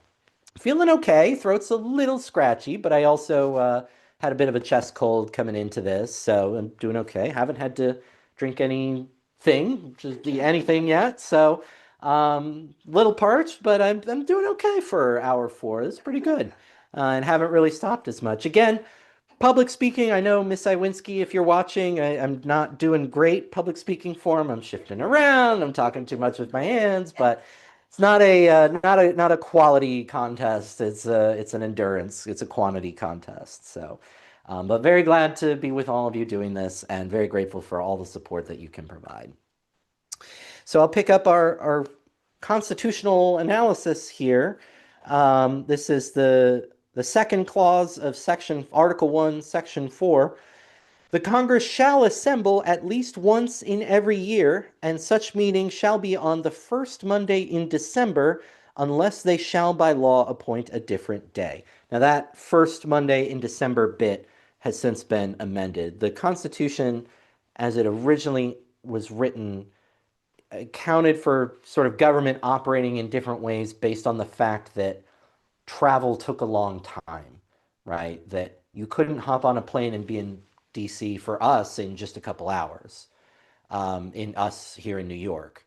Um, that wasn't possible back then, right? Trying to get to Washington to be a member of Congress could take days, right? It could be a lengthy journey, and people would get sick or robbed or hurt or whatever. And so there was a whole different schedule for how government operated under the Constitution. Congress would start in December. The president wasn't inaugurated until March. So it took a lot. It took a lot of time to sort of the wheels of government to move 250 years ago. So the timing there has changed, and when we get to that amendment, you'll hear the one that we currently use, system of government.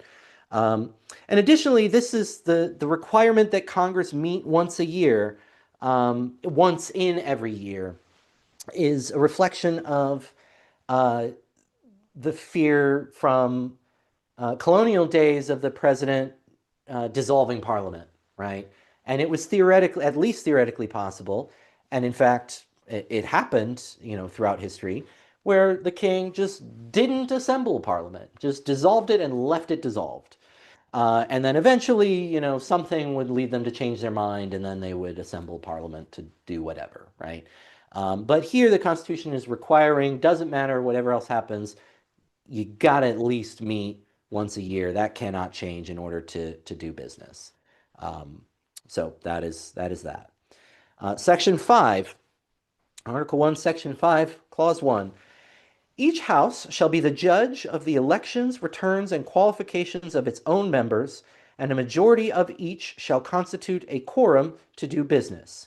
But a smaller number may adjourn from day to day, and may be authorized to compel the attendance of absent members in such manner and under such penalties as each house may provide. So first, the judge of elections bit is actually important. Um, it is possible for a state to elect someone and then the Congress to say, well, that election wasn't fair or it was illegal or whatever, and reject the results. I'm not aware, I'm sure it has happened in history, but I don't know when. I know some people have tried to use it on various occasions for whatever reason, and in recent memory, it hasn't succeeded. But anyways, that's there. It's not for the state or some other arm of the federal government, the Department of Justice. It's not that. It is each house is responsible for determining whether its own members were properly elected. So that's the first part of that. The second part has to do with the business. So if you ever turn on C-SPAN, uh, and again, kind of why would you? It's sort of like turning this on and leaving it on all day, right? Maybe I'm just providing noise for you to go to sleep or something. And C-SPAN probably puts you to sleep on its own. But if you ever turn on C-SPAN and you watch proceedings of the House or the Senate, you'll see it's mostly empty. It really, usually, unless there's a vote or something, specific happening, it's usually pretty empty. Um, and that's because members are off doing other things. They're in committee meetings, they're doing research, they're, meeting with constituents, right? A member of Congress's job and a senator's job is not all on the floor of their chamber. It's sometimes it's in their office or sometimes it's in a committee meeting or something. So while a quorum is necessary to do business, um, you don't need a quorum present just to adjourn, right? And there is other business that can be done without a quorum. What will often happen is the members, the whoever is in the chamber, will ask the presiding officer to essentially assume that a quorum is present. So they pretend for parliamentary purposes that a quorum is present. So they do that, and then they'll do whatever they can, give speeches or do procedural things or things like that. And then when they're done or they're waiting for the next person to come along or whatever it is, someone will say to the presiding officer, I suggest the absence of a quorum, meaning I don't think we have enough people here. You might want to take attendance and see. And so the presiding officer will say, okay, clerk will call the roll, and the clerk will call the first name and then stop, right? So technically they're still calling the roll very slowly, right? They called one name and they're taking a very long pause before they call the second name. This is the parliamentary trick they do when there's dead time in the Senate. And then whenever the next person comes along or the next thing is about to happen or whatever, someone gets back up and they ask the presiding officer to suspend the quorum call. Can we stop calling the roll? And then they do that and they go back to pretending that a full quorum is there and then they do whatever. Um, so that is sort of the parliamentary procedure, magic words that gets played to get that done. Um,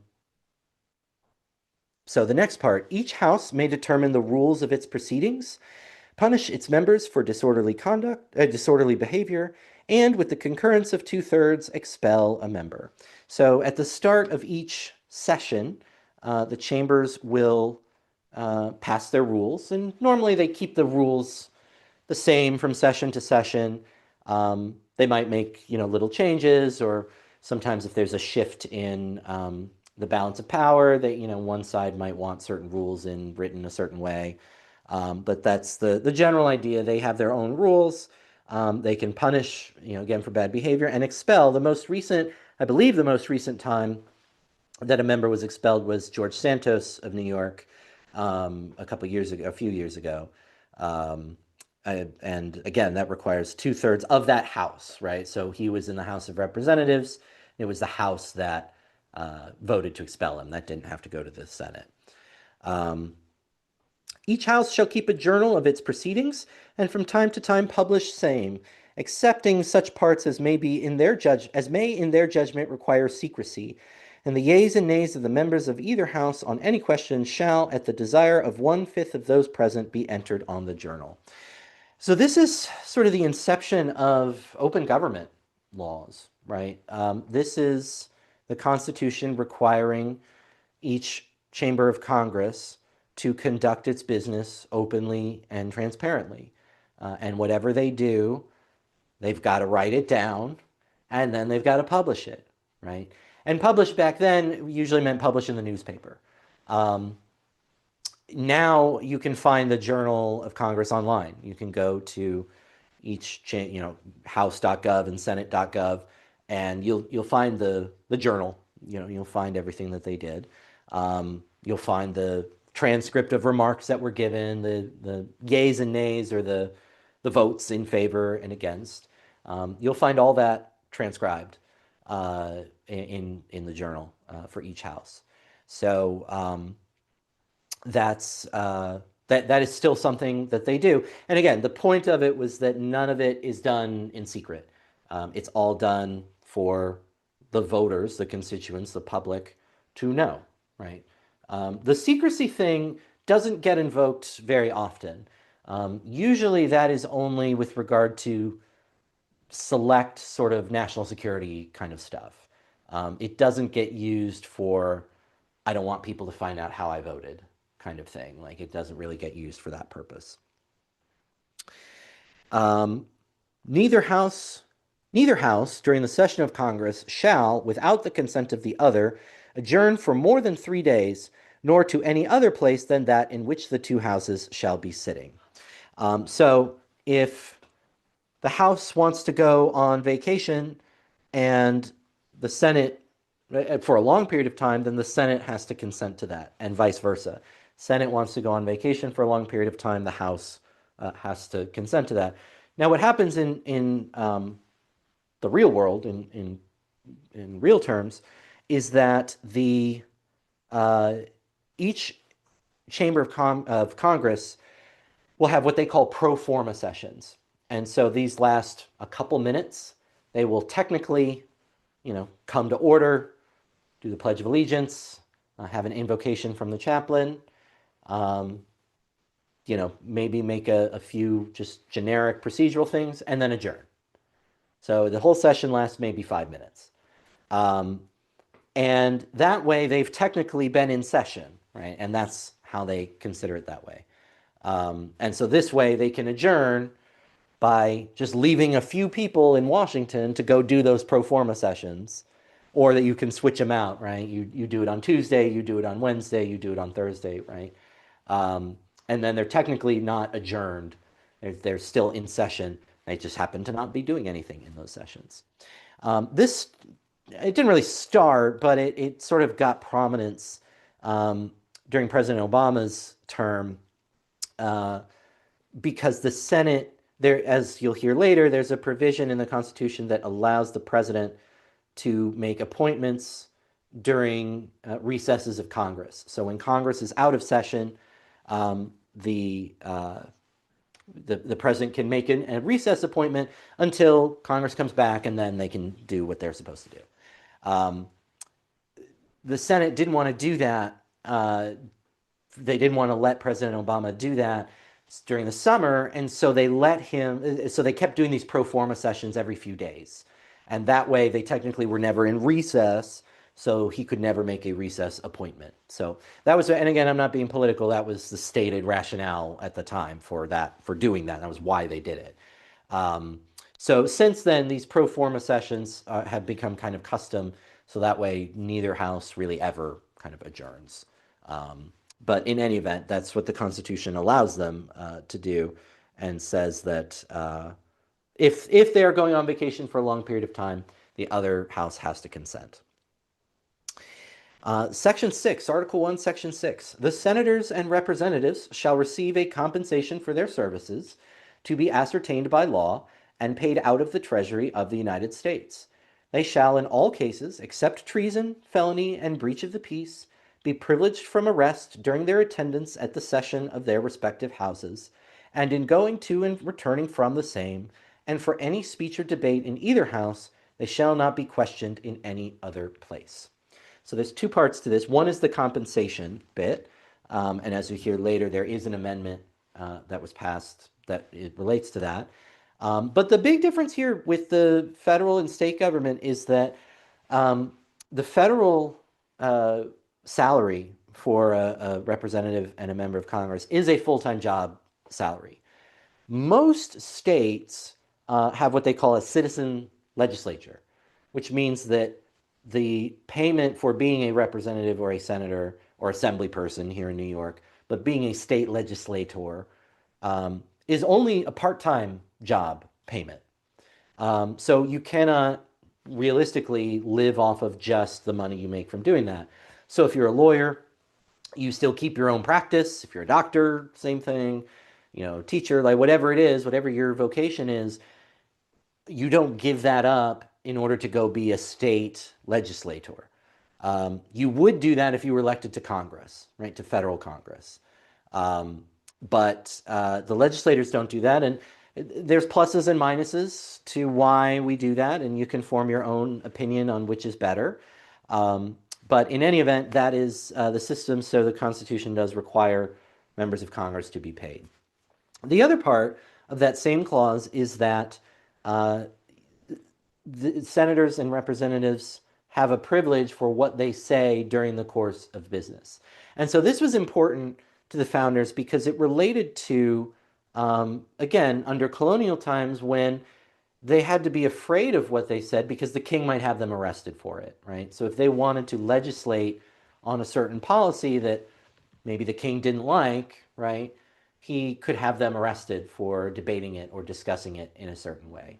And so this gives them immunity from, again, except for treason and felonies and breach of the peace, right? Inciting a riot, that kind of thing.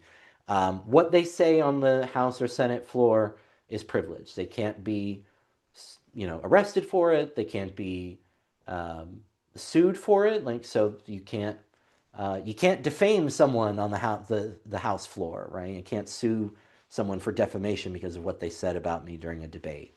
Um, so all these are examples of the privilege that members have for what they say on the House floor, and that's embedded in the Constitution.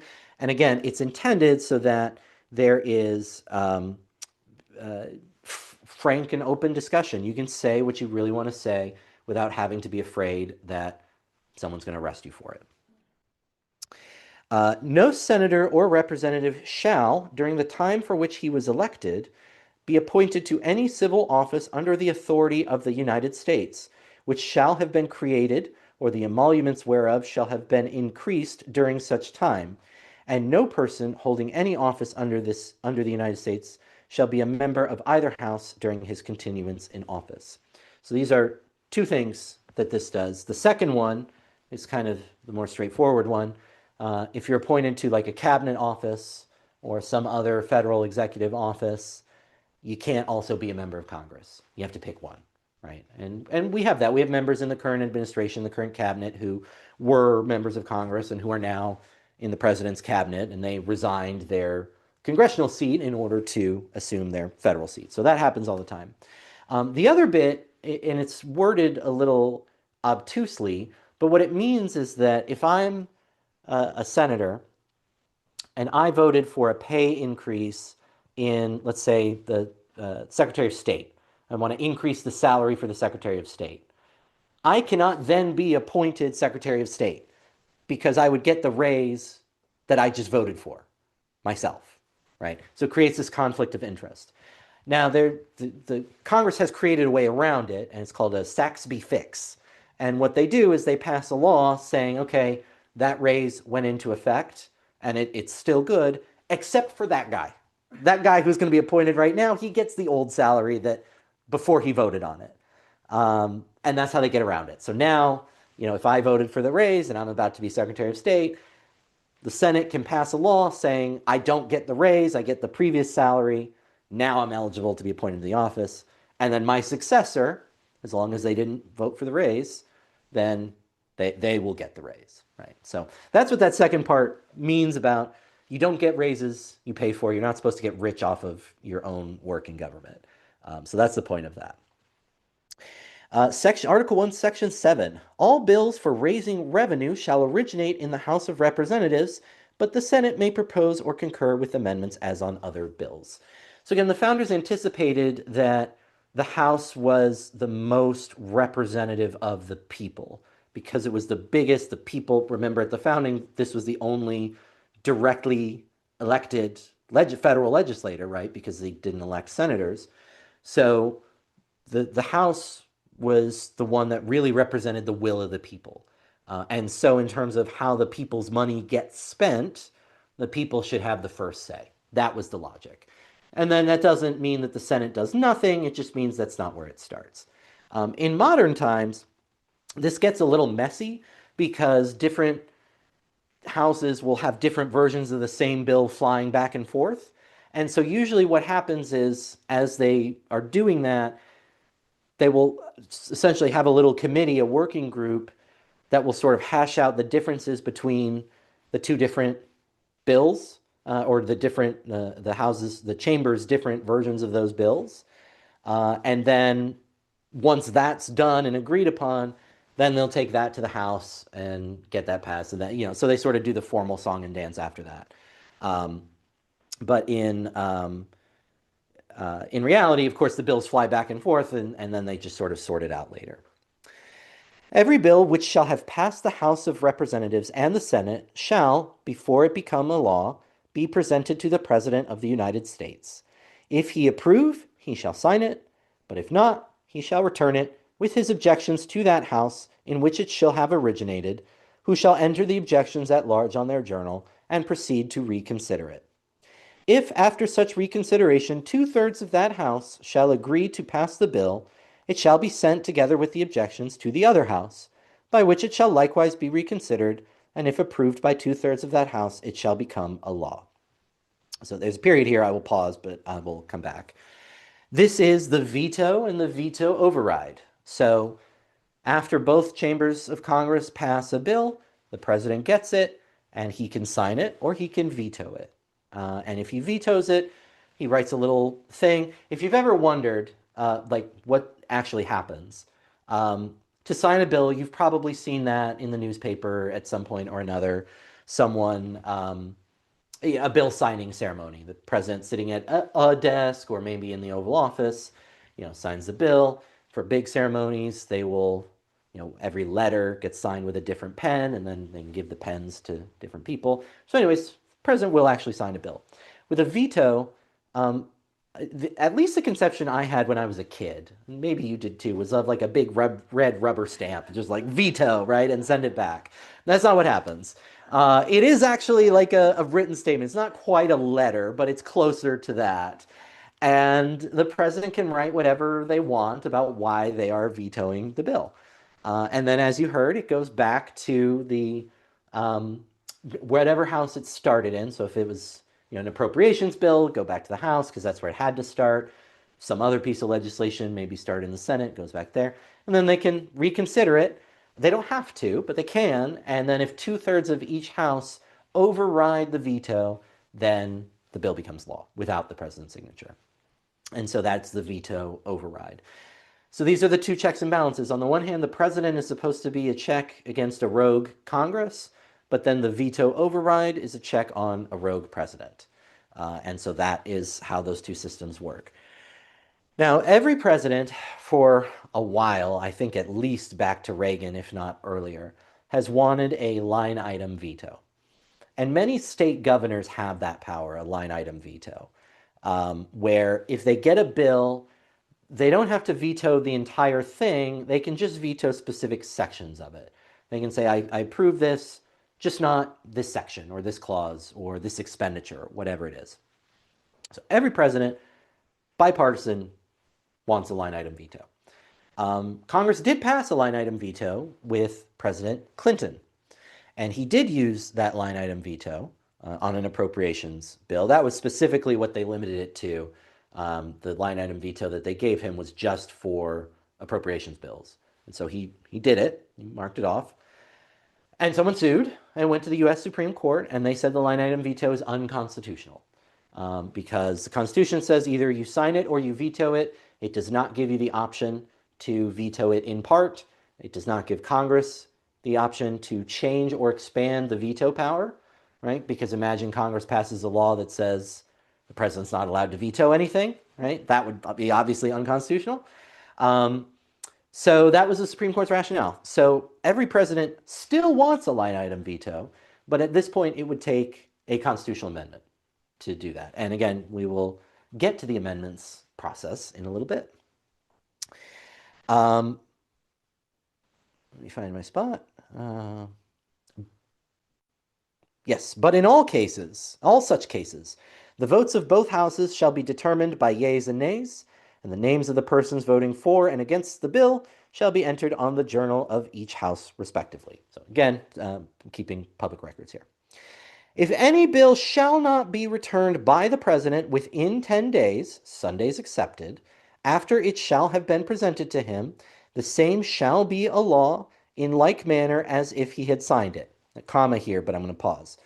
So during just sort of regular business, if the president does not sign a bill within 10 days, not counting any Sunday, then it just becomes law without his signature. He might as well have signed it. And so presidents can use this sometimes if they like, maybe it's not a bill that they really want to be associated with. No, it's not a legislative act that they really, want attached to them. But they know, if I veto it, that's bad, or the veto would get overridden, or whatever it is, right? So they can just do nothing and wait 11 days, 12 days, whatever it actually is, and just let it become law. So that is an option, but comma, unless the Congress, by their adjournment, prevent its return, in which case it shall not be a law. And this is called the pocket veto. So if a piece of legislation is passed less than 10 days, not including Sundays, before the end of the session, I think what was it? Well, at the end of the session, Congress is about to adjourn in less than 10 days.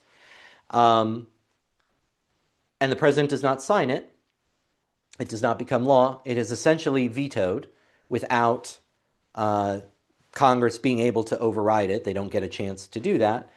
And the president, again, doesn't have to do anything in order to make that happen. The president's just silent. This pocket veto has happened, I don't know that I'd say a lot, but not infrequently. It has happened, and it's happened in recent memory. President Lincoln even, pocket vetoed some legislation. So it's uncommon simply because the timing's got to work out ever so correctly. But I think President Bush even, pocket vetoed some legislation. So it happens. But that's what that relates to. So Section 7, still in Article 1, Section 7, Clause 3. Every order, resolution, or vote to which the concurrence of the Senate and House of Representatives may be necessary, except on a question of adjournment, shall be presented to the President of the United States, and before the same shall take effect, shall be approved by him, or being disapproved by him, shall be repassed by 2/3 of the Senate and House of Representatives, according to the rules and limitations prescribed in the case of the bill. So what this essentially does is it kind of copies and pastes the presidential signing requirement, the veto requirement, and the veto override provision to things other than bills, order, resolution, or vote that both houses need to vote on. So sometimes the chambers of Congress will pass something just for themselves. So the House might pass a resolution, and they do this with some frequency, saying it is the sense of the House that John Smith should be commended for this heroic deed, or we stand in solidarity with these people, or we are mournful on this day, or whatever it is, right? And that's a unicameral piece of legislation that's just for the House. That doesn't go anywhere. That's just something that they decided they wanted to say as a group. So that would not apply here. But if it's a resolution that both houses have to agree on, so it is something that starts in one house and has to get sent to the other, then before anything can happen with it afterward, the president has to sign it or veto it, just like a bill. So that's what that relates to.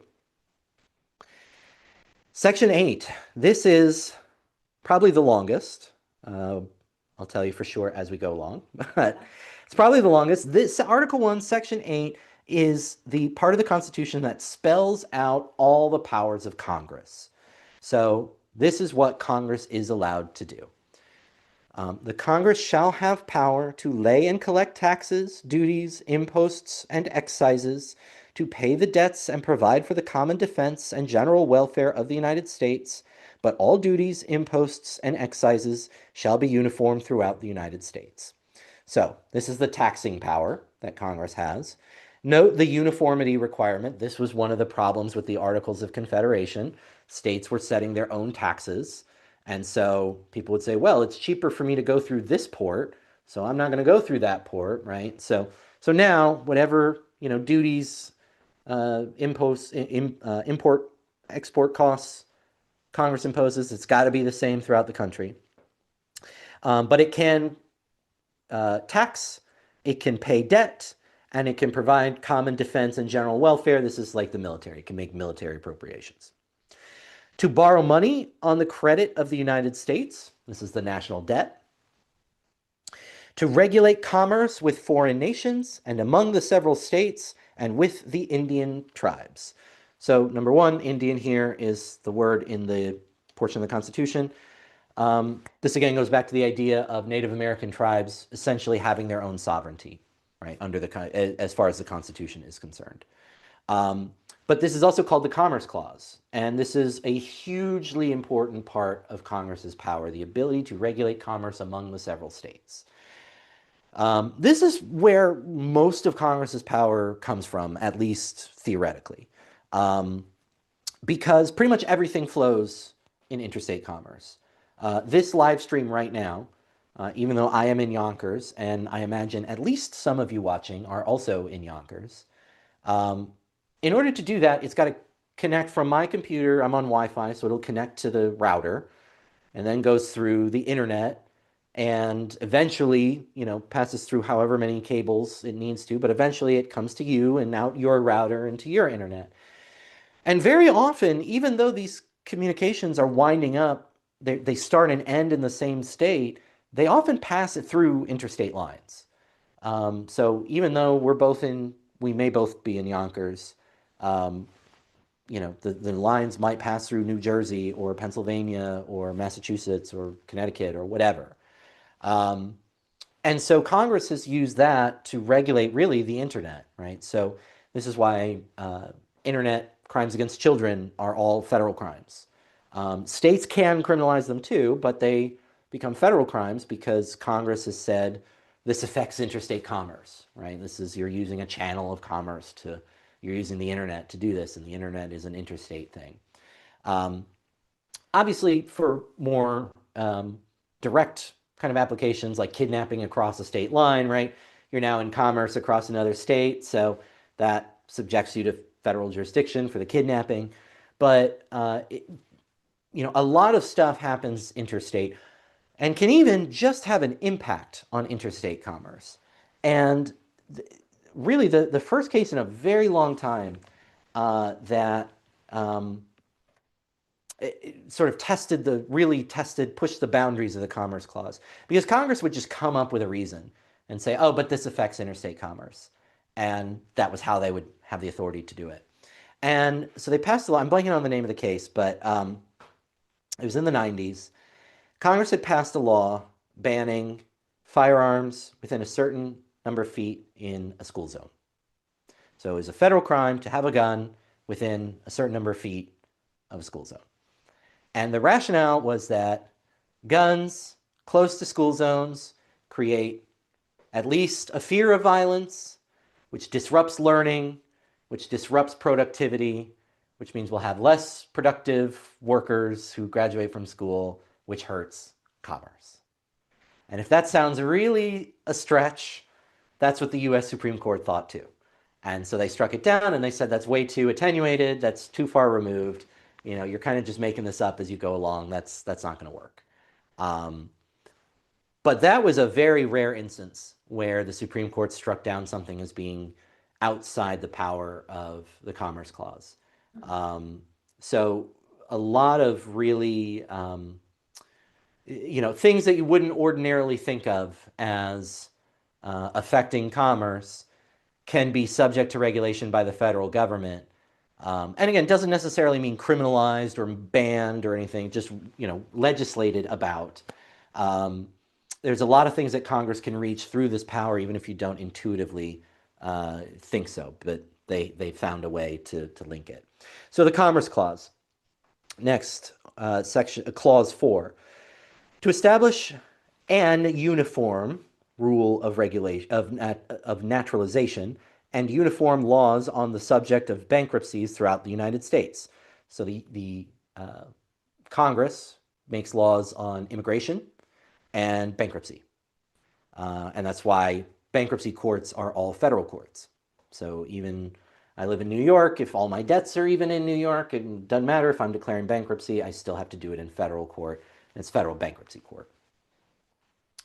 To coin money, regulate the value thereof and of foreign coin, and fix the standard of weights and measures. So again, part of the idea of Congress making things uniform throughout the country, because that wasn't really happening under the Articles of Confederation.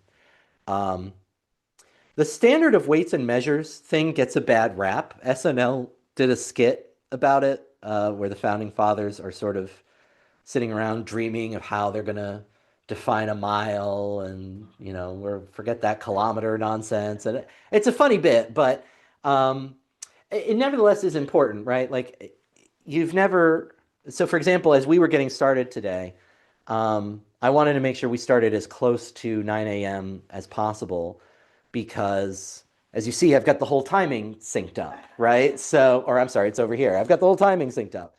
So I wanted to really be as on time as possible. So I wanted a clock with a second hand, and I wanted to know that it was accurate.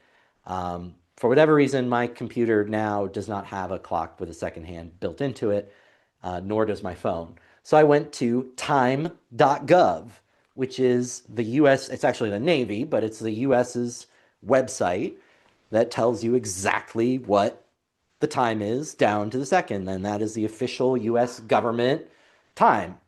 And that, by the way, if you didn't know, that's regulated by an atomic clock. I forget where it's located, but the Navy maintains it, and it'll keep time for longer than all of our lifetimes. But so that's the kind of thing that, how do you know it's really 140? Well, because not because Congress said so, but we all agree that that's what we're going to use.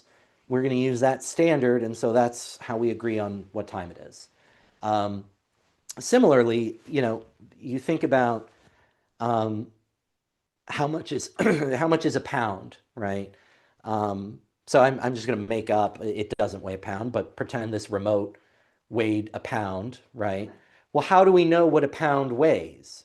If we say this is a pound, but how do we know how much mass equals 1 pound? And there is a standard for that. There is an amount of mass that equals a pound, and the same in the metric system, a gram, a kilogram, things like that. And again, within the US, Congress is the one that says this is the standard we're going to adopt. This is how much mass equals, 1 unit of measurement, whatever it is. There is an international society that does it for the metric system. And it's not that the US sets the imperial system, the Congress just says that's the standard we're going to use. Alex just opened up the Time website. I think she's really amused by it. Yeah, so that's the official government time, down to the second. Yep, and it's if you pulled it up, time.gov, it's got all the different time zones and yep, so there you go. I'm glad I could see that's the benefit of watching this, right? You learn a little bit. You can find out what the official US time is. Um, anyway, so that's Congress's power. So you can thank Congress for time.gov. They're the ones that did that. Sorry, let me get the Constitution back up here. To provide for the punishment of counterfeiting the securities and current coin of the US. So counterfeiting currency is always a federal crime. To establish post offices and post roads. So again, post offices, part of the federal government. Now it's a semi-private corporation, right? The US Postal Service. They're not directly government employees. But that is one of the reasons why Congress is able to make assaulting a postal worker a federal crime, tampering with a mailbox a federal crime, right? So every political campaign season, volunteers are always reminded, don't put literature in the mailbox because that is a federal crime. Only postal workers can put mail in mailboxes. So it's part of every training. Everyone always reminds it. And then invariably someone makes a mistake. I've never really read anyone being malicious about it. Um, but and then the campaign's got to go do damage control, and it happens on all sides of the aisle. It's not a one-sided issue, but people forget. Post office, mailbox, federal crime. Don't put things in mailboxes. Unless you work for the post office, then that's your job. To promote the progress of science and useful arts by securing for limited times to authors and inventors the exclusive right to their respective writings and discoveries. This is copyright and patent. This is why Congress gets to regulate copyright. It's the Copyright Act. It does copyright and patents. So if you file a patent, you file it with the U.S. Patent Office. And then if you have disputes around patents, then there's an internal process within the patent office, but it's all a federal system. It's not a state system. Um, Copyright is a whole, I don't know enough about it to speak very intelligently about it, but these are two areas of law that are extremely complex and have their own specialties. Um, but again, this was the idea of Congress as a cultural institution, promoting and preserving the culture and identity and arts of the United States. So this is also why you know Library of Congress, and then there's a film repository. So if you and I forget the name of it, but this part of the Library of Congress that deals with film will every year designate certain films as being culturally important, and it preserves them. It's sort of like a film time capsule for the United States. Um, Culturally or aesthetically significant, or something. I forget the exact wording, but it's somewhere around there. Um, so again, that's this idea, and then the Kennedy Center. That's why that's under federal control too. It was created through Congress and part of promoting the arts. Hmm hmm The federal, the in Washington, yeah. Um, so, anyways, so that is part of how the arts and sciences get promoted through Congress. Our Constitution gives them the power to work on and protect that. To constitute tribunals inferior to the Supreme Court. So Article 3 will say that the judicial power is invested in the Supreme Court and such inferior courts as Congress may from time to time establish. Basically, Congress gets to say where the federal courts go. So in New York, we have four.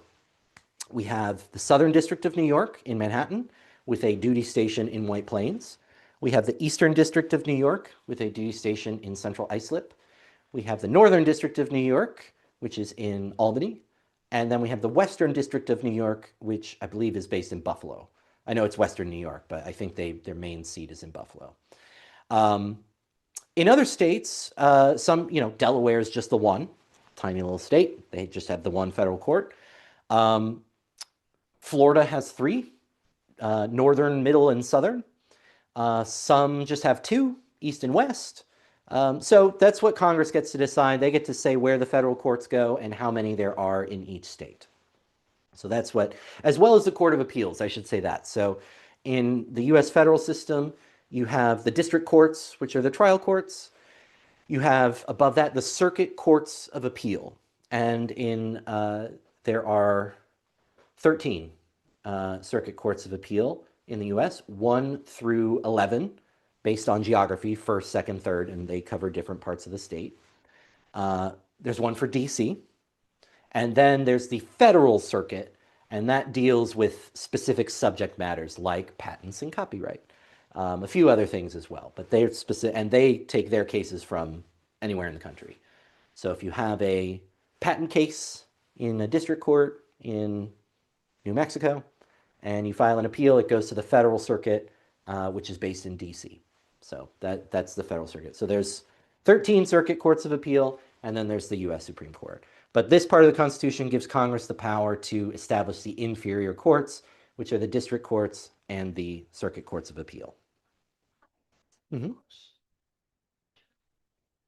The federal courts in Florida. Hmm. And I don't know how many there are. I mean, there are in New York. You might have just met. How do they determine Yeah. that? So Alex's question is about how do they know or how do they decide how many different courts to put in different parts of Say, the state? And the answer, it largely has to do with caseload. So it largely they'll say, okay, there's a ton of cases being filed in this part of the state or this part of the country, so we'll add a district or something like that. Um, the last major time that it happened, I believe, was in the 60s. The event, I know the event that happened, it was the Fifth Circuit Court of Appeals used to cover it was like Georgia, Florida, Alabama, Louisiana, Texas, and I think there might have been one more state in there too. But it was big. It was very big. And so that was a lot of cases. And so I believe it was in the 60s they cut it like in half. And so the 11th Circuit, because there were 10 already, so they made number 11, that is Florida, Georgia, Alabama. So they did that, and because the Fifth Circuit had so the caseload was so high. So that's usually how they do it. They say there's there's X number of judges, or so many cases are filed. We could break up the work a little bit. We could spread it out. So that's the idea in how they decide that. Um, to define and punish piracies and felonies committed on the high seas and offenses against the law of nations. So yes, piracy was still a problem back at the founding. Technically still is, but less so now, less than it was. Um, and then the law of nations is war crimes. That's what that is a reference to. Offenses against the law of nations, that's war crimes. So Congress gets to define the penalty for those. To declare war, grant letters of marque and reprisal, and make rules concerning captures on land and water. So war, the United States has not formally declared war since World War II. Um, we did declare war to enter World War II, and that was a formal declaration of war from Congress. There had been several declarations of war before then, but we have not declared war since then. And that is because presidents, getting Congress to approve a war uh, can be difficult, and understandably so. In Rotary, we are about peace building. So the idea of debating whether we should go to war is very difficult to sort of wrap our head. Like the answer should be no, don't go to war, right? Let's find a peaceful way to figure this out. Um, and so it has been politically difficult sometimes to do that. Presidents also generally, and again, not a partisan issue, it's all parties. Presidents generally don't like checks on their power, right? They want to do what they want to do, and they don't want anyone getting in their way. And so, what started happening with Vietnam was that it wasn't a war; it was a military action, right? Yeah, this we weren't at war; it was a military action, and so Congress started to say, well, no, wait a minute. Like, it's the same thing. You can't just call it something different and get around it. And what ultimately came of that was the War Powers Act. And so the War Powers Act gives the president certain ability to do some stuff without congressional approval, but it's only certain stuff, and he's got to tell Congress about it within a certain amount of time. Meanwhile, the Congress has to, for longer term kind of stuff, has to authorize the use of military force, AUMF, authorize the use of military force. So this is what was actually enacted for the War on Terror after September 11th. Congress passed an authorization for the use of military force, and it was unfortunately very vague and broad. And I say unfortunately because that led to a lot of confusion over what the scope was. How much force was Congress really authorizing, and where were they authorizing it wasn't really clear because it was just sort of go get the bad guys. And again, understandable given the state of mind we were in as a country back then. But later on the line, it created some problems. And Congress also authorized the use of military force for the Iraq War in 2003. And then, of course, there are controversies, right, when that doesn't happen. So President Clinton, the bombing of Kosovo, right, things like that. There was a question of how much he was allowed to sort of do on his own. You're hearing some questions about this now in the news. And again, not being political, that's just what happened. But that's where all this sort of comes from is Congress really hasn't been in the business of declaring war since World War II. And so now we have this sort of military force component through the War Powers Act, which some scholars suggest is unconstitutional, right? They think the whole thing is unconstitutional because they're like the Constitution tells you how you go about using military force. You can't just make up your own process. Whether they're right or not, the few times the Supreme Court has looked at parts of the War Powers Act, they've upheld it. But that it's an undecided question. It remains open.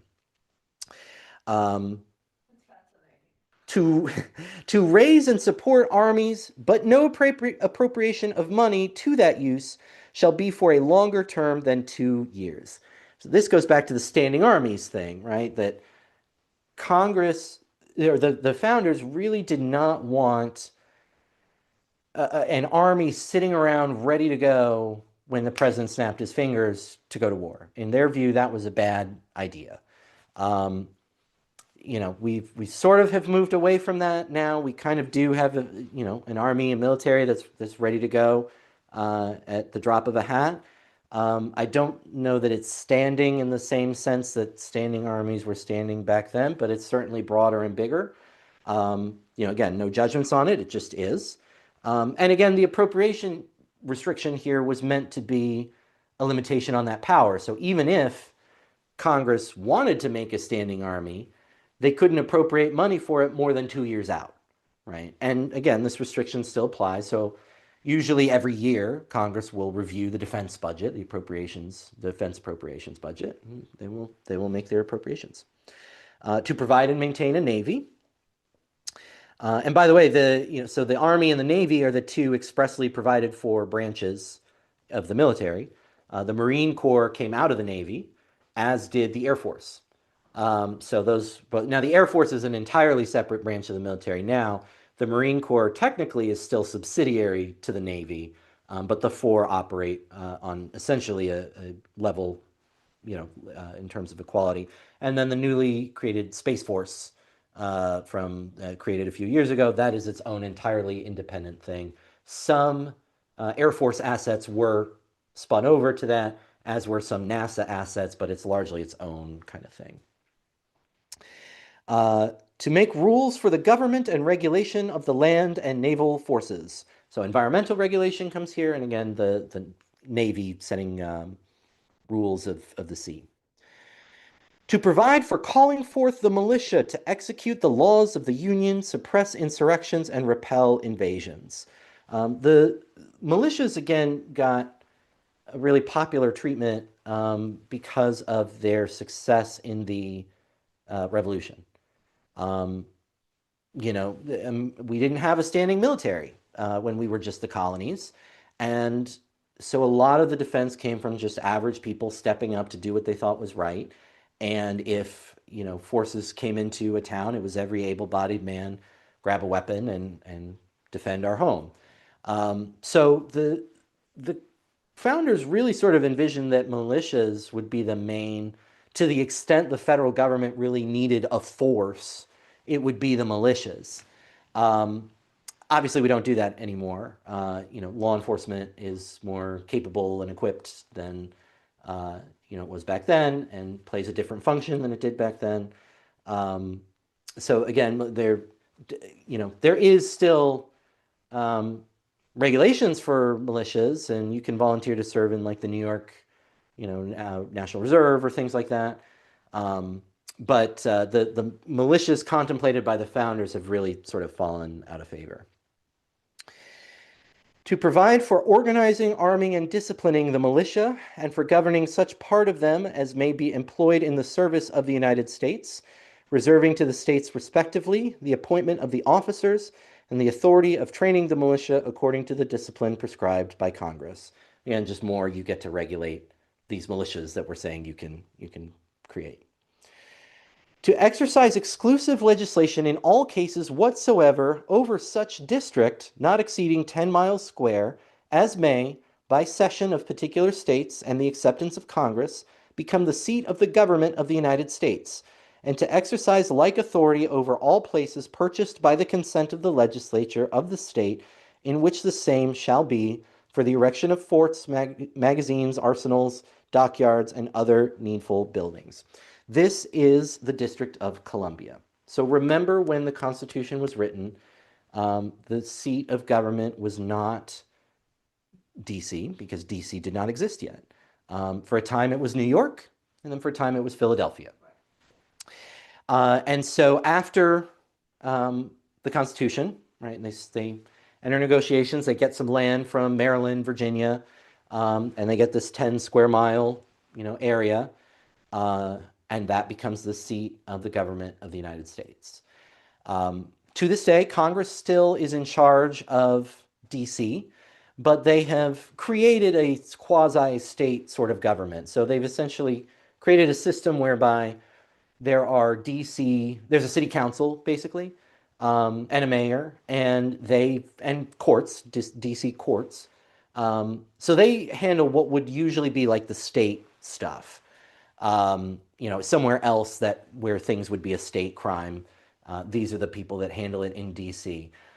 And they can pass their own laws, and Congress is essentially deemed having consented to them unless they specifically say otherwise.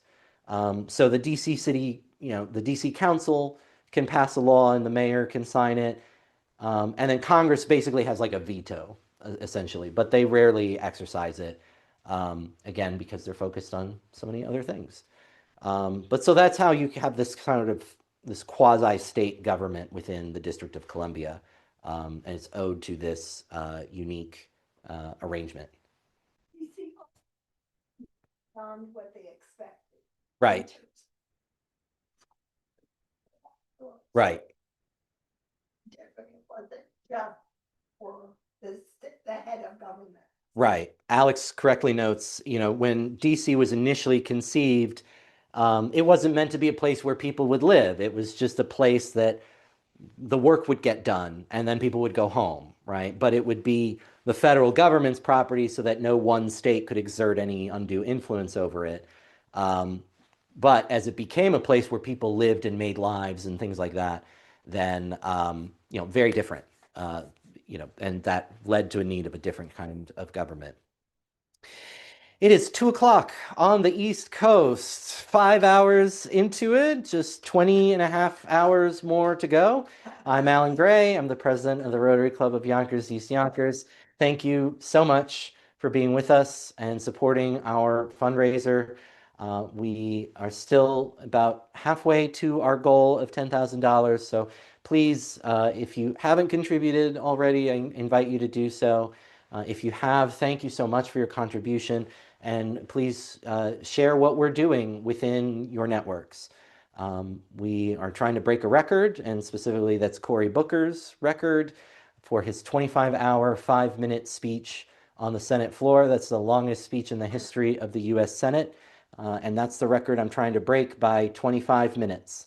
And with your help and support, I know that we can get there, and we, in doing so, can raise some money for a really good cause.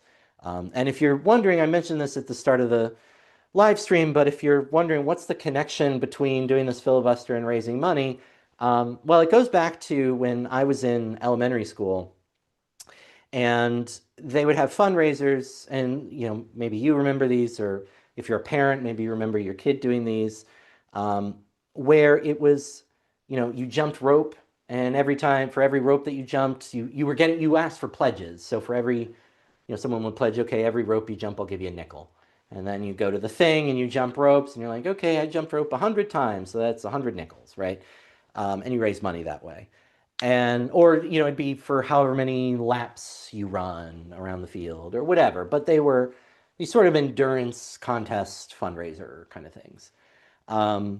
And I was not an athletic child. I've, much preferred my books and my video games, and I was scholastically oriented, but, I was not an outdoorsy athletic type. And so I just generally wasn't coordinated in that kind of way. But that was the idea I came up with this, the idea of doing a marathon. How long can I go? And will you support me going the distance? The other thing about why this specifically, I was two things. Um, and again, I mentioned both of the. I told you at the start there's going to be repeats, so these are some repeats. If it's okay if you want to tune out for this. Um, so every president-elect in Rotary takes part in a president-elect learning seminar, PELS. It's a couple of days training to help you succeed in your role as president of a Rotary club because it is a big responsibility. And one of the things we did in this conference, they called it zorbing. And so it was essentially, it was like this big rubber ball that you kind of wore. It was from the waist up. And it turned you into sort of like a human pinball and slash sumo wrestler. And so the idea was we had a square and you'd run into the other person and you try to bounce them out of the square. And we basically did like sports betting is really what it was. It was who do you think's going to go the distance? And I was one of the people representing our district. I made it to the semifinal. Um, it was funny though. So one of the my opponent in that had a false start. He started before the whistle, and I saw it. And Vic Capabianco, our DG's daughter, and she's a Rotarian in Scarsdale, so she had like a front row seat, and she saw it. She went ballistic. Like the sports fans you hear about getting thrown out of stadiums and stuff. Like that was her over this, and she was really upset for me. And so that was the round I lost. I was exhausted, frankly. It was probably a good thing that I got knocked out at that point. Um, but yeah, she was ready to throw down for me. And even after, and she held on to that grudge for a while too. I was like, it's fine. But in that whole event, we raised $60,000 for the Rotary Foundation in just a couple hours. And that's the kind of creative fundraising we were encouraged to figure out. So, to my knowledge, no one's ever tried this marathon, filibuster way of fundraising before. But thanks to you all, we're right around the halfway point for our goal. We still have 20 hours, 20 and a half hours to go. We are a quarter. Did I do the math right? We're a quarter of the way done. So that's great. It's easy. Yeah, I could do this three more times. No problem. No problem. Um, or no, we're fifth, right? A fifth of the way done. We got no, but 25 is the total, right?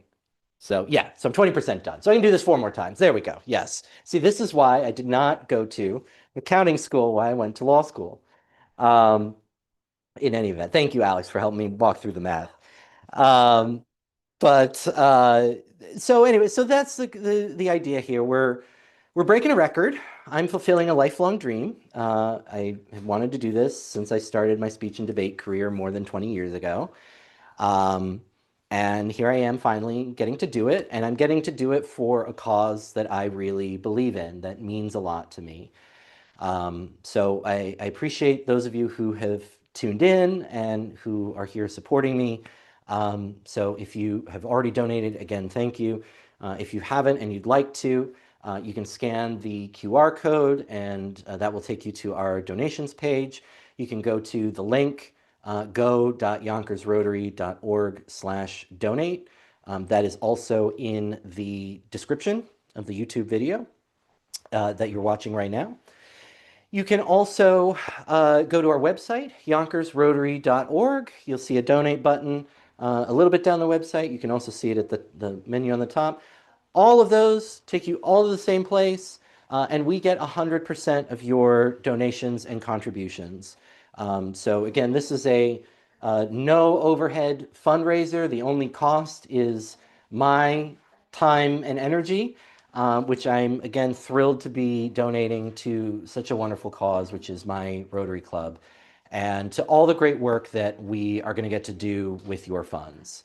Um, I've shown it a few times already, but I want to show it again. Our upcoming LifeVac project. So this is a choking rescue device, and these are available for, regular purchase. You can go on lifevac.net is the website, and they sell these. They make them for your car or your bag or whatever it may be. Um, and but these we're making because we want to give them to restaurants or places of public assembly. Um, Anywhere that people gather is a place where people can choke. And again, if you took a survey of, pick your restaurant or whatever, how many people there know what to do if someone starts choking, my guess is always pretty close to zero. And so this project is meant to ameliorate that and to save lives uh, before there's a risk. So this kit comes with the Life Vac, and then it comes with three masks. One is an adult mask, another is a pediatric mask for children, and the third is a practice mask that you can use for training or testing it out just to get a sense for how it works. And once other efforts have failed, and it's time to try and get out whatever it is, the mask fits right in the bottom. You put it over the person's mouth. You apply pressure, and it sort of suctions out whatever's causing the choking hazard, the choking event. Um, LifeVac also, so the masks are meant for the reason and these are still in their original plastic. They're meant to be sanitary, one-time use. But if you use it, you let LifeVac know, and they will replace it at no cost. So you buy this once, and you are good for life, essentially. But we have bought these kits to be mounted just like a fire extinguisher or a defibrillator in places that have those. There are also, I don't have them right here to show you, but they come with instructions on how to use it. This QR code here is also, the training video on it. So we're not just handing it to them and, wishing them luck. There's instructions and resources for them on how to use it. But the goal, again, we were able to purchase 50 of these thanks to a grant through the Westchester County Board of Legislators, and in particular, County Legislator Jimmy Nolan. And with that grant, we were able to buy 50 of these. We want to distribute them starting next month to local restaurants, churches, again, anywhere that has people is a place that people can choke. And we want to prevent someone dying from choking rather than react to someone who has already died. But this is a kind of project that we would not be able to do without support. And we're very grateful that for this example, or rather for this project, we got generous support from the Westchester County Board of Legislators. We do not get that kind of support with every project that we do. And so your support throughout this fundraiser is very meaningful in helping us be able to do these other kinds of projects that can make some real differences.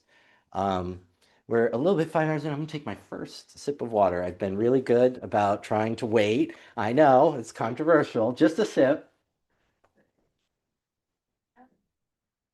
Okay, maybe that was a little more of a gulp, but still, um, just pacing myself. So we're still doing pretty good so far. Again, so many people to thank for making this possible. Broadway Community Center, Charlie Khalil, thank you so much for making this space available to us to do this event. And I want to again remind everyone on December 19th at the Broadway Community Center, they are having their Photos with Santa event. Uh, December 19th, 4 p.m. to 8 p.m., free, open to the public. So we definitely encourage you to go. More information is on the center's social media page, Facebook, and we will share that on our social media as well after this event. I also want to thank within our club, Lauren Finnegan, who was absolutely fantastic in working to get this space for us. This was sort of one of the last big obstacles we needed, and she really, just did a phenomenal job reaching out to people and finding options for us. And again, I want to thank our past district governor, our club secretary, Greg Arcaro, who took care of so many logistics in making this happen. and our past president, Alex Schnee, who's trading off as chaperone, but she's been here the last few hours, and I'm so grateful for it. She's been a great audience. All my club members in here, out there, all around the world, and Rotarians all around the world. And again, Rotary is just all about doing good things because we can, because there's an opportunity and a need, and we can take advantage of the opportunity and we can fill the need. And we do that in so many different ways. And someone earlier pointed out, my lapel pin. This is the Rotary LGBT plus fellowship. I am an openly gay man. I came out while I was in law school, and there are LGBT plus people around the world who do not have the same kind of freedom or safety or security that I am very privileged to enjoy here in Southern New York. So there's all kinds of needs in all kinds of communities all around the world, and that's all we're trying to do is just make a difference for those people. So your support helps us be able to better do that, and for that support we're really grateful. And again, if you've already contributed, thank you. If you haven't, please consider doing so, and in either event, please do consider sharing this with your networks. That's the only way I can get other people to contribute, is if they watch. And if you can help us do that, that's a big help, and we really appreciate it. So we were reading the Constitution, and we just completed the second to last section of, the second to last clause of Article 1, Section 8. And so that brings us to the final clause of Article 1, Section 8, which is the necessary and proper clause. Congress has the power to make all laws which shall be necessary and proper for carrying into execution the foregoing powers and all other powers vested by this Constitution in the government of the United States or in any department or officer thereof. So as I said before, how the Commerce Clause is one of the powers of Congress that gets used very broadly, because Congress can come up with a justification to put anything into commerce. Necessary and proper gets a similar sort of treatment, that if you can sort of relate it to one of the other powers that Congress has, then they can say, well, but we need to tackle this other thing because it's necessary and proper for us to do that, to do the first thing. So again, there's a lot that Congress can say is necessary and proper, and they have gotten a lot of deference from that on the courts. Obviously, there are instances where the courts have said you've exceeded that authority, but that is one of their main powers. So, Article 1, Section 9, some miscellaneous restrictions on Congress. Clause 1, the migration or importation of such persons as any of the states now existing shall think proper to admit shall not be prohibited by the Congress prior to the year 1808, but a tax or duty may be imposed on such importation not exceeding $10 for each person. This relates to the trade of enslaved people. Essentially, after 1808, you could not import enslaved people into the United States. That was it. That was the end of the international slave trade. Was 1808. The privilege of the writ of habeas corpus shall not be suspended unless when in cases of rebellion or invasion the public safety may require it. Habeas corpus, meaning have the body. The writ of habeas corpus is your right not to be held indefinitely without charges. So if you, in most states, it's 24 hours. If you are arrested, you have to be brought before a judge within 24 hours. Otherwise, that's a violation of your constitutional rights. And if that should happen, what you file is a writ of habeas corpus. That's what is filed. That's the document that's filed in court to say I am being held unlawfully or unconstitutionally. The writ of habeas corpus has been semi-suspended controversially twice in American history. The first is with the Civil War. The argument, at least, was that President Lincoln had suspended habeas corpus. The courts essentially fought that he had, um, that soldiers captured, people, arrested during the Civil War, uh, were not getting trials or not getting brought to trial. And so, the courts were not, pleased. They weren't having that. Um, and one of the few instances as well where the president really kind of didn't pay attention to that, really kind of just kept doing what he was doing, and the Civil War ended, not long after that. The other time that it has sort of been suspended was, again, has to do with the war on terror, and predominantly with regard to enemy combatants. This goes all the way back to the enemy combatant research I was telling you about earlier on um, Guantanamo Bay, because they argue they were being held, indefinitely without any charges or without a trial. So they were trying to file writs of habeas corpus. They were having trouble on where to do that because, again, Guantanamo Bay is on property leased to it by the Cuban government. Um, so there's no federal court there. So they were filing in D.C. Eventually, the Supreme Court took a few cases over the course of several years, essentially saying, uh, you can't, you've got to give these people some process. You can't just hold them indefinitely. You've got to tell them some charges. You've got to give them a chance to fight it. You can make certain allowances. Maybe you need to let in a little more hearsay evidence than you otherwise would at a regular criminal trial. But you still got to do something, right? There are still some people held at Guantanamo Bay. Some are still in pretrial proceedings. There's better news coverage than I'm able to give you in the course of this program, but that I would refer you to if that's a topic of interest to you. But that is essentially the two major times where we were dealing with the suspension of the writ of habeas corpus. Um, No bill of attainder or ex post facto law shall be passed. An ex post facto law is a law that criminalizes conduct after the fact.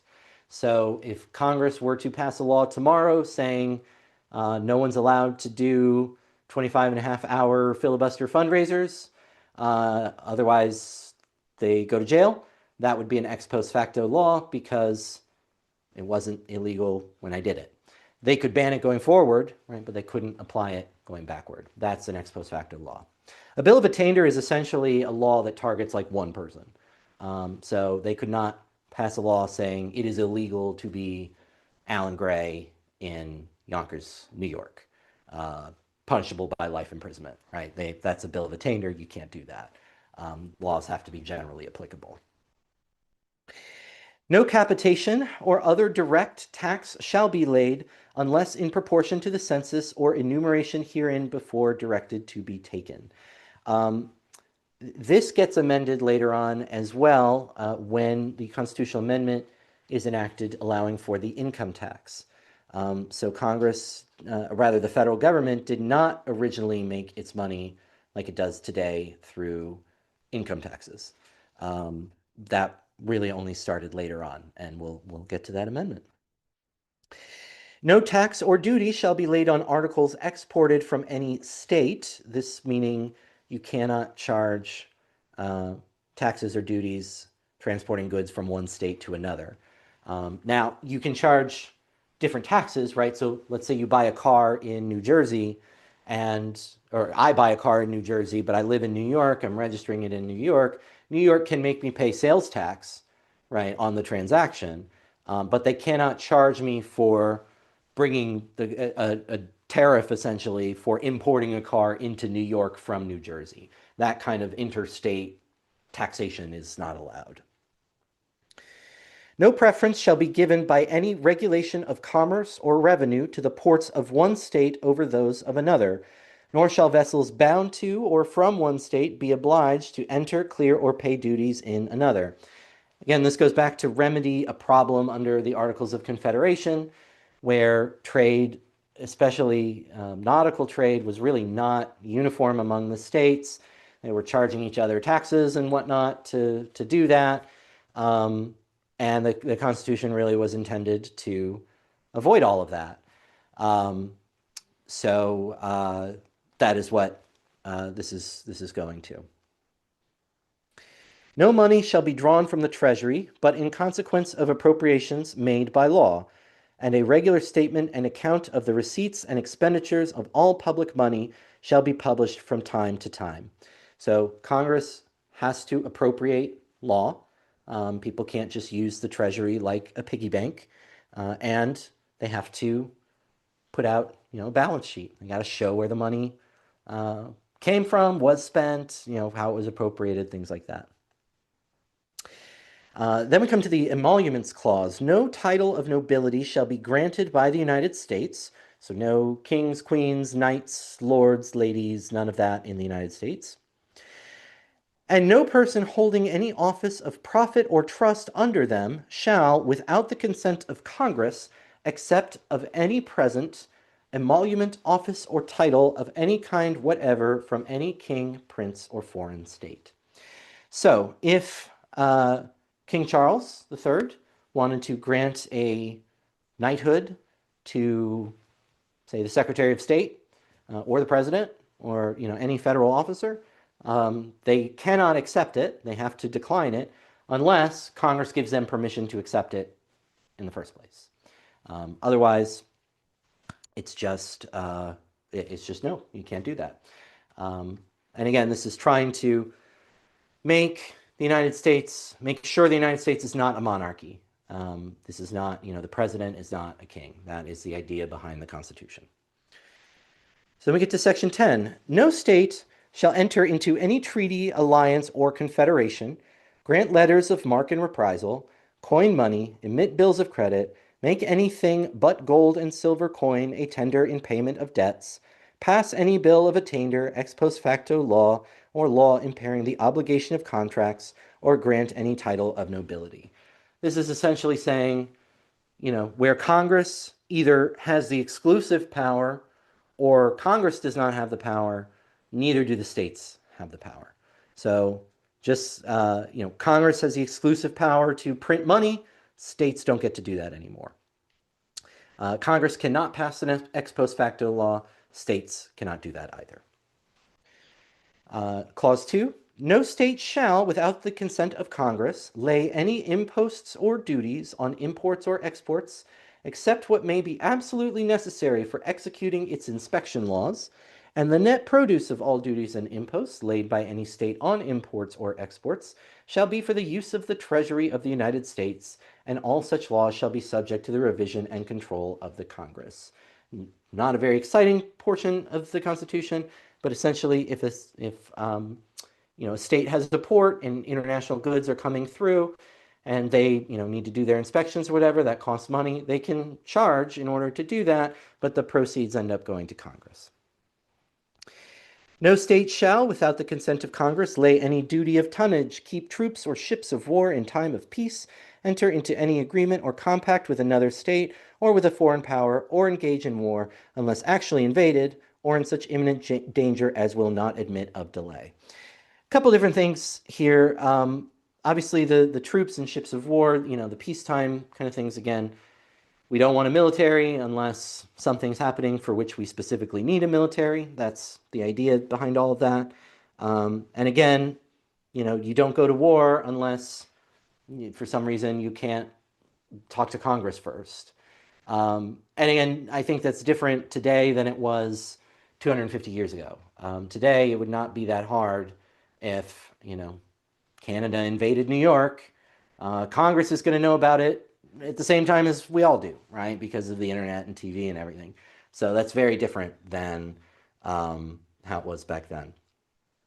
One of the important parts of this, though, is the interstate compact part, because those actually happen kind of a lot, and especially here in the New York metro area. So the maybe most prominent example is the Port Authority of New York and New Jersey, is an interstate compact authorized by an act of Congress. That is a compact between the state of New York and the state of New Jersey to regulate the ports of the two. and to do so together under one single authority, the Port Authority. And so changes cannot be made to the compact without both states agreeing to it. So New York has a set of laws related to the Port Authority. New Jersey has a set of laws related to the Port Authority. If New York wants to change those laws, it can do so, but the change won't take effect unless New Jersey makes the same change. So the states have to work together on the project. And again, states cannot agree to these kinds of projects without Congress approving. So the interstate compact part comes in a lot. So everything that I've talked about up to this point is Article 1. That's Congress. And as you see, again, it's long. It's the longest article in the Constitution, and that was by design because the founders thought that Congress was going to be the most important branch, the most active branch, and so that was why they made it that way. Article 2 concerns the president. Section 1. The executive power shall be vested in a president of the United States of America. He shall hold his office during the term of 4 years, and together with the vice president, chosen for the same term, be elected as follows. Thank you. So 4-year terms, president, similar to the legislative power being vested in Congress. There is some discussion, they call it the unitary executive theory. This is not a widely adopted interpretation of the Constitution, but it's one that some people are advocating for. And the interpretation is that because it says the executive power is vested in the president, that essentially means the president gets to exercise all of the executive authority on his own. Whereas right now, law delegates certain, responsibilities to certain cabinet offices or whatever, certain agencies. And the authorities, the argument is that any executive authority has to be in the president. The president can do it. So it's a very wide-reaching interpretation of that clause of the executive power. It is 2:30 p.m. on the East Coast of the United States. We have hit 5.5 hours, 20 more hours to go. Thank you again for all of your help and support. Alex, thank you for jumping in the chat. I appreciate you. Thank you for watching. And thank you for being here earlier, keeping me company. I've got great company here with Lauren, who, again, did an amazing job just making sure that making sure we could do this somewhere other than my living room. Because I live on the 5th floor of a 5-floor walk-up. So even if I was going to have people over, I know you are not climbing my stairs. And I respect that. So very, very grateful. And again, to the Broadway Community Center and Charlie Cahill, Khalil, excuse me, just can't thank you enough for all your support in making this happen. So, Executive Power, Section 1, Clause 2. Each state shall appoint, in such manner as the legislature thereof may direct, a number of electors equal to the whole number of senators and representatives to which the state may be entitled in Congress, but no senator or representative or person holding an office of trust or profit under the United States shall be appointed an elector. So the president, although we talk about the popular vote and popular opinion polls, remember that's never how we elect our president. We elect our president indirectly through the Electoral College. So each state gets a number of electors it's the same number as their representatives plus their senators. So Delaware has 1 representative, they have 2 senators, they get 3 electors in the Electoral College. Right? That's the idea behind how it works. And the other part too, it's interesting, and you can actually do some research and find out who the electors are in your state. So what happens when a person gets on the ballot, like in the last election, you didn't see slates of electors, you saw names, you saw the candidates' names and the vice presidential candidates' names. But what happens is when a candidate files in a state, usually it's a Secretary of State of that state, but whoever the election authority is in the state, they give them a list of who their electors are going to be. And so if, the Democratic candidate wins that state's electoral votes, then that slate of electors that the, Democratic candidate gave them become the electors for president of the United States. What then happens, and the next clause I'm going to skip because it goes to how the electors meet, and it's all been changed, it's all been amended. So I don't want to read you the whole thing and then tell you you didn't need to listen to the whole thing, because you're already doing me a huge favor by listening to any portion of what you're listening to today.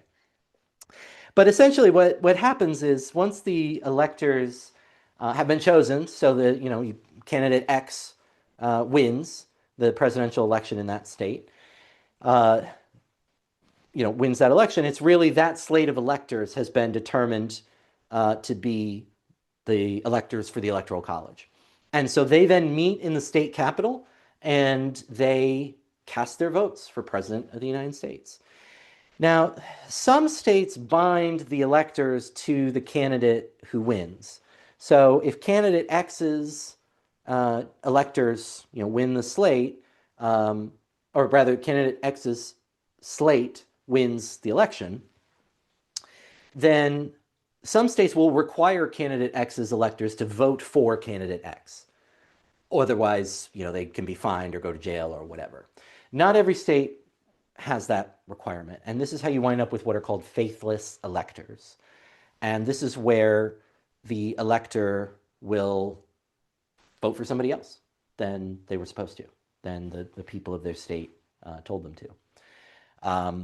Again, sometimes people do it anyways, knowing that there are consequences, but it is not common, throughout American history. It happens, but it's not incredibly common.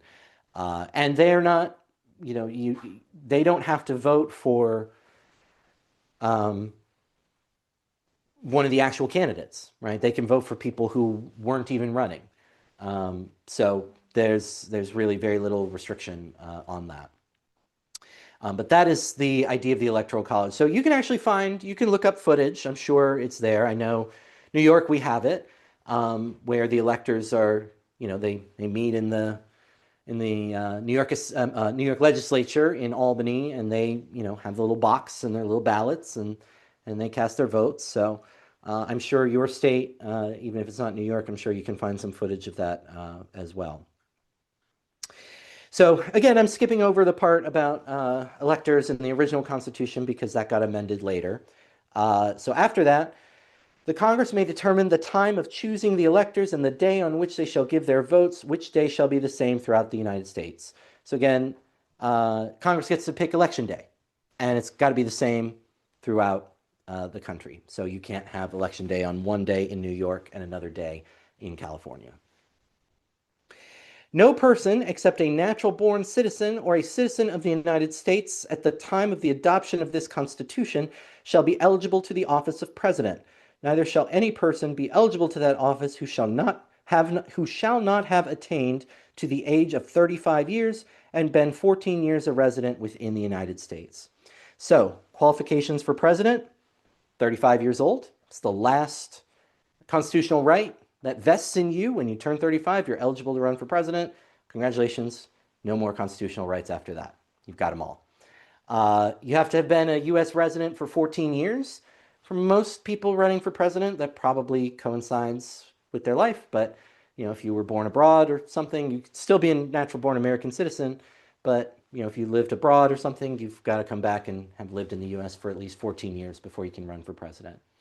And then the natural-born citizen requirement, right, which is still somewhat controversial.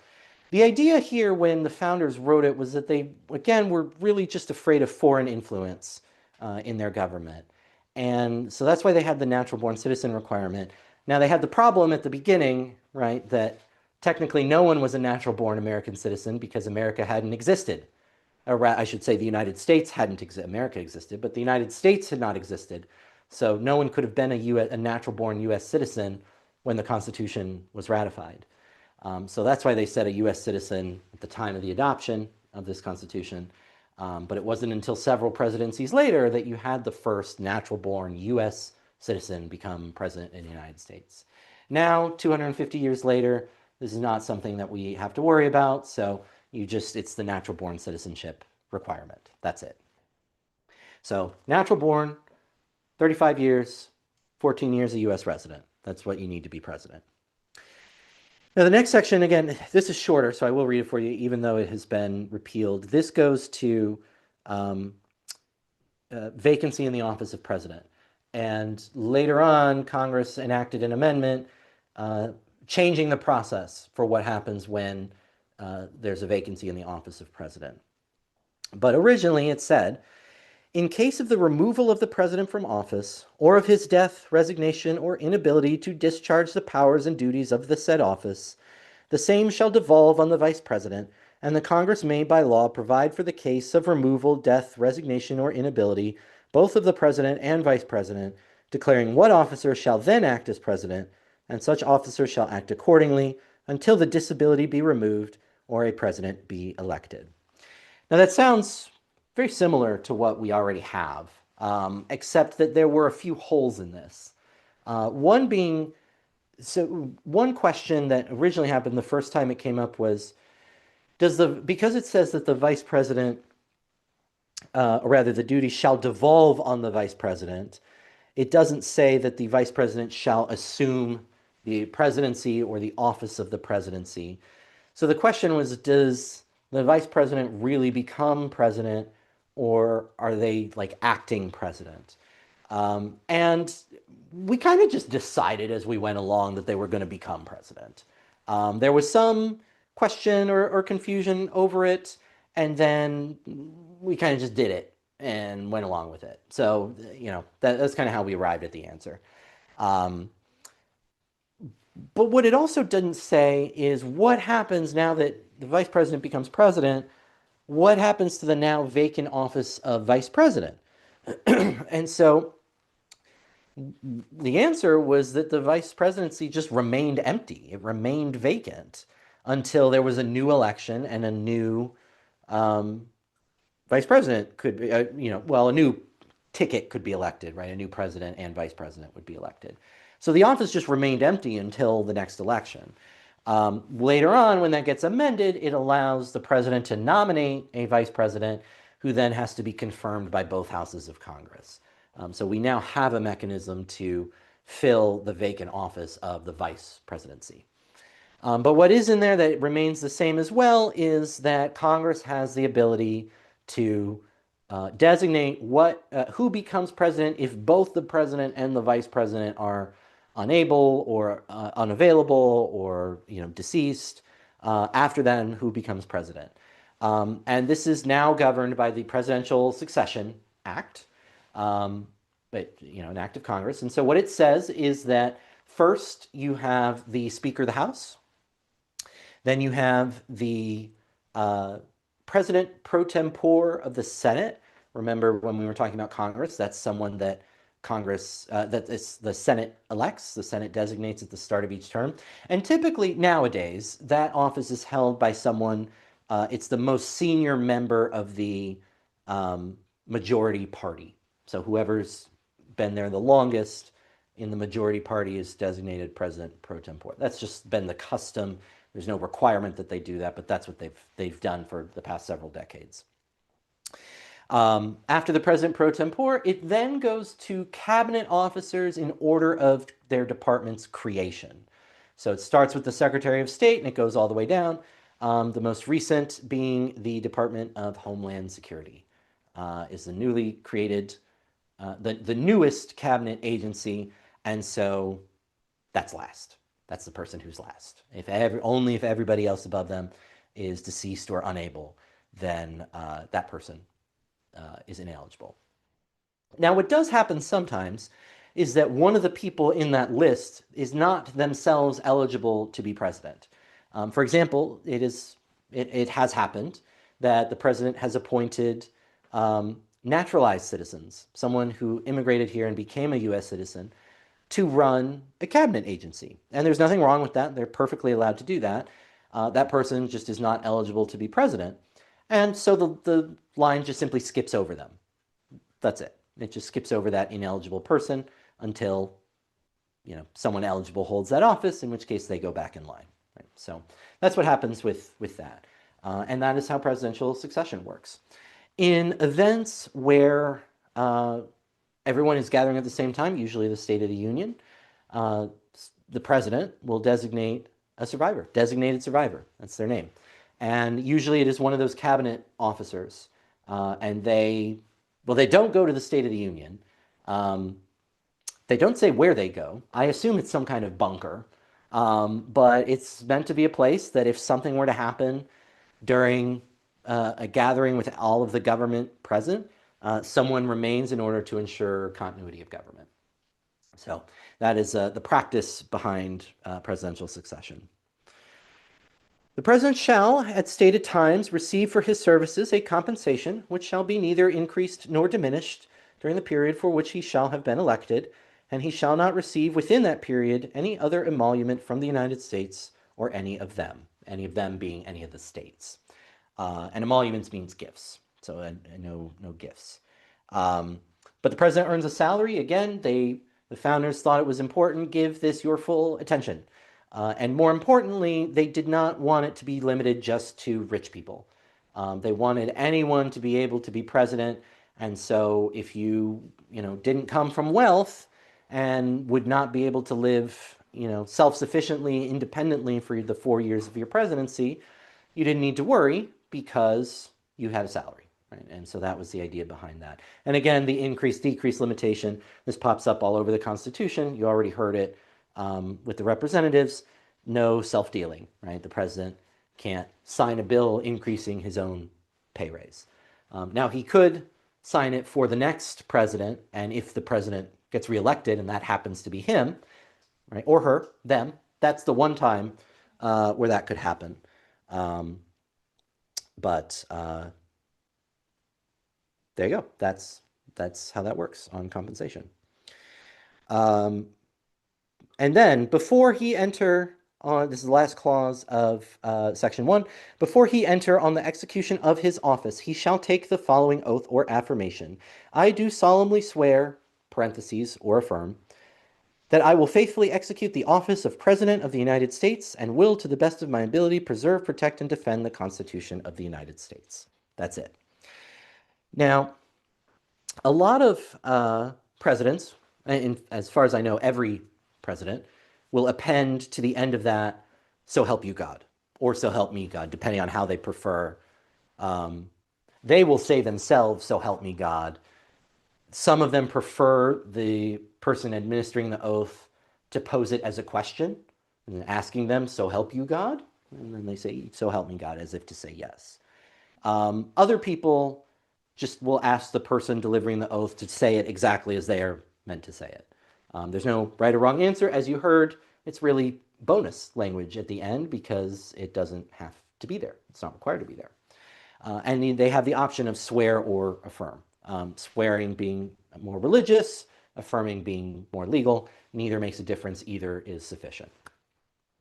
There was a minor controversy in at the start of President Obama's term because Chief Justice Roberts, and typically, just again out of tradition, anyone can administer the oath, but the Chief Justice often does during inauguration ceremonies. And during President Obama's first inauguration, Chief Justice Roberts had memorized or tried to memorize the oath so he could do it without reading from a card. And he mixed up the order of a couple words. And so they, out of an abundance of caution, re-administered the oath the next day.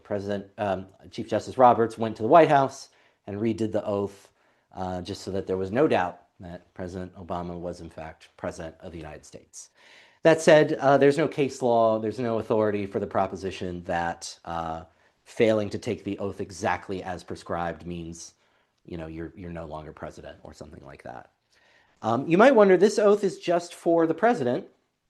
What about the vice president or literally any other federal officer? The answer is that oath is prescribed by Congress. Federal law says what that oath should be, and it is surprisingly long. I don't have it in front of me, but you can look it up, and it is longer than I think it needs to be.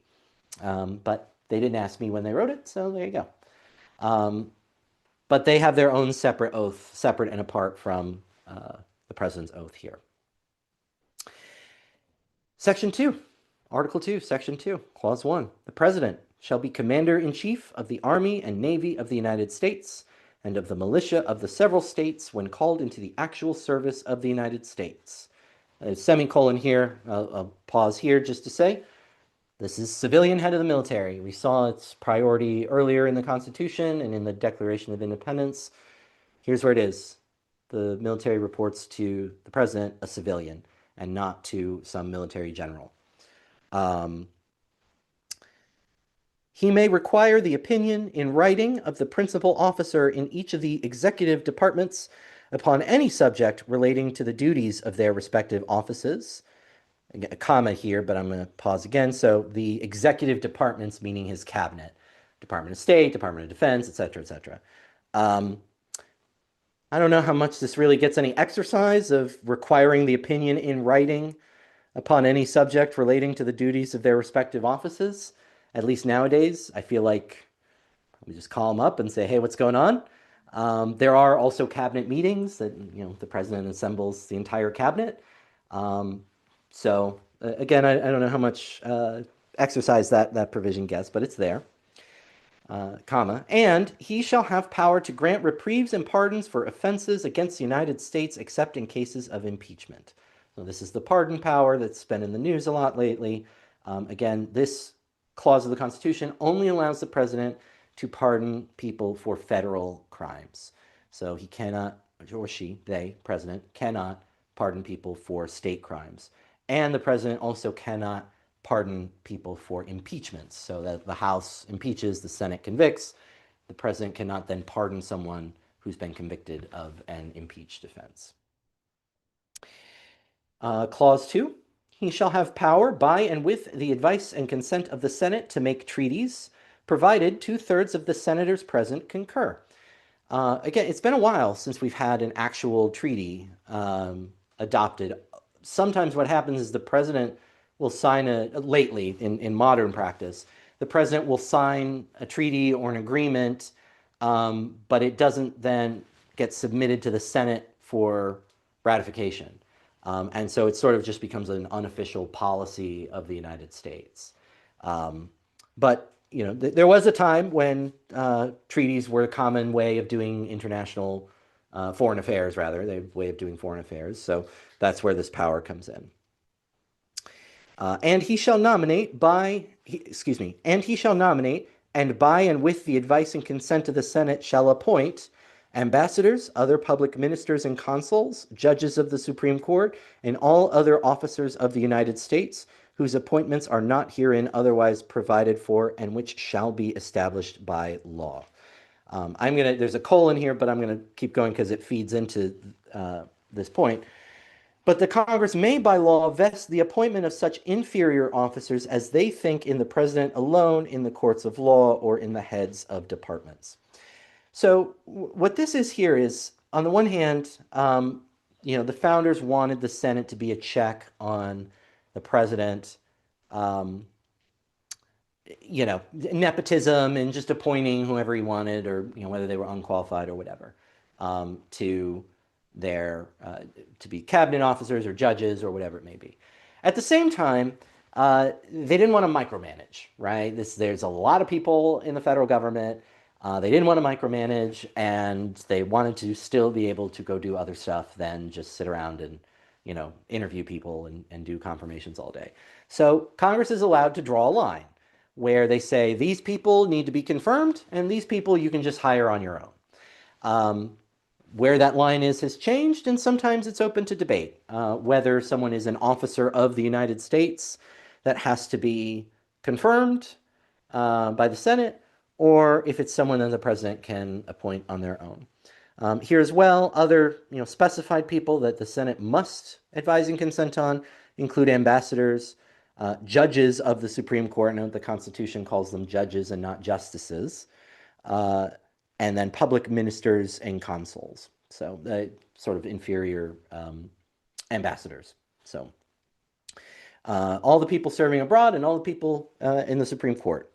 and then other officers of the United States, and then Congress gets to sort of draw the line elsewhere. Clause 3, the president shall have power to fill up all vacancies that may happen during the recess of the Senate by granting commissions which shall expire at the end of their next session. So I mentioned this before. This is the recess appointments clause. And again, the idea when this was written is that it takes a lot to get people to Washington because they got to take their horse and buggy or carriage or whatever and trek from wherever they might be in the great, you know, wild frontier that was America, and in order to get to DC. And so the idea is that something happens when they're not in session, then just for the time being, the president could make an appointment, and then when they all, shamble back to DC, then they can do business as usual.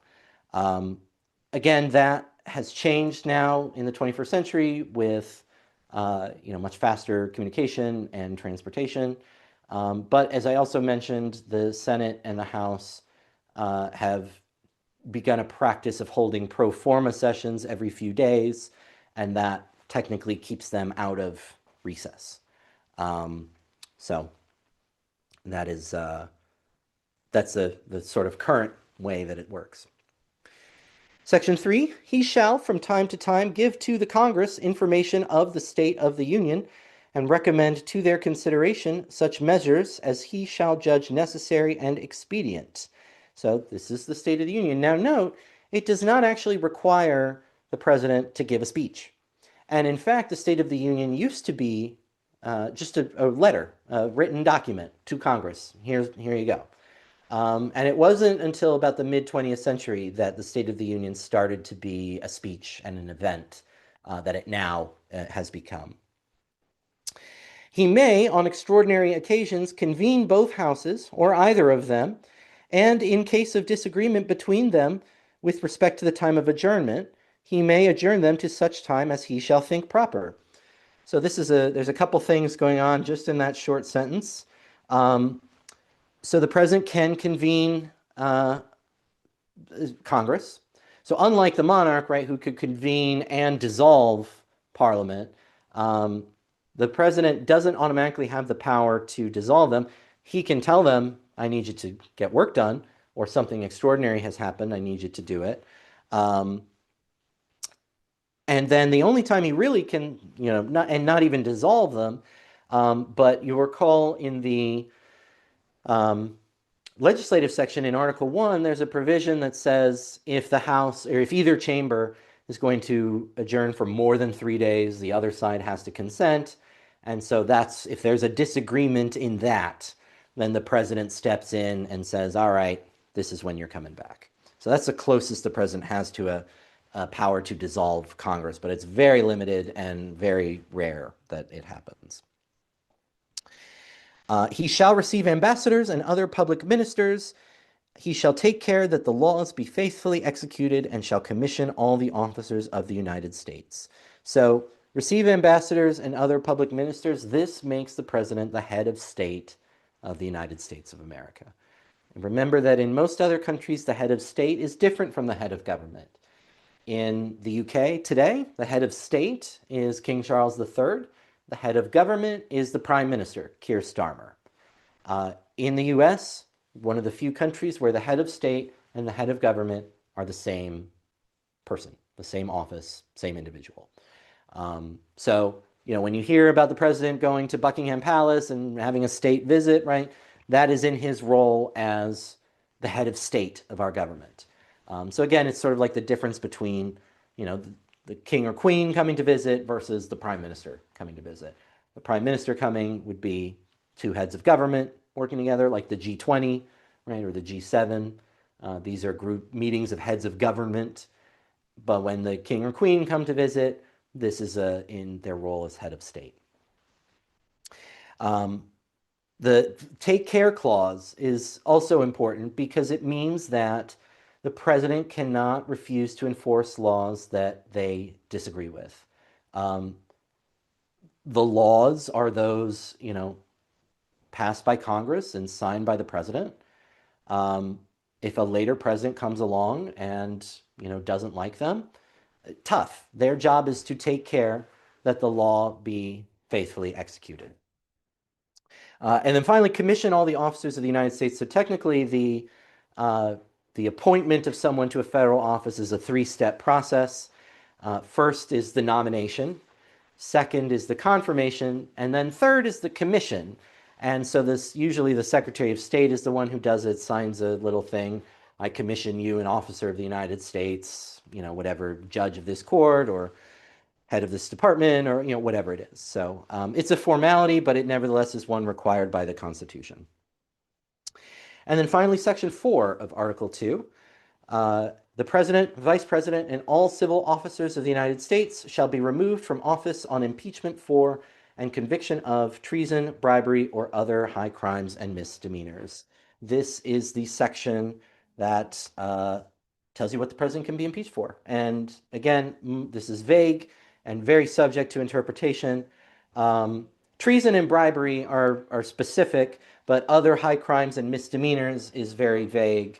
And so, there's a question of is it only certain laws, certain kinds of laws? Does it have to be a specific law, or can Congress sort of not conjure up a reason, but give something? Maybe it wasn't illegal, but it was something impeachable. Again, the extent to which all of this is permissible is largely up for debate. And so that's Article 2 of the Constitution. And again, it's much shorter compared to Article 1. And again, that was by design because the founders thought that the best way to safeguard their government was through having a powerful legislature and vesting the power in the legislature as opposed to in the president, because they saw what happened when you consolidate executive power in one person. And that was the system they had in Great Britain, and they did not like that. And so that's what they were trying to avoid by making sure that most of the power that they thought the federal government needed to have would be in Congress's hands and not the president's hands. It is 3 p.m. on the eastern coast of the United States.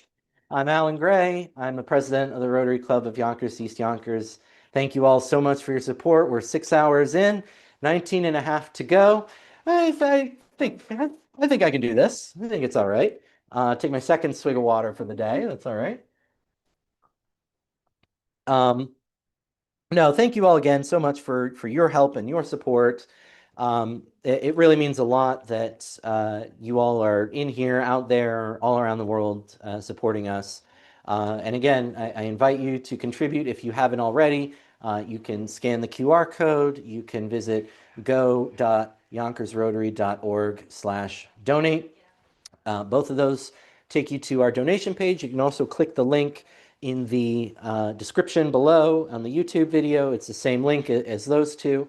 You can also just visit our website, yonkersrotary.org, and you'll see there's a donate button a little ways down. There's also an option in the top menu for donate. All five of those take you to the exact same place where we'll see you and receive your contribution. It's been a while since we've gotten our last contribution, but I know there are those of you out there who will contribute, and I'm so grateful for all of your love and support in making this happen. Remember, all of this goes to make possible phenomenal projects that we do, not just in Yonkers, but in our entire community. We, just a few weeks ago had our turkey distribution. We partnered with Mi Rancho Farmers Market, as well as the Mexican American Association of Yonkers. We had a lovely turnout. We were able to give out 200 turkeys and a number of pernil and chicharron and fruits and vegetables and baby formula. We're really able to help a community in need there. And we wouldn't have been able to do that without some generous support from some wonderful community partners. And not every project that we want to do, has the benefit of a community partner. There are projects where we just got to get our hands dirty, literally and figuratively. And that's where your support makes a huge difference. Again, all of the money that we have received will go, excuse me, will go into our foundation, and that is exclusively for our charitable works. None of it is going to overhead. And on that point, I really want to thank again, truly from the bottom of my heart, our hearts, Charlie Khalil and the Broadway Community Center for finding the space for us. Again, this was such a challenge, not just doing it, but finding a space to do it, because most places didn't want us to stay overnight or let us stay overnight, which I get, I understand. Um, that being a lawyer, liability totally makes sense. But the event didn't really work. It didn't have the same appeal if I just break it into, 3 8-hour-ish segments. So, you want to see if I can go the distance, and we're making progress there, little by little, one day at a time, one step. And so again, Charlie and the Broadway Community Center have been great partners, and we're very thankful that they were able to give us this space to work in. Um, if you want to come visit, you can. And I still have my email here. You can send us an email, info@YonkersRotary.org. We can send you the directions for where we're at. If you have questions, comments, anything you want to share, something you want me to talk about, you, of course, use the live chat on YouTube, but you can send me an email as well, info@YonkersRotary.org. We'll get all those emails right here on my phone, and we'll be happy to have you to chat with you. Um, I thought I had something else, but it must not have been important. So I'm just going to keep going then. We're still going through the Constitution. We get to Article 3, my article, because it's the article that deals with the judiciary. And it's the shortest of the first three articles. So again, that tells you the esteem and the power that the founders thought the courts would have. So Section 1, the judicial power of the United States shall be vested in one Supreme Court and in such inferior courts as the Congress may from time to time ordain and establish. So the Constitution is very vague on what the judicial power has to be in the United States. There has to be one Supreme Court, but then Congress gets to determine all the other courts, what they are, where they are, what their powers are. Um, Congress gets to do all of that. So there's not very much that's required to be done with regard to the courts in the Constitution. The judges, both of the Supreme and inferior courts, shall hold their offices during good behavior and shall, at stated times, receive for their services a compensation which shall not be diminished during their continuance in office. So the good behavior clause has been interpreted to mean lifetime appointment, because they can only be removed for bad behavior, which is an impeachable offense. And I'll refer you back to my comments on Alcee Hastings about what might be an impeachable offense for a judge. But there have been, again, it's give or take about 15 impeachments and convictions of federal judges in U.S. history, in the entire history of the country. So 15 is, I think that's pretty good. It's low, right? It's lower than you would maybe otherwise think. But the good behavior part is the part that is usually interpreted as meaning lifetime appointment.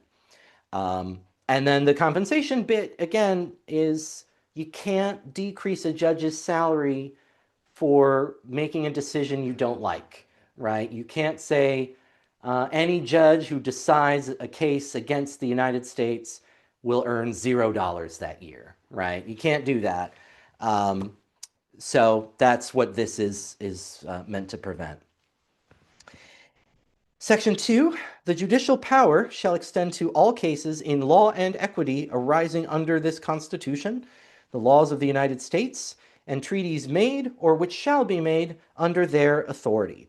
So Section 2 is the definition of federal jurisdiction. What cases are the federal courts allowed to hear, and what are they not allowed to hear? And the ones they're not allowed to hear are heard in state court.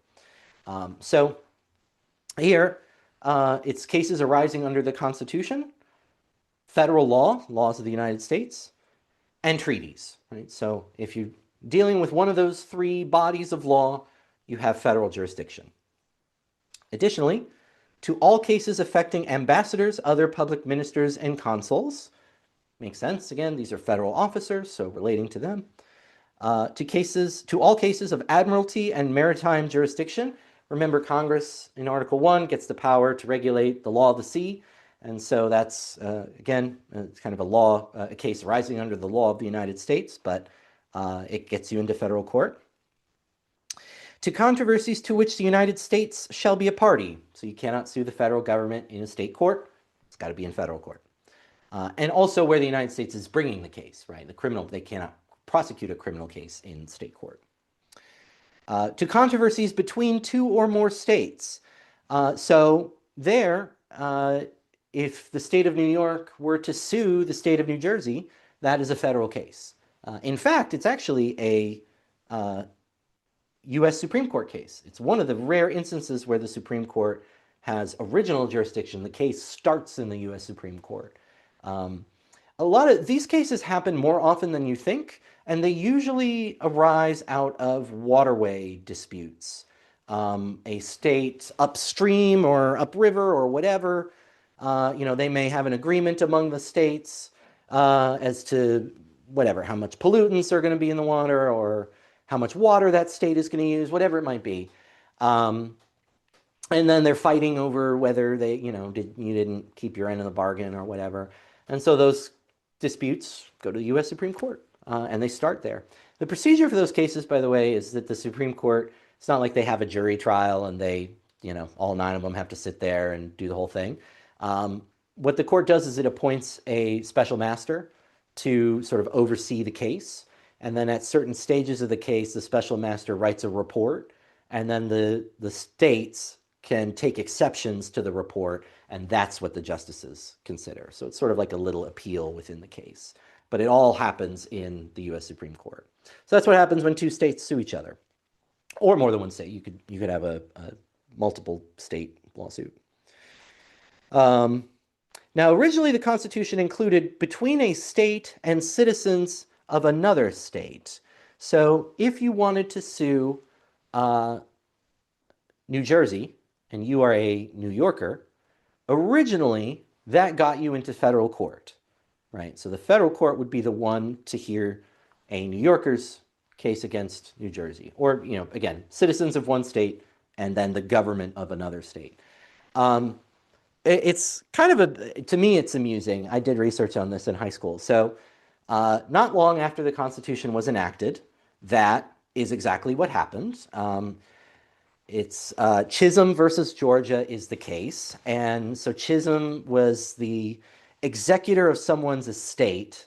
And I forget if they were from South Carolina but they were from another state. And there was some issue with like Georgia, the state of Georgia's taxation on the estate. So they sued the state of Georgia, and they did it in federal court. And it, for whatever reason, went to the U.S. Supreme Court. And the Supreme Court said, yeah, we have jurisdiction to hear this case. It's right in the Constitution. So I don't know what you're all complaining about. Well, nobody liked that. And so they passed the 11th Amendment and took that power away. It's just kind of a buyer's remorse kind of thing. That's really it. It didn't take long. It was the first thing they did right after the Bill of Rights, and just really regretted making that decision. So there you go. So anyways, the judicial power also extends to cases between citizens of different states. This is called diversity jurisdiction. So if I'm a New Yorker and you are from literally any other state, and I sue you, then the federal judicial power includes our case. Between citizens of the same state claiming lands under grants of different states, this doesn't really happen anymore. This was like frontier kind of issue. And between a state or the citizens thereof and foreign states, citizens, or subjects. This happens a little more than you actually might think. So this would be where, if I'm a New Yorker and I want to sue, I'll just stick with the one we've been using, the government of the United Kingdom. And somehow I've got a way to do that in American courts. The answer is that the federal court is the one I do it in. I cannot sue them in New York State court.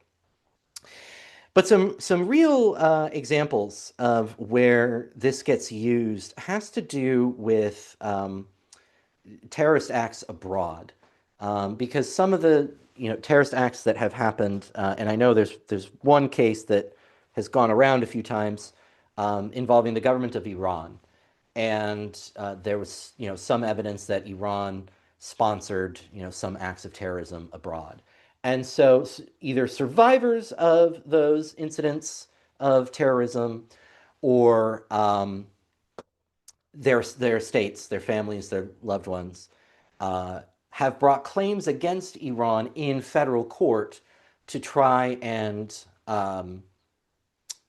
get money, seize their assets because they have money that goes through banks based in the U.S.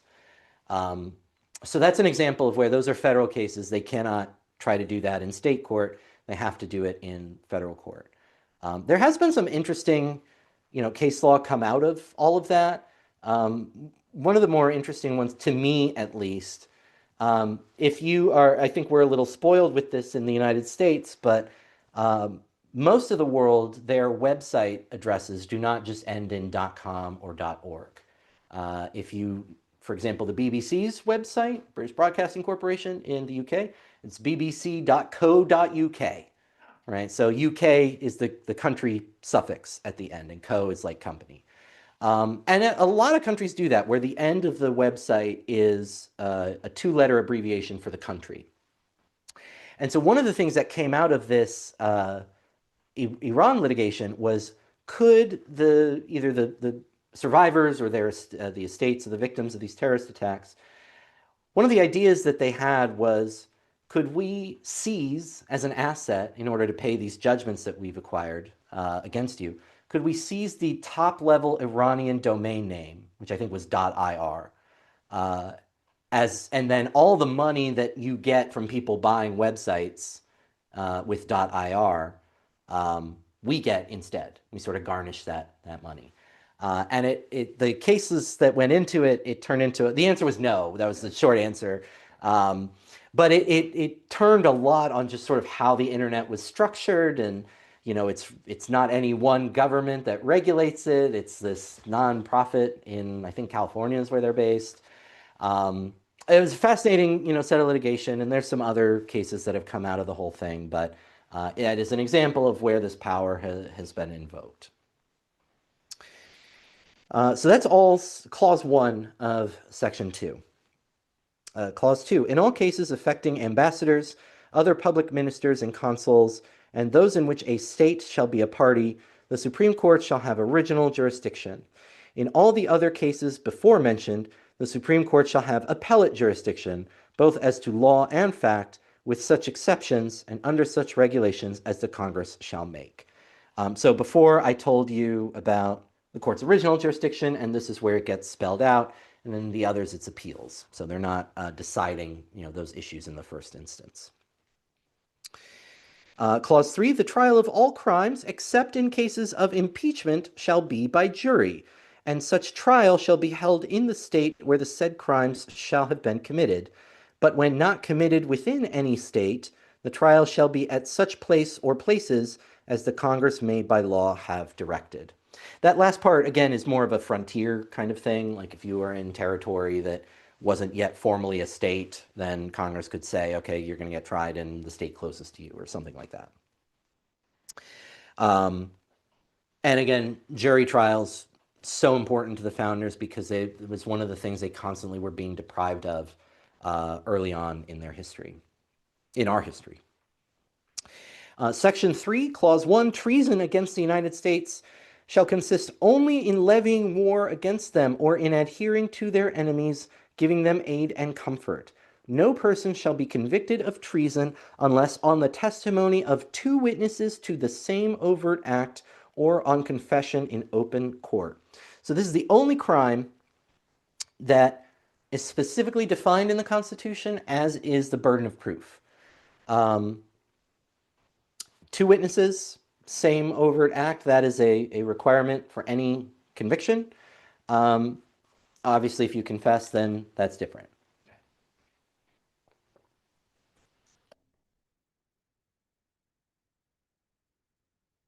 The Congress shall have power to declare the punishment of treason, but no attainder of treason shall work corruption of blood or forfeiture except during the life of the person attainted. Congress sets the penalty for treason. Article 4 starts to go into some state powers. Section 1, full faith and credit shall be given in each state to the public acts, records, and judicial proceedings of every other state. And the Congress may, by general laws, prescribe the manner in which such acts, records, and proceedings shall be proved, and the effect thereof. So this ends up being very important as well. And again, it has to do with the problems that were happening under the Articles of Confederation, because the states were acting like they were their own separate sovereigns, their own separate little nations. And that wasn't working under trying to have one unified government. So the idea is, states get to be the laboratories. They can experiment and create the laws that work best for them, but they got to respect each other. And where you hear, I think, a lot of talk about this right now, or maybe not right now, but over the past, few decades, has been to do with marriage, and particularly same-sex marriage. That if you are, before the Supreme Court's decision in Obergefell recognizing a constitutional right to marriage equality, you had a patchwork of states where sometimes it was legal and sometimes it wasn't. So the full faith and credit clause did require, for example, a couple married in New York who then moved to Texas, which did not until then allow same-sex marriage.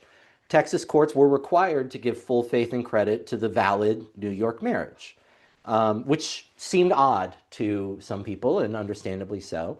But nevertheless, that is what the full faith and credit clause requires. A more maybe sort of concrete, or not concrete, but a more general kind of example would be with the specifics of marriage.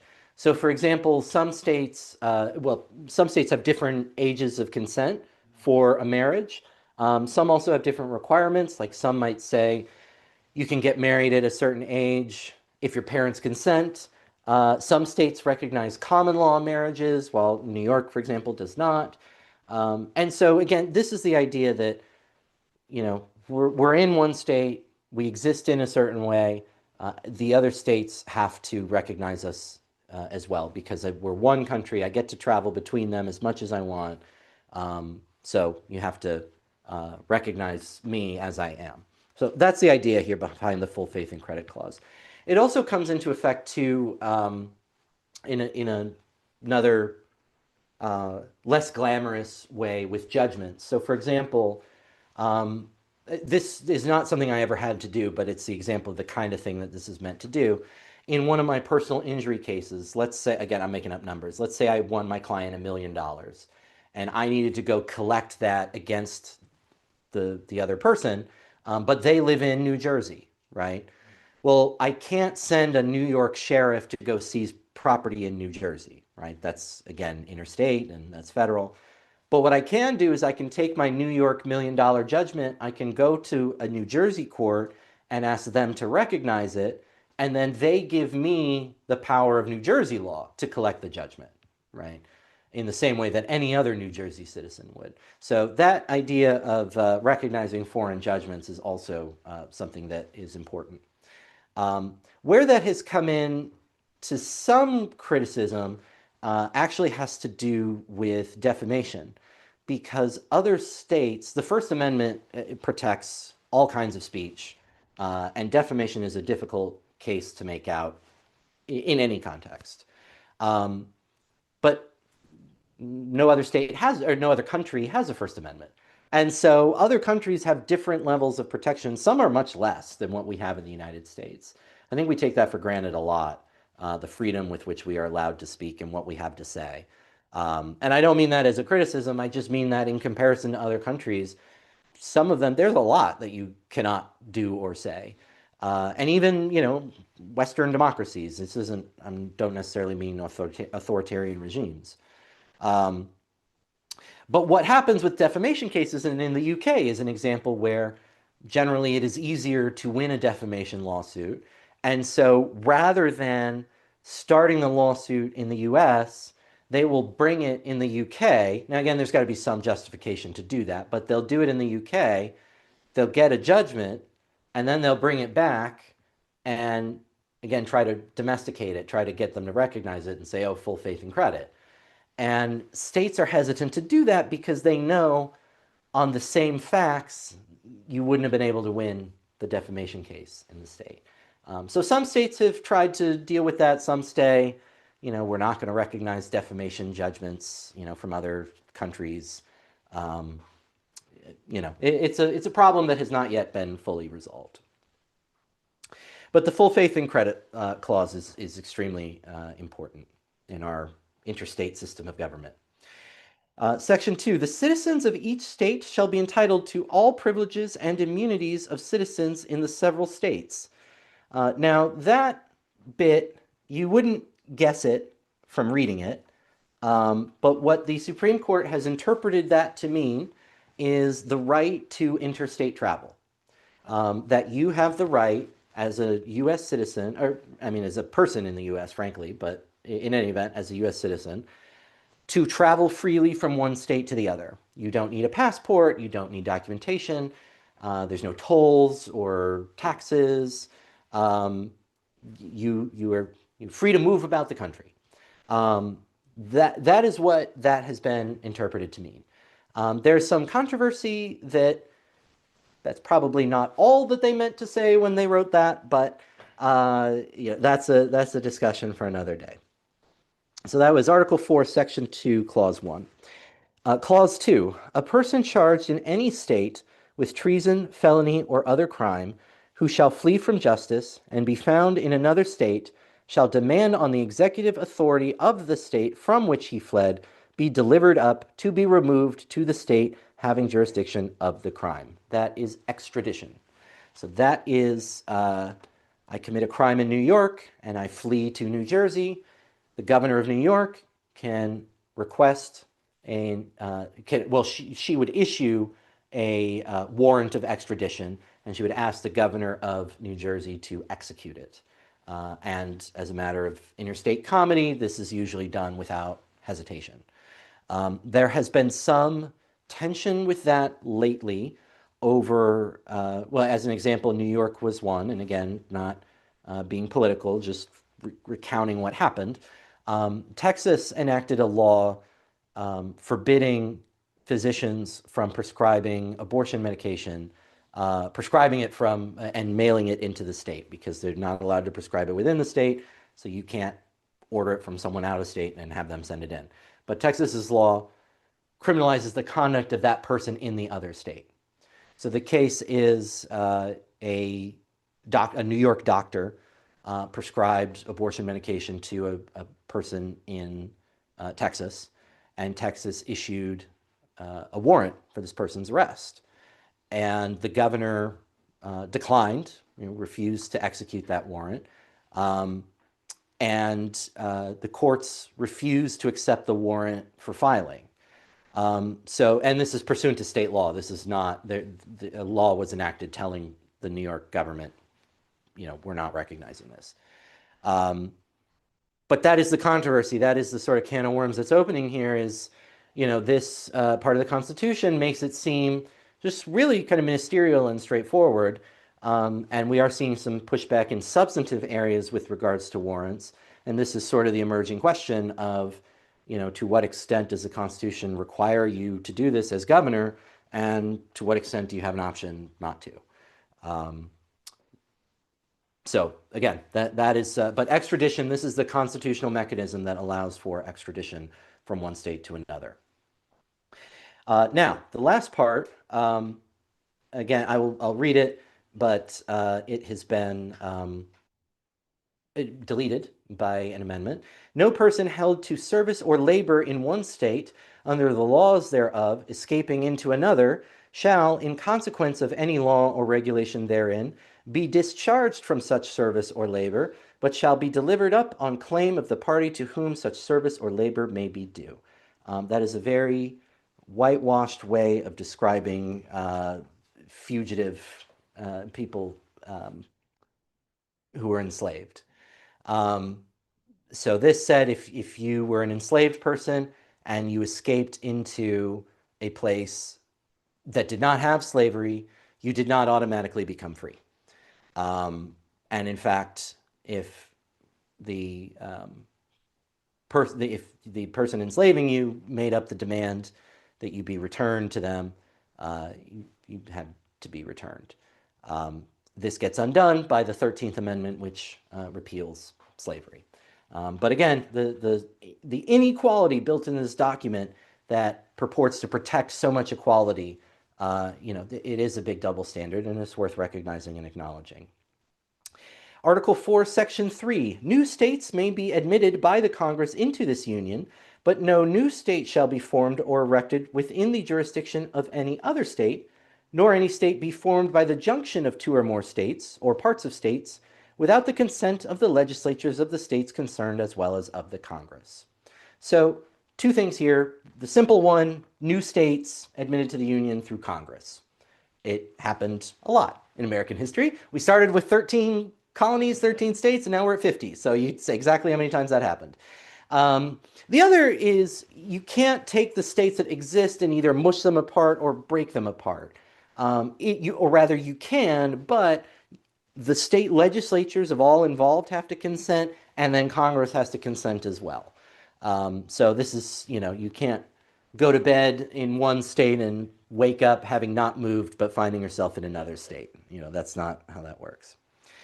The Congress shall have power to dispose of and make all needful rules and regulations respecting the territory or other property belonging to the United States, and nothing in this Constitution shall be so construed as to prejudice any claims of the United States or of any particular state.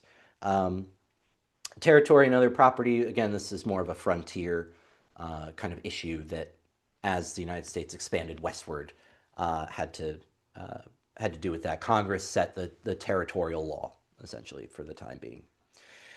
Article 4, Section 4, the United States shall guarantee to every state in this union a republican form of government and shall protect each of them against invasion and on the application of the legislature or of the executive when the legislature cannot be convened against domestic violence. Now, that last part, domestic violence, having to do more with like insurrection. Like revolt, rioting, that sort of thing. The Republican form of government clause is interesting, and they don't obviously mean Republican here and politically as party because the Republican Party did not exist.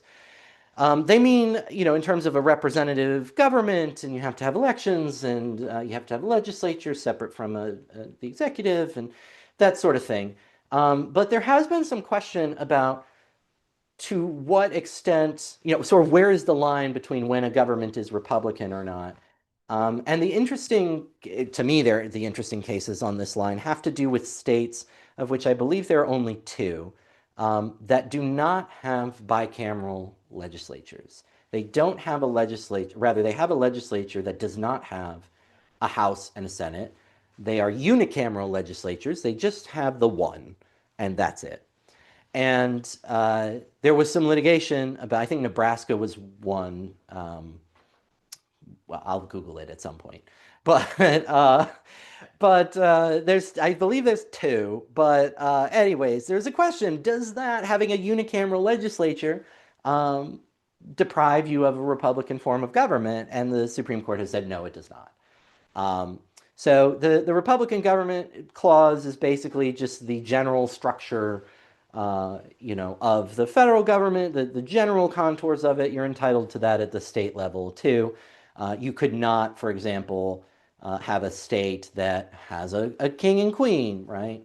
An unelected king or queen at that, right? And so anyway, that's the point really of the clause, rather than specifying the the exact nature of government. Did you find it? Nebraska. Nebraska? Oh, it is the only one. Okay, I thought there was another one. So there you go. Greg was my real-time fact checker there for me. So thank you, Greg. Nebraska unicameral legislature. So there you go. Article 5 we then get to, and this is the shortest one because it's only one clause, one section, one clause. And this is the amendments clause. This is how the Constitution gets amended. The Congress, whenever 2/3 of both houses shall deem it necessary, shall propose amendments to this Constitution, or on the application of the legislatures of 2/3 of the several states, shall call a convention for proposing amendments, which in either case shall be valid to all intents and purposes as part of this Constitution, uh, when when ratified by the legislatures of 3/4 of the several states, or by conventions in 3/4 thereof, as the one or the other mode of ratification may be proposed by the Congress, provided that no amendment which may be made prior to the year 1808 shall in any manner affect the first and fourth clauses in the ninth section of the first article, and that no state without its consent shall be deprived of its equal suffrage in the state. So, a big mouthful for amending the Constitution. So, there's a couple mechanisms for amending the Constitution, and they generally follow the same structure, they're organized the same way, but they just have slightly different paths. So, one is that 2/3 of both houses of Congress pass the amendment. So 2/3 of the House, 2/3 of the Senate, just like a veto override. Or 2/3 of the legislatures of the country can call for a convention for proposing amendments, a constitutional convention. That has never happened in American history. And it is unclear what it would look like. In New York, we actually have a mechanism in our state constitution that allows for every 20 years, it gets put on the ballot for the voters to decide, do you want to have a constitutional convention? And every 20 years, the voters get to say yes or no. And then if they say yes, then they put a bunch of people together and they come up with all kinds of amendments to the Constitution. So it's unclear if it would work in a similar fashion, if it would be limited in any kind of scope, who would be the people actually sent, and how would states be represented in that? And so there's a lot of unsettled questions for that, but that part has never happened. So the first step is one of those two, either 2/3 of both houses of Congress or a constitutional convention called for by 2/3 of the states. Once one of those happens, either 3/4 of the state legislatures have to ratify the amendment, or conventions in 3/4 of the states have to ratify the amendment. Conventions specifically designed to debate, discuss, and potentially vote on whether to ratify the amendment. That has happened only once, and that was with the repeal of prohibition. So Congress did pass, by 2/3 majority, the repeal of prohibition. But in doing so, the amendment that they proposed, or that they passed rather, said that it was to be ratified by conventions in each state. And so every state had little conventions and debated it, and obviously it passed. It was enacted. So that's the only time that that method has been done. Otherwise, every other amendment has been done by 3/4 of the state legislatures. So that's that. The other thing with Article 5, because at the end it tells you, there are two exceptions to the amendment power. One is before 1808, you can't change certain powers of Congress. That was what the reference to the first and fourth clauses in the ninth section of the first article. Those are certain powers of Congress. So now that it's after 1808, presumably we could change those bits. The other bit is just that states cannot be deprived of equal suffrage in the Senate, meaning 2 senators for each state. So you can't pass a constitutional amendment saying New York only gets 1 senator, right, or 0 senators. But what some scholars have pointed out is that the amendment provision does not prevent amendments of itself, of the amendment provision. So in other words, you can amend the Constitution to change how you amend the Constitution going forward.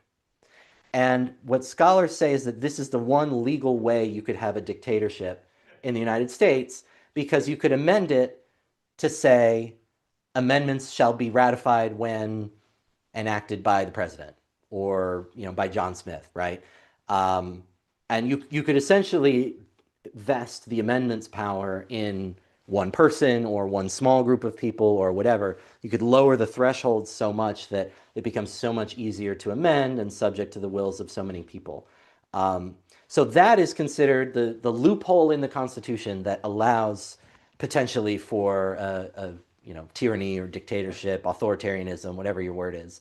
The problem, of course, is that you still got to get there in the first place, right? So you still have to have two-thirds of both houses of Congress and three-fourths of the state legislatures. So it's still a very high hurdle to get to, um, especially in the face of such an extreme measure. But in any event, scholars, some constitutional law scholars, that's what they cite to. Could we become authoritarian or whatever? They say yes because of Article 5. So for what it's worth, that's what some people say. Um, I'm more practical about the likelihood of that. I don't think that's going to happen. But in any event, Article 6, all debts contracted and engagements entered into before the adoption of this Constitution shall be as valid against the United States under this Constitution as under the Confederation. So here, Congress assumes all the debts and liabilities of the Articles of Confederation. Clause 2, the Constitution and the laws of the United States, which shall be made in pursuance thereof, and all treaties made, or which shall be made under the authority of the United States, shall be the supreme law of the land, and the judges in every state shall be bound thereby, anything in the Constitution or laws of any state to the contrary notwithstanding. Essentially here, this means the federal government, or rather the state governments cannot supersede the federal government. This was tested in a case McCulloch versus Maryland. So if you may remember that in the nation's founding, to regulate monetary policy, that Congress made the Bank of the United States. There was the first bank, and then later there was the second bank. And the bank was on land in Maryland. It was not in D.C. It was on land in Maryland. And Maryland tried to assess property taxes on the Bank of the United States. And the bank didn't want to pay. They said, we're the Bank of the United States. We don't owe you taxes. And so, it went to the Supreme Court, and the Supreme Court said the bank is right. They're the federal government. You can't impose state law on the federal government. So that's called the Supremacy Clause, and that's what that means. The Constitution, treaties, and federal law are supreme over state law. The senators and representatives before mentioned, and the members of the several state legislatures, and all executive and judicial officers, both of the United States and of the several states, shall be bound by oath or affirmation to support this Constitution, but no religious test shall ever be required as a qualification to any office or public trust under the United States. So starting with the last point, remember what originally led to the colonies was fleeing religious persecution, right? And that idea stays with the colonists into the founders, that idea of religious freedom. And in fact, it gets enshrined in the First Amendment not long after. So this is, again, a reference to that you cannot say you have to be X religion in order to work in the government or to do whatever. But the first part of it, again, goes back to something we discussed in terms of who's in charge of the government, the military, the technocrats, right? And it's the answer is civilians, right? So everyone is bound not to one another. You're not pledging all your loyalty to the general or even the president. You're pledging your loyalty to this country, to this government, to this document. And that is, one of the unique things about the United States, that very few other countries even come close to sort of doing that. The military all is channeled through one figure who's not always the head of government, and then that can create some problems. So again, you're bound by oath or affirmation to support the Constitution, and that is your highest authority. And then you get to Article 8, which is it's just on ratification. The ratification of the conventions of 9 states shall be sufficient for the establishment of this Constitution between the states so ratifying the same. So of the 13, only 9 needed to ratify it. Now, the irony, and this, some people try to make this argument, it doesn't work, obviously, but so the problem was that the Articles of Confederation, in order to be ratified and amended and whatnot, required all 13 all 13 states in order to agree. And that wasn't happening. That, you know, they were having disagreements and they weren't getting along, right? They weren't playing nice. So hence why they started developing the Constitution. So technically, they didn't amend or, you know, change the Articles of Confederation in the way they prescribed, right? They kind of just pretended they don't exist and went to, you know, the Constitution and said only 9 of us need to ratify it in order for it to work. What some people try to argue is that because they didn't amend it in the manner specified by the Articles of Confederation, that the Constitution in its entirety is invalid, right? Um, I understand where they're coming from. I empathize, but no one agrees with them. So, and I think that ship has sailed. So that's where we are on that. But that argument does get made in court from time to time by people. Um, and that is the entirety of the Constitution. After that, there are some corrections that they make. The word "the" being interlined between the 7th and 8th lines of the first page, and blah blah blah. So, but they do that, um, and then it gets ratified, right? And then we have the Constitution. And then that brings us to the Bill of Rights. Well, the amendments to the Constitution, but then we start with the Bill of Rights, the first 10 amendments. So let me get those up. And then I know you're probably sick of constitutional history, but we'll go through these relatively quickly and then we'll move on to something hopefully a little more exciting. So the Bill of Rights, the first 10 amendments all get passed within, you know, as a package. They get amended or rather, they get ratified as a package. The First Amendment, speech, press, religion, petition. It says Congress shall make no law respecting an establishment of religion or prohibiting the free exercise thereof, or abridging the freedom of speech or of the press, or the right of the people peaceably to assemble and to petition the government for a redress of grievances. That last one, by the way, because no one knows, you hear petition and you assume standing outside the supermarket with a clipboard. That's not what that protects. What it actually protects is your right to access the courts, your right to sue. That your act of suing is your petition for redress of grievances. You're asking the court to redress your grievances. And it is for this reason, it's because of this right, that courts are very restrained when it comes to dealing with what are called vexatious litigants. These are people who just sue left and right, and they don't even make sense half the time, and you know, they filed 20 lawsuits or, you know, against the same person for the same thing, you know, whatever it is. And as annoying as that is and can be, especially when you see, you know, they're patently without merit, at the same time, this is their constitutional right, right? And so you have to be very careful. Now, there is a line, right? At a certain point, a court will say, okay, enough, stop it. You know, you're not allowed to file anything else unless a judge signs off on it first, right? Or unless it's filed by an attorney or whatever. They can impose some conditions on it. But you can't just say, oh, you lost your case, well, then you can never come back to court ever again for anything ever.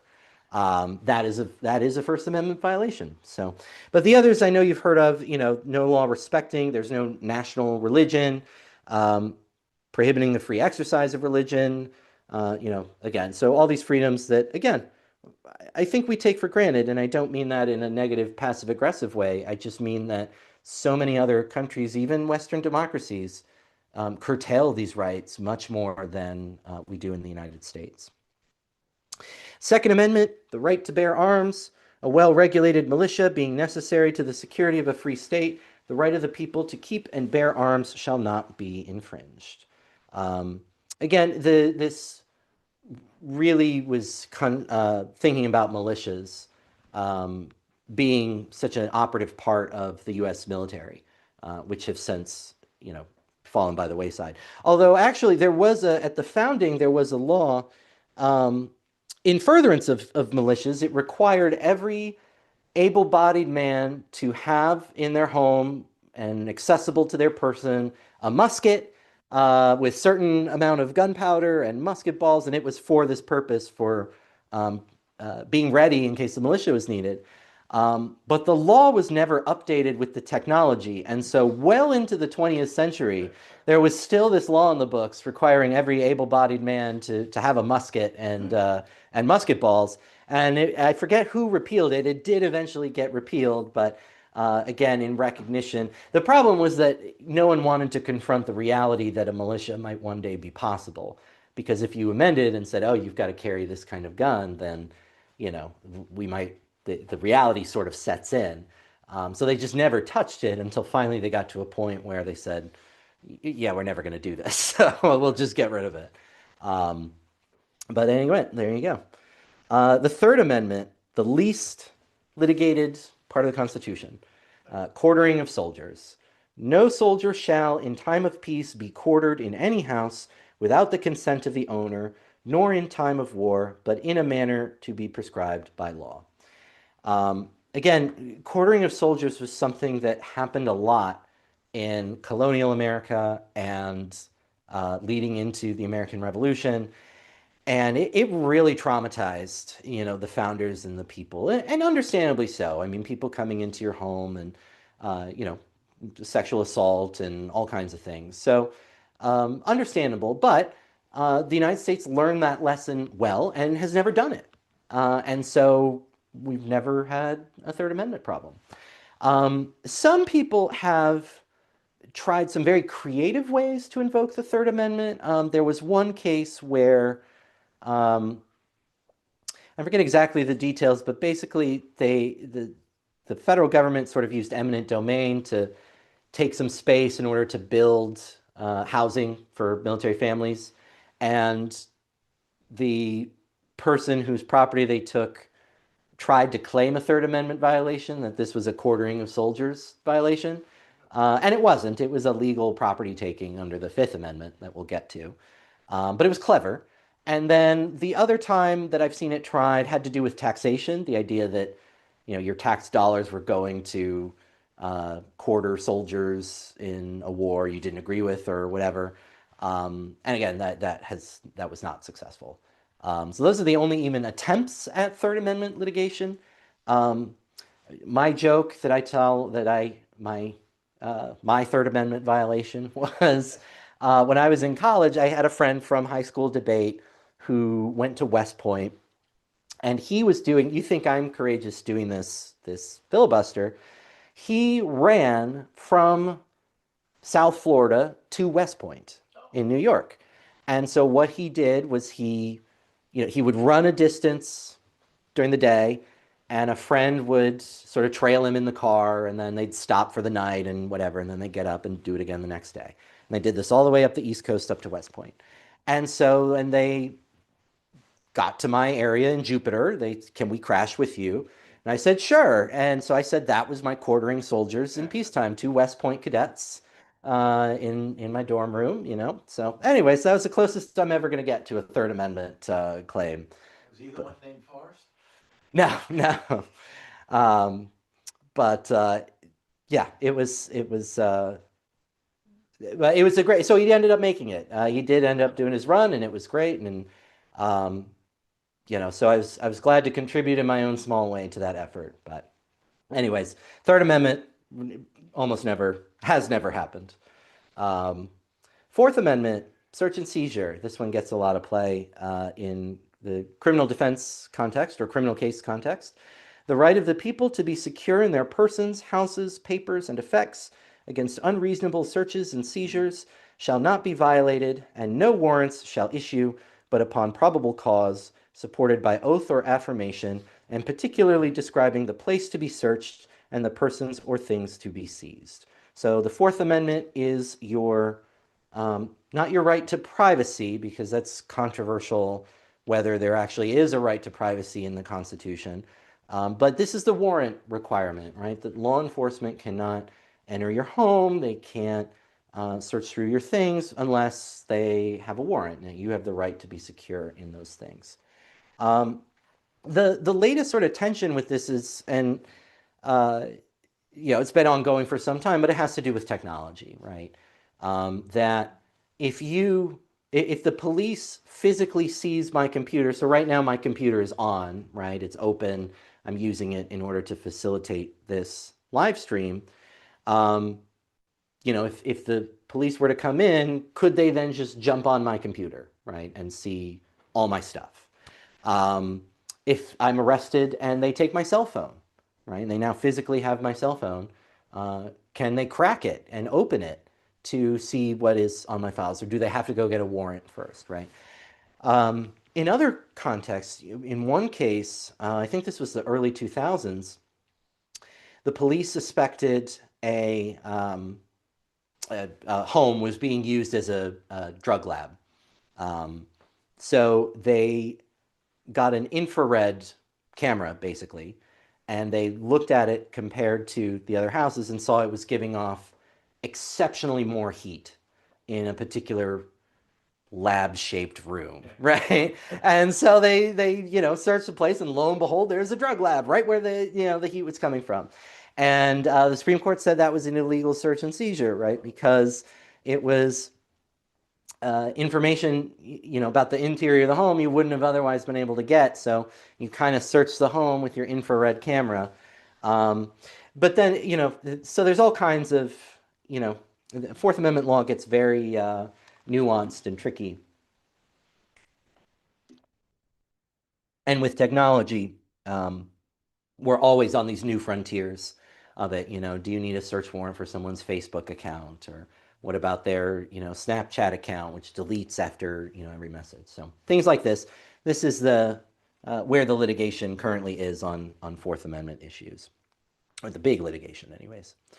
The Fifth Amendment is a hodgepodge of things. So no person shall be held to answer for a capital or otherwise infamous crime unless on a presentment or indictment of a grand jury, except in cases arising in the land or naval forces or in the militia when in actual service in time of war or public danger. All that's one clause. And all that is to say you have the right in federal court to be in capital or otherwise infamous crimes.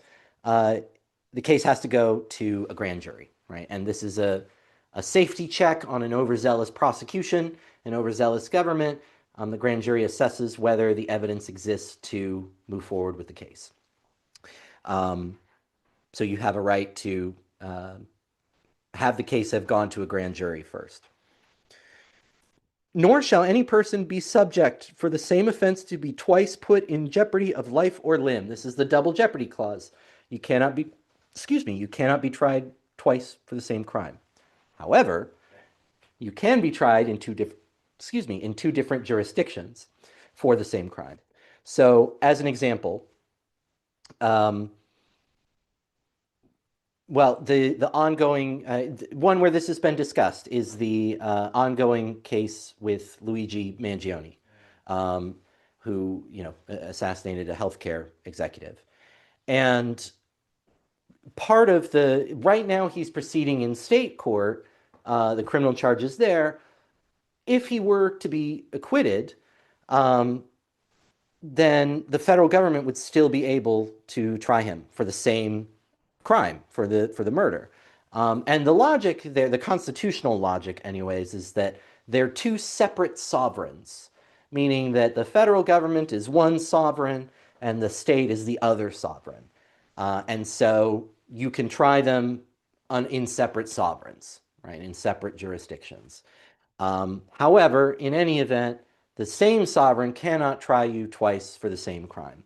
Where that realistically happens, because most prosecutors aren't that dumb, right? they don't say, well, let's try it again, right? That doesn't usually happen. But where it sometimes comes up has to do with lesser included offenses.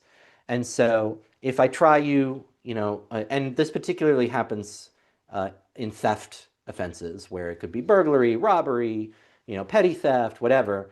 And so if I try you under one statute, under one crime, can I then try you under another statute, a different crime, but for the same acts? And the answer is it depends, right? It depends on the statutes and whether it's really the same crime. And sometimes it is, and sometimes it isn't. And there's a whole standard for that I won't go into. But that's where it really comes up. Again, it's unusual to see, I lost. Let me just do it again, right? Because they know that's unconstitutional. Um, Nor shall be compelled in any criminal case to be a witness against himself. Freedom from self-incrimination. I plead the fifth. This is where that comes from. Nor be deprived of life, liberty, or property without due process of law. And that clause does so much heavy lifting on its own. Life, liberty, or property without due process of law. Very briefly, the Supreme Court has determined that due process means two different things at the same time. On the one hand, it means the process that you are due, and we call this procedural due process, meaning, cross-examine witnesses, have a trial in the first place, discovery, right? All these sort of procedural mechanics that ensure fairness. The Supreme Court has also said that the due process is substantive, especially as it relates to the life, liberty, and property part. And so there are some questions of what is the substance of the rights that are being protected. And that's, again, a whole separate thing. Some think that the way the Supreme Court has interpreted that is the wrong way to go, that you can accomplish the same result with a little more intellectually honest interpretation. It's kind of six of one, half a dozen of the other, because the end result gets to the same. But in any event, that's where that, it was sort of the court took one step in one direction and kept going until all of a sudden it was way on the other side. And so that is the situation we find ourselves in with regard to what that means. And finally, nor shall private property be taken for public use without just compensation. This is the eminent domain clause. The federal government can take your property without your consent so long as it's for a public purpose and they justly compensate you for it. And there's all kinds of cases about what just compensation is. Is it market value? When they take a product, as opposed to land, how do you measure the value of the product, right? So there is a lot of litigation on just compensation, and there has been litigation on public use as well. What constitutes a public use for purposes of the taking? It is 4 p.m. here on the East Coast of the United States. I'm Alan Gray. I'm the president of the Rotary Club of Yonkers-East Yonkers, and I am so thrilled to be with you all today. We're going into hour 7 of our Filibuster fundraiser. And I want to thank all of the sponsors that have helped us make this event happen.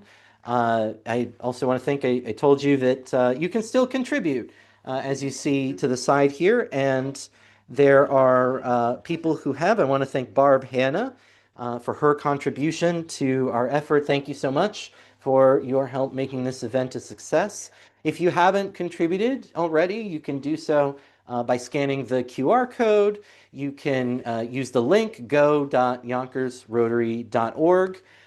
You can click the link in the description of this YouTube video, which is the same as that. You can just click it there rather than typing it in. You can also find it on our website, yonkersrotary.org. In the top, there's an option for donate. And then later, if you scroll down just a bit, there's a button that says donate. Any of those will take you to the exact same place, which is our donate page with Zephy, and 100% of your contribution goes to our foundation that helps support the charitable work that we do to make our community and our world a better place. And, again, I've shared our upcoming LifeVac project that I'm really excited to be working on.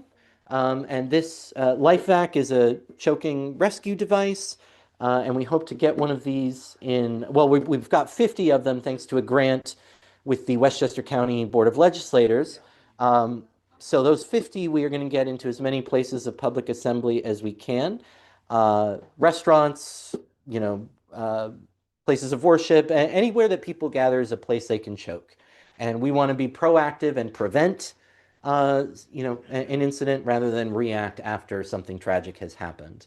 But we were very lucky that the Westchester County Board of Legislators partnered with us on this project, and LifeVac allowed us to get the units at cost, which meant that we could get more of them in order to give them to the community. But not all of our projects benefit from partners in this way. And that is where we're so grateful for your help here today. We should be right about the halfway point of our fundraising. I haven't done the math yet, and probably when we do the switch over in about an hour and a half, I'll take a quick second and do the math. I'll tell you exactly where we're at. Um, but we still have about $5,000 more to go. And so any sharing that you can do to get this out within your network, let them know what we're doing, help support this record-breaking effort that we're trying to do. Um, trying to break Cory Booker's 25 and a half hour record.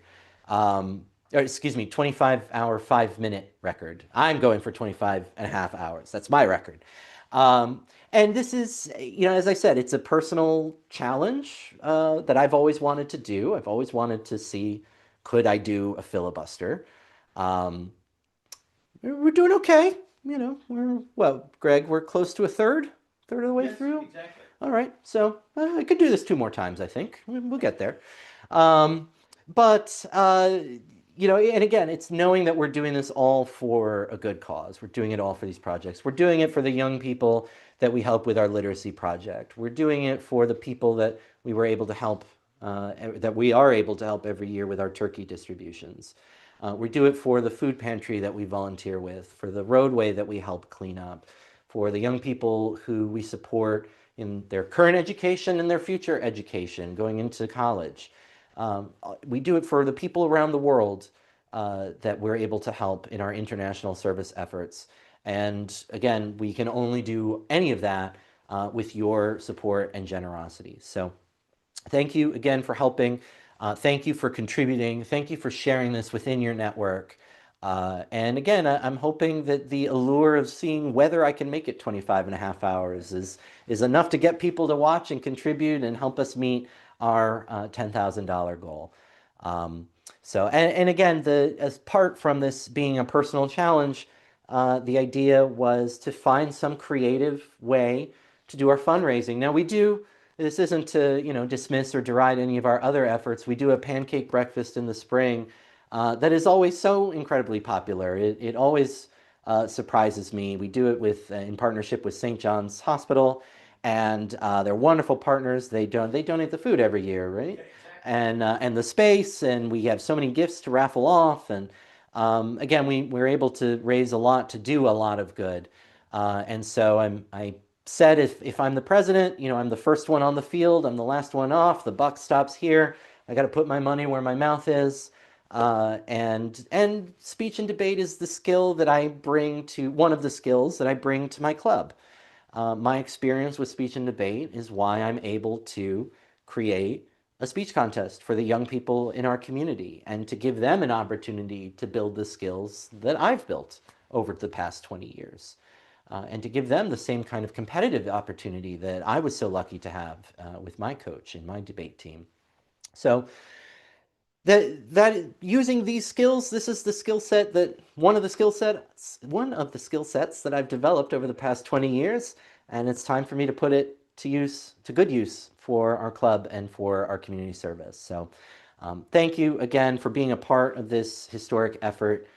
Those of you wondering, I mentioned this at the beginning of the program, but people wonder, did you tell Cory Booker you're trying to break his record? Yes, I did. I sent him a letter I mailed him a letter to his office, letting him know what we were doing and what we were up to. The senator's office replied that he was unavailable, but still very supportive of our efforts and encouraging. And so it was a very nice response. It was very courteous of him to respond, especially since we are not his constituents here in New York. We all have the same service goals, but different. We're in New York and he's in New Jersey. People have also asked if I'm actually breaking a record here, and the answer is not really, to be truthful. Somehow the Guinness world record for longest individual speech is over 3 days long. I don't understand how that's possible. But you could Google it and look it up. You'll find the same thing I did. It was multiple days, and I don't understand how that just is physically, medically, biologically possible. But it is what it is. So no, I'm not setting a world record here today. This will be absolutely a personal record and one I probably am not ever going to try and repeat. I don't plan on making this an annual thing, but I will find other ways to contribute to our fundraising efforts. But yeah, again, it's just all about using what we have at our disposal to come and do good things. And so that's why I'm happy to be here, and I'm happy to have your support in doing it. So let me wrap up. I know it's been a few hours of constitutional history for you. Um, I told you not everything was going to be excited, though I see some of you in the chat have been enjoying it, so I'm glad. And also you're welcome to, obviously the chat I have open, so I see your comments there. If you want to shoot me an email, you can email info@yonkersrotary.org. You can also, if you wanted to come in person and see us, you can do that, and we'll send you the directions on where we are. Speaking of where we are, I especially want to thank the Broadway Community Center and its director, Charlie Khalil, who gave us the space that we're using right now to do this fundraiser. And it was such a challenge finding a space in order to stay overnight because a lot of places weren't comfortable with that, and understandably so. But it's not as exciting if I just go in 8 hours a day, 8 hours a day, 8 hours a day. That's boring. No one wants to tune into that. So you want to know if I can make it going straight, and I do too. So that's why we're here doing this. But the Broadway Community Center has been great about giving us the space. They're not charging us for it. So every cent that you give us goes to our foundation, and we're so appreciative for all your support. I do, for the Broadway Community Center, want to highlight on December 19th, they're having a photo with Santa event from 4 to 8 p.m., and that event is free and open to the public. So Broadway Community Center, that information is on their social media page, and it will be on ours as well once I'm done and can get back to my desk and put it on and write up the post. But again, just huge thanks to them and all their support. So let's pick up, and I think I can finish the Constitution in the next 50 minutes before we reset at 5 o'clock. So we covered the Fifth Amendment. We get then to the Sixth Amendment. These are some more criminal trial rights. In all criminal prosecutions, the accused shall enjoy the right to a speedy trial and public trial by an impartial jury of the state and district wherein the crime shall have been committed, which district shall have been previously ascertained by law, and to be informed of the nature and cause of the accusation. So, number one, this is a jury that is a cross-section of the community where the crime occurred. That is your right to a jury in a criminal case. And again, obviously, up front, being informed of the charges against you. We talked about that elsewhere, with the speedy trial right and the writ of habeas corpus. You have a right to be brought before a judge, usually within 24 hours, and informed of the charges against you, and that your Sixth Amendment also protects that right. And speedy and public trial are other important rights. Public trial was so important to them because, to the founders, because of all the sham trials that they were having to go to in secret courts and, proceedings behind closed doors. It really traumatized them. And so public trial is an important right in the Constitution. It can only be abridged in very limited circumstances. And it's usually, extremely graphic, kind of intimate, content. I mean, it's very rare and has to be really extreme for the right to a public trial to be cut off. There are some other exceptions too, like with a confidential informant or undercover police officers, things like that. But Even then, it's very limited in scope. It's usually just limited to that one witness or that one proceeding. So, and then speedy trial, again, it differs in different jurisdictions. I think the sort of default is about 90 days. But in many cases, um, the defense lawyers will advise their clients to waive their speedy trial right because they're able to get discovery and get more information and better prepare their defense if they waive that right. Whereas speedy trial, everyone's sort of rushing to get going, and so they may not have all the information that they want. So it is a waivable right, but all the same, it's an important one nonetheless. You have the right to be brought to trial quickly and not to have the charges just lingering over you in perpetuity. The amendment continues to be confronted with the witnesses against him, to have compulsory process for obtaining witnesses in his favor, and to have the assistance of counsel for his defense. So 3 rights here.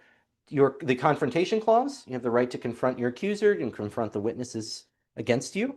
By confront, they mean cross-examine at a trial, so you get to question them. Compulsory process is the subpoena power. So in a criminal case, you have the right, a constitutional right, to subpoena people to come and testify as you may require them to do. So you have the right to compel them to appear, and then assistance of counsel. That is, you are familiar with the Miranda rights, at least from Law and Order, and you have the right to an attorney. If you cannot afford one, one will be appointed for you. That is your right to counsel, and the Sixth Amendment is where that comes from. So that's the Sixth Amendment. The Seventh Amendment goes to civil cases. So in suits at common law, meaning civil cases, where the value in controversy shall exceed $20, the right of a trial by jury shall be preserved, and no fact tried by a jury shall be otherwise re-examined in any court of the United States than according to the rules of the common law. So you have a right to a jury trial in a wide range of cases. Now, the according to the rules of common law bit means that, states and courts have come up with situations where that doesn't happen. For example, in small claims court, you're kind of giving up your right to a jury trial in order to the streamlined, efficient process that is small claims court. But nevertheless, if you were to, go to your court of general jurisdiction, you have this right to a jury trial in a civil case.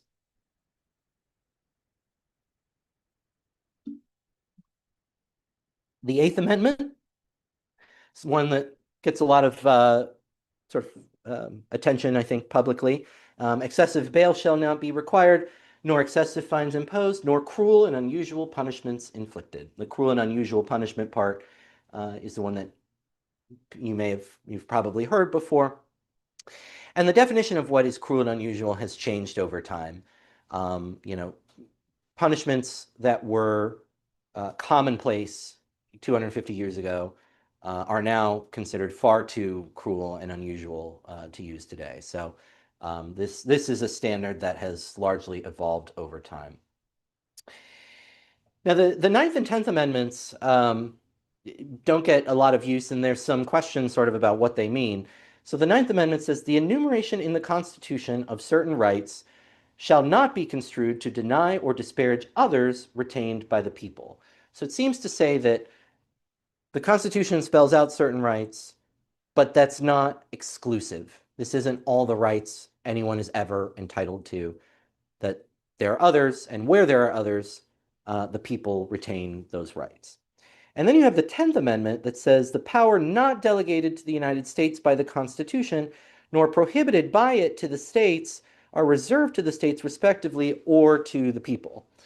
And what the interplay between these two amendments has, again, they haven't gotten a lot of use over the past 250 years, but what some people argue is that, well, whatever right is not in the Constitution is therefore mine on my own, right? Or it's subject to state regulation, but not federal regulation. And so people have tried to make this argument around a number of different rights issues. It was made in the marriage context for marriage equality. It's been made in the abortion context. It's in all different, all different contexts. It's basically if it's not in the Constitution, you can't do it, is sort of the idea. And then the people get to do it instead, or maybe the states get to do it. But that is the general sense of these two amendments. But again, they have not been subject to much litigation and have not been widely interpreted. I mentioned this earlier, the 11th Amendment, my favorite petty answer. The judicial power of the United States shall not be construed to extend to any suit in law or equity commenced or prosecuted against one of the United States by citizens of another state or by citizens or subjects of any foreign state. Again, the 11th Amendment came out of this case, Chisholm versus Georgia, where Chisholm was the executor of an estate, I believe, in South Carolina, and there was some taxation issue from the state of Georgia with regard to the estate. So the executor sued the state of Georgia, and at the time, the Article 3 said federal courts are the forum for that. And it went to the U.S. Supreme Court, and they said, yeah, it's in the Constitution. It says it right here. We're going to do this. And people were all bent out of shape about it, and that led to the 11th Amendment. So that is the story there. That's why that's there. In real terms, though, the 11th Amendment has meant kind of the freedom, the sovereign immunity of states in other states. So an area where this is currently sort of going around has to do with New Jersey Transit. And actually, the U.S. Supreme Court is going to hear about a case about this next month. And the case involves, can you sue New Jersey because New Jersey Transit operates buses, that run in Lower Manhattan. So you have, New Jersey Transit is kind of a government entity, basically. Can you sue New Jersey Transit in New York state courts for a crime, not a crime, excuse me, for an accident that happened in New York? So in other words, New Jersey came into New York where there was then an accident. And the 11th Amendment, so their argument is that the 11th Amendment means no, you can't do that. If you're going to sue New Jersey for that accident, or rather it's New Jersey Transit, you have to do it in the state of New Jersey, even though the accident happened in Manhattan, and even if you are yourself a New Yorker. Obviously, the injured plaintiff's position is that he was just fine suing New Jersey Transit in New York State Court. But the Supreme Court is going to hear that case next month, and that is this 11th Amendment kind of issue. So that is where you do see some litigation about it currently. The 12th Amendment, I'm not going to read because it's very long and very boring, but I will tell you what it says, and it's also been further amended. So I don't want to waste your time with an amendment that's been amended. But remember that when the Constitution was originally written, the president and the vice president were not elected at the same time. They were not elected they didn't run on a ticket like they do today. Instead, people just ran for president, and the second place person became vice president. And that was a great theory, but it proved pretty unworkable in practice because the vice president may not have the same political priorities as the president, so they might even actively obstruct them. And from before, when I said that um, the least dangerous place to put someone is to make them vice president because they were president of the Senate. But again, they had the tie-breaking vote, and so sometimes that could go against the president's own legislative priorities. So pretty quickly they realized this was not a great idea, and so they did change it, and they made it the 12th Amendment. And had, you distinctively run for president or vice president and amended the whole process that way. Again, what would later happen is, again, the new government would sort of convene in March of every year, and later on that gets changed to January, which is where it is today. Something I didn't go through, and I forget I think it is in the 12th Amendment, but the question was, what happens if there's a tie in the race for president of the United States, which is possible because there's 438 electoral votes. There's 435 members of the House. Every state has 2 senators, so that's 100. And then the District of Columbia gets 3, which is an amendment later on in the Constitution. So that brings us to 538. So it's an even number. So you can have a tie. So what happens if there is a tie? And I'll say it's an interesting procedure. Um, what happens is the House votes on the president and the Senate votes on the vice president. But the House doesn't vote one member at a time. It's not one member, one vote. Instead, they vote in state delegations. So, in other words, all the New York representatives get together and presumably they have a little vote among themselves. And then whichever among them wins, they cast New York's vote in the House for whatever the person is going to be. So it's a little convoluted. It has happened that there was a tie, and the House took over 20 votes. I forget how many. This was, hundreds of years ago, but I think they took more than 20 votes to break the tie, and it was finally one person, changed their vote, and it changed the state, and it changed the outcome of the election. So um, it's an even number. It can happen. Maybe we should admit one more state and just break the tie. So that's the 12th Amendment.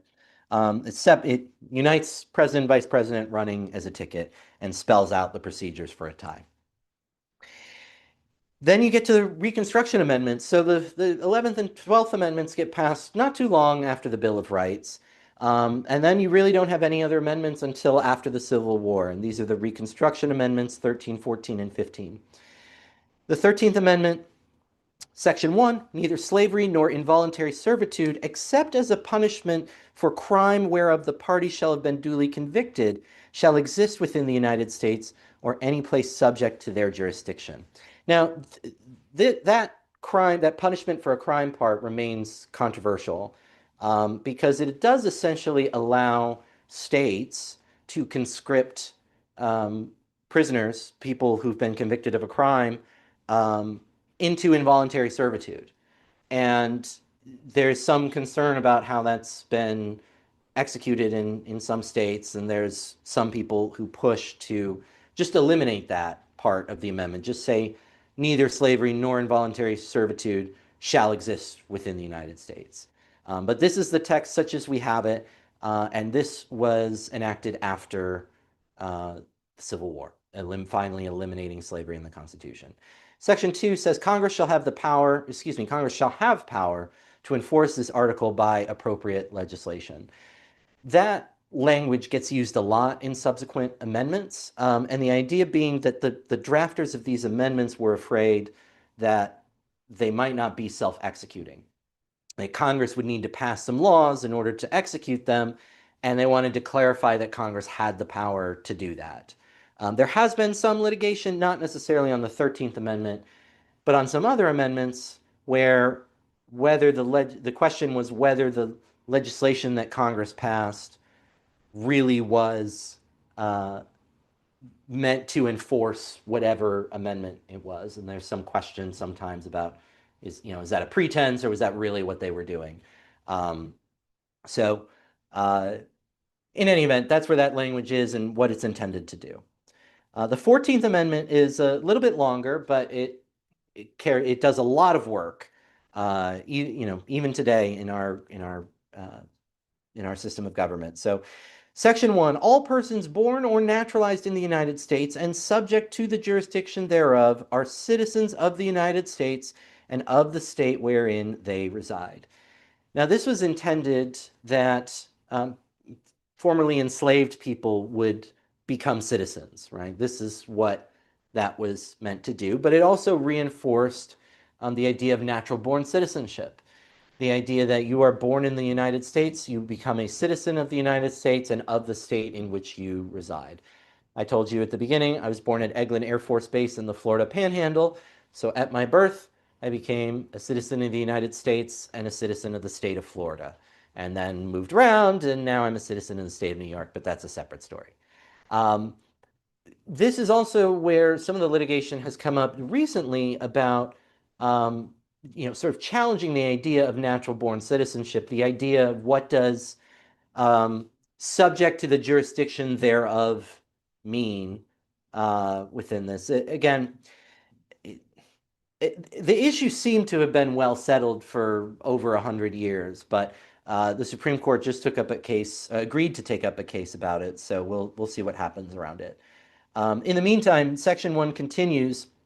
No state shall make or enforce any law which shall abridge the privileges or immunities of citizens of the United States, nor shall any state deprive any person of life, liberty, or property without due process of law, nor deny to any person within its jurisdiction the equal protection of the laws. So 3 clauses there that do a lot of work. And the overarching thrust here is that some of this language probably sounds familiar to you, and some of it comes from the Fifth Amendment. No person shall be deprived of life, liberty, or property without due process of law is in the Fifth Amendment. But the problem is that the Fifth Amendment only applied to the federal government. And what the 14th Amendment makes clear is that these restrictions aren't just on the federal government, they're also on the states. Not only that, but you then are required to give everyone in your state the equal protection of the laws, and you cannot abridge their privileges or immunities. So again, this all does a lot of work, and you still get people in a variety of contexts making 14th Amendment due process claims, equal protection claims. So these are still, even though they were intended to address some of the concerns around and the ending of slavery as a practice in the United States, they still get a lot of use today. Section 2 also gets rid of that 3/5 compromise that we talked about earlier on. Section 2, representatives shall be apportioned among the several states according to their respective numbers, counting the whole number of persons in each state, excluding Indians not taxed. So again, using Indians instead of Native Americans, but now the whole number of persons without regard to servitude or bondage. At this point, formerly enslaved people are people under the Constitution. But when the right to vote at any election for the choice of electors for President and Vice President of the United States, representatives in Congress, the executive and judicial officers of a state, or the members of the legislature thereof, is denied to any of the male inhabitants of such state being 21 years of age and citizens of the United States or in any way abridged. So this is or in any way abridged, except for participation in rebellion or other crime, the basis of representation therein shall be reduced in the proportion which the number of such male citizens shall bear to the whole number of male citizens 21 years of age in such state. What all of this means is that after the Civil War, there was some concern that states being readmitted to the Union would say, okay, formerly enslaved people are people, but we're not going to let them vote. And this part of the Constitution was meant to say, if you do that, then you get less representation according to how many people who should be eligible to vote, but that you are excluding. And so this was the penalty, the stick, out of the carrot and the stick. This was the stick to make sure that people of color, people who'd been formerly enslaved, were really getting the right to vote and not just lip service from former Confederate states. Section 3, no person shall be a senator or representative in Congress or elector of president and vice president or hold any office, civil or military, under the United States or under any state, who, having previously taken an oath as a member of Congress or as an officer of the United States or as a member of any state legislature or as an executive or judicial officer of any state to support the Constitution of the United States, shall have engaged in insurrection or rebellion against the same, or given aid or comfort to the enemies thereof. But Congress may, by a vote of 2/3 of each house, remove such disability. So this here the idea here was that people who were in government, whether it was the federal government or the state government, who abandoned the Union to go fight in the Confederacy could not return to the office that they had or seek some other office that they had unless two-thirds of each chamber of Congress removed that disability. Um, what would end up happening is that a number of pieces of legislation were passed, sort of removing the disability en masse. And President Johnson, Andrew Johnson, also issued a number of pardons, sort of similarly, um, pardoning people who had fought in the Civil War. And the result was that many of these people did end up returning to elective office, even if it wasn't, it may not have been the one that they had, but uh, they returned to government service. Section 4, the validity of the public debt of the United States authorized by law, including debts incurred for payment of pensions and bounties for services in suppressing insurrection or rebellion, shall not be questioned. But neither the United States nor any state shall assume or pay any debt or obligation incurred in aid of insurrection or rebellion against the United States, or any claim for the loss or emancipation of any slave, but all such debts, obligations, and claims shall be held illegal and void. So this was a little convenient for the U.S. federal government that they said, okay, we are bringing the Confederate States back into the Union. We are becoming whole again. But all the debt you incurred in fighting us is invalid. We aren't paying any of that, right? Um, and so they just declared that debt illegal, void, unenforceable as a matter of law. But the other thing it does here too is that in freeing enslaved people, people who were formerly enslaved, those people could not, the owners could not make claims for lost property or, eminent domain, taking property. Um, so, that was the other thing that Section 4 did, was it said you can't make a lost property claim or a property damage claim because of the 13th Amendment. And then finally, Section 5, the Congress shall have power to enforce by appropriate legislation the provisions of this article. Again, very similar to the language last used. And then you get to the 15th Amendment, which by comparison is much shorter. Section 1, the right of citizens of the United States to vote shall not be denied or abridged by the United States or by any state on account of race, color, or previous condition of servitude. So again, guaranteeing people who were formerly enslaved the right to vote. Section 2, the Congress shall have power to enforce this article by appropriate legislation. This actually is the justification for the Voting Rights Act. That's where the authority for it, where Congress says the authority for it came from. And then after that, we get a hodgepodge of amendments, some of which are fun.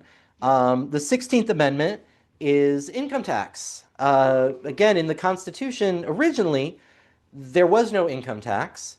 And Congress tried to levy an income tax, and the Supreme Court struck it down and said that's unconstitutional. You can't do it. And so Congress said, yes, we can. And they passed this amendment, and the states ratified it. So 16th Amendment is how and why we have an income tax.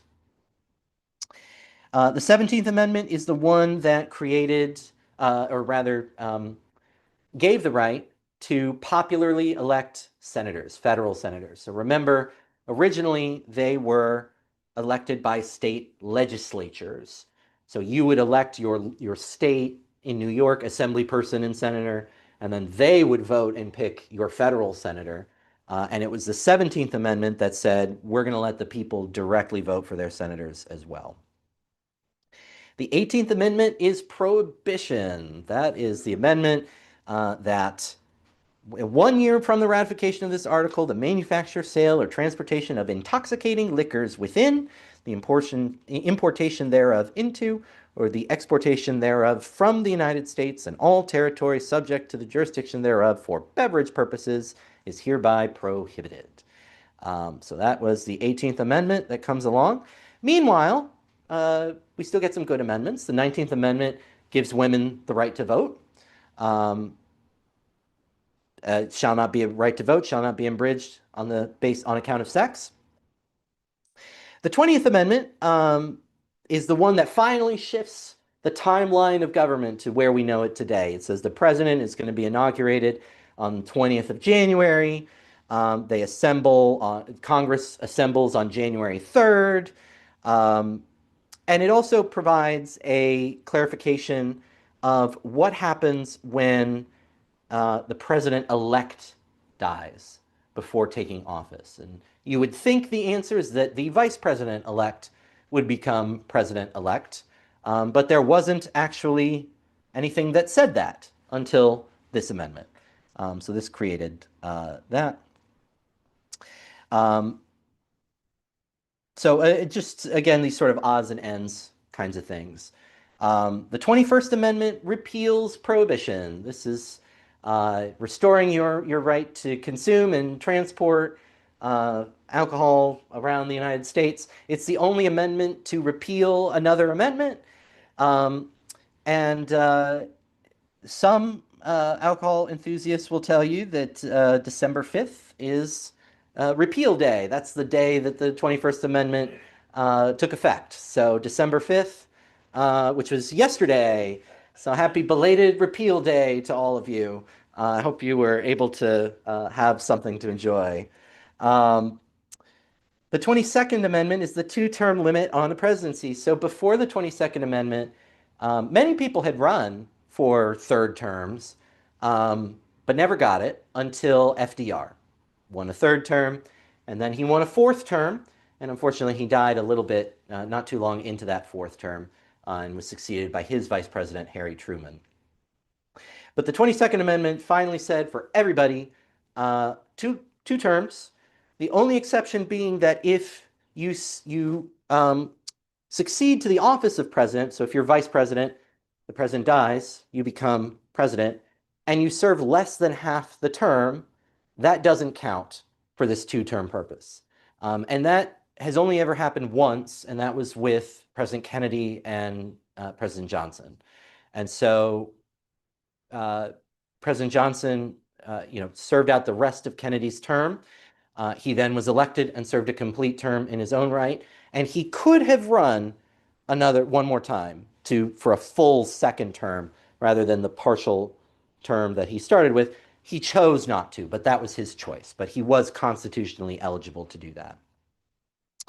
The 23rd Amendment gave a presidential vote to the District of Columbia, because remember, as we were saying at the beginning, the Constitution carves out this portion of land or rather, it allows the federal government to acquire a portion of land, which it ultimately does for Maryland and Virginia.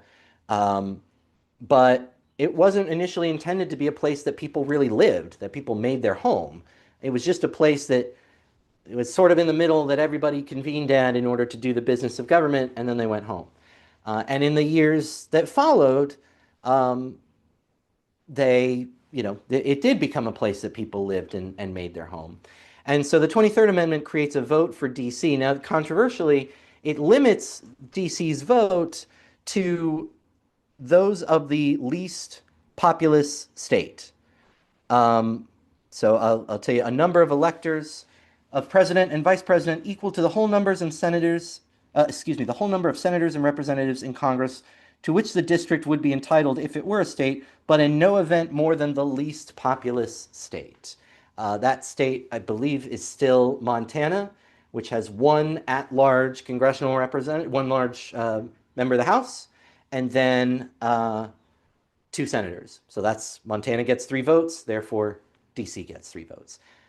Now, if you were to actually assign votes based on DC's population, it would be entitled to much more than 3 votes. But this is the constitutional system, and so many people in DC, many DC residents, argue fervently for this to be changed and updated. But it is what it is.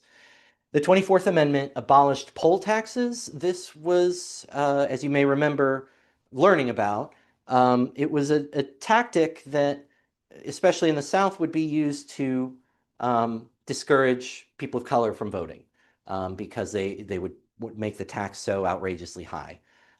So the 24th Amendment says you can't do that. You can't require someone to pay a tax in order to vote. The 25th Amendment updates on presidential disability and succession. In particular, the 25th Amendment creates an interesting process for, because up until this point, there's only ever been discussion of what happens if the president dies. And the 25th Amendment, for the first time, addresses the question of what happens if the president is incapacitated, right? And it creates two methods. Um, and these haven't been extensively tested. The first method is that the president just sends a letter to uh, the president pro tempore of the Senate and the Speaker of the House saying he is unable to charge the duties of his office for whatever length of time. This has been done a handful of occasions, going back to President Reagan, when they underwent procedures involving general anesthesia. Um, and in that time, so they will designate in the letter, the president will designate whatever time it starts, uh, and then we'll say, until I revoke this in writing or something like that. And so at that time, the vice president becomes acting president of the United States. Uh, and then, after the procedure is done, the president writes back and says, "Okay, I'm good. I take it back." And then vice president becomes vice president again. President becomes president again. And that is the only circumstance that it's been used in to date. It's only ever been used for, uh, routine health procedures under general anesthesia. There was some confusion when the assassination attempt was made on President Reagan's life as to who was in charge, right? And Secretary of State Alexander Haig in the White House was saying, "I am in charge." And, President Bush, meanwhile, or Vice President Bush is, on a plane somewhere, and you still got to get through the Speaker and the President pro tempore of the Senate before you get to the Secretary of State. But in any event, um, this wasn't invoked, back then. And then the other mechanism for it is when the cabinet and the vice president basically decide the president is incapable. So it has to be the vice president and a majority of the cabinet. So these are Secretary of State, Defense, etc., all the cabinet offices. Um, Vice president and a majority of them have to decide that the president is unable to discharge his duties. But then there's like a protest challenge period. So if they do that, the president can then basically write the speaker and the president pro tempore of the Senate and say, "Nuh-uh," and insist that he is really, or she, they are really capable of doing it. Um, if they do that, then the vice president, the majority of cabinet send the speaker and the president pro tempore of the Senate another letter saying, "No, no, he really, really can't do it." And then Congress has to decide. Congress has to vote on whether the president is capable or not. And ultimately, if through whatever, either the president doesn't contest it or Congress ultimately decides it, um, the president can then, again, it cannot, in the same way before where he just sends a letter, he can't do that. The vice president and the members of the cabinet, again, have to send a letter saying the president can now resume his responsibilities. So the president doesn't get to say on his own, I'm good again. That has never been invoked. This whole mechanism has never been invoked.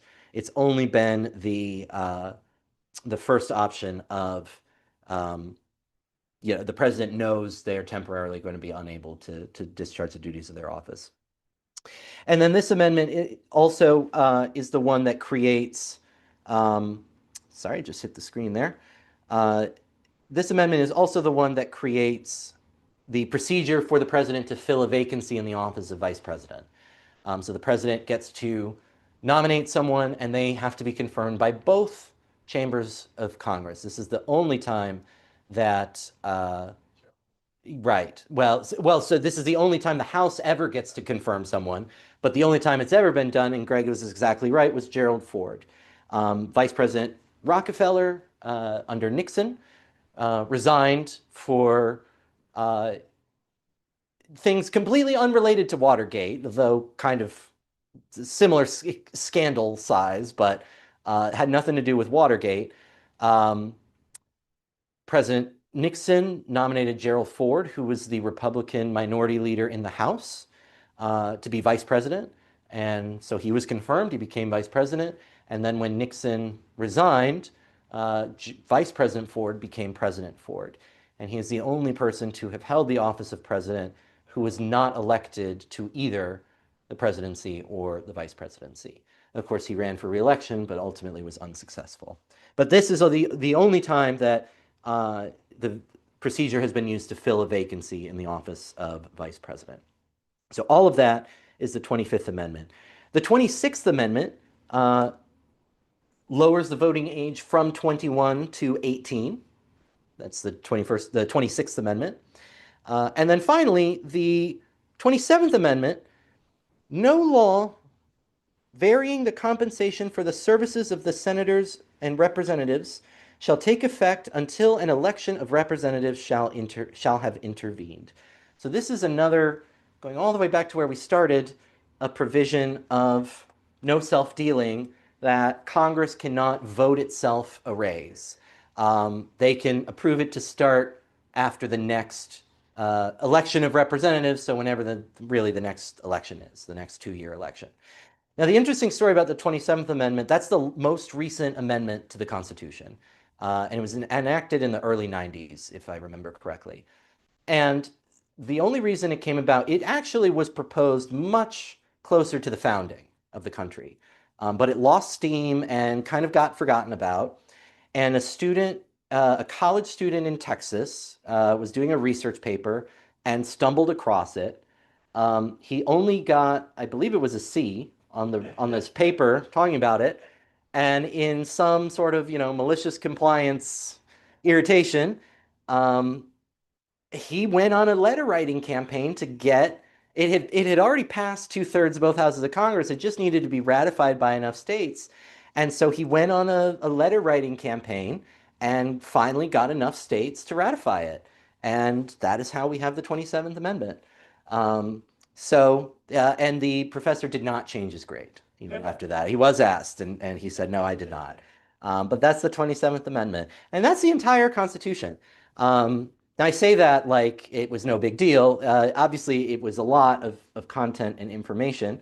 But I do think it's important, number one, obviously, just to be well informed and, a decent, U.S. citizen or U.S. resident to understand how our system of government is structured and operated.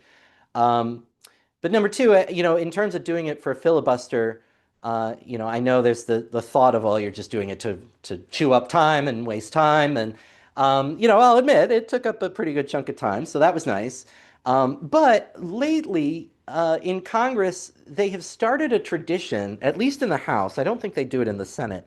But in the House, where after the new Congress is seated, sworn in, they have their speaker and everything, they take turns, one by one, reading the Constitution in its entirety. That is almost their first order of business. Whether that is a useful time of whether that is a good use of their time, I will leave to you to decide. But if they do it and get paid to do it, I'm good to it, and hopefully encourage you to pay me to do it. So that is the Constitution of the United States. Yeah. Get a fact check if you'd like. Oh, go for it. The presidential tie. Oh, right. Turns out to be in 1800, Thomas Jefferson and Aaron Burr. That's right. I realize that. So Greg was giving me the update on I told you that there had been a tie for the presidential election, and it was 1800, Thomas Jefferson and Aaron Burr. Did you see how many votes they had? Oh, shoot. That's okay, but it was a lot. I know it was a lot, and I know it was one person changed their vote after, many rounds of voting, and that was what ultimately led to President Thomas Jefferson. I don't know if you saw it there.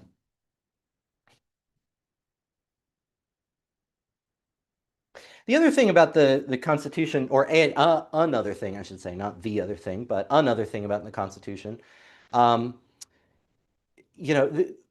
talking about the United Nations, and the United Nations has judicial bodies above it, like the International Criminal Court and the International Court of Justice. And the United States is not party to either of the treaties or agreements that created either of those courts. And there is some question of, well, couldn't or shouldn't they um, be a part of those courts? The United States was an integral part in forming the United Nations, as was Rotary International, by the way. But if the U.S. is a part of those organizations, why wouldn't it also be a part of the judicial arm of those organizations? Okay, both received 73 votes, Uh-huh. and it was James A. Bayard of Delaware previously abstained from voting, by abstaining from voting, gave Jefferson the majority. Ah, there you go. So Greg clarified to wrap up our presidential tie story. Um, Jefferson and Burr both had 73 votes throughout however many rounds of voting. And then finally, the one representative from Delaware abstained from voting, and that was able to, that was able to put Jefferson over the top. So that's the story of the tie in American political history. But the question of, so if the U.S. was so integral in forming the United Nations, why would it not be a party to these two courts that are the judicial arm of this organization that created? And one of the arguments for it, or rather the arguments why it shouldn't be part of it, has to do actually with that Article 3 vesting the judicial power in the Supreme Court.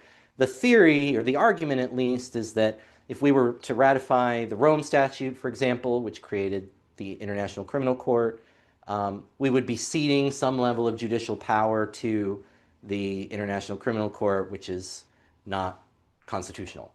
That is the argument, at least. Again, scholars debate how true that is.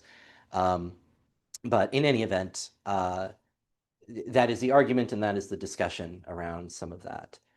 Um, but again, so many issues come up with regard to our Constitution, and um, it's just I think it's generally good to be familiar with. Certainly, you won't memorize it, and even I haven't. I had my junior year in high school, my history teacher, um, when we were discussing the Constitution and then the Bill of Rights, and uh, he gave us all the little booklets with the Constitution and the Bill of Rights, and he said, if you stop me on the street and what's the Seventh Amendment, I am going into the glove box in my car and pulling out my Constitution in order to tell you. So that's okay. You don't need to have it memorized. You don't need to know where everything is or what everything says.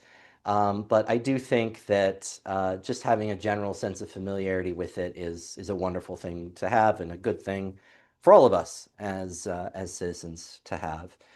And, it's also, again, one of our areas of focus as Rotarians is on education. Um, and it's not just American education. Certainly building good, you know, citizens, good people, is part of our mission on education. But we are not American focused. The goal is not to be great Americans. The goal is to be great people.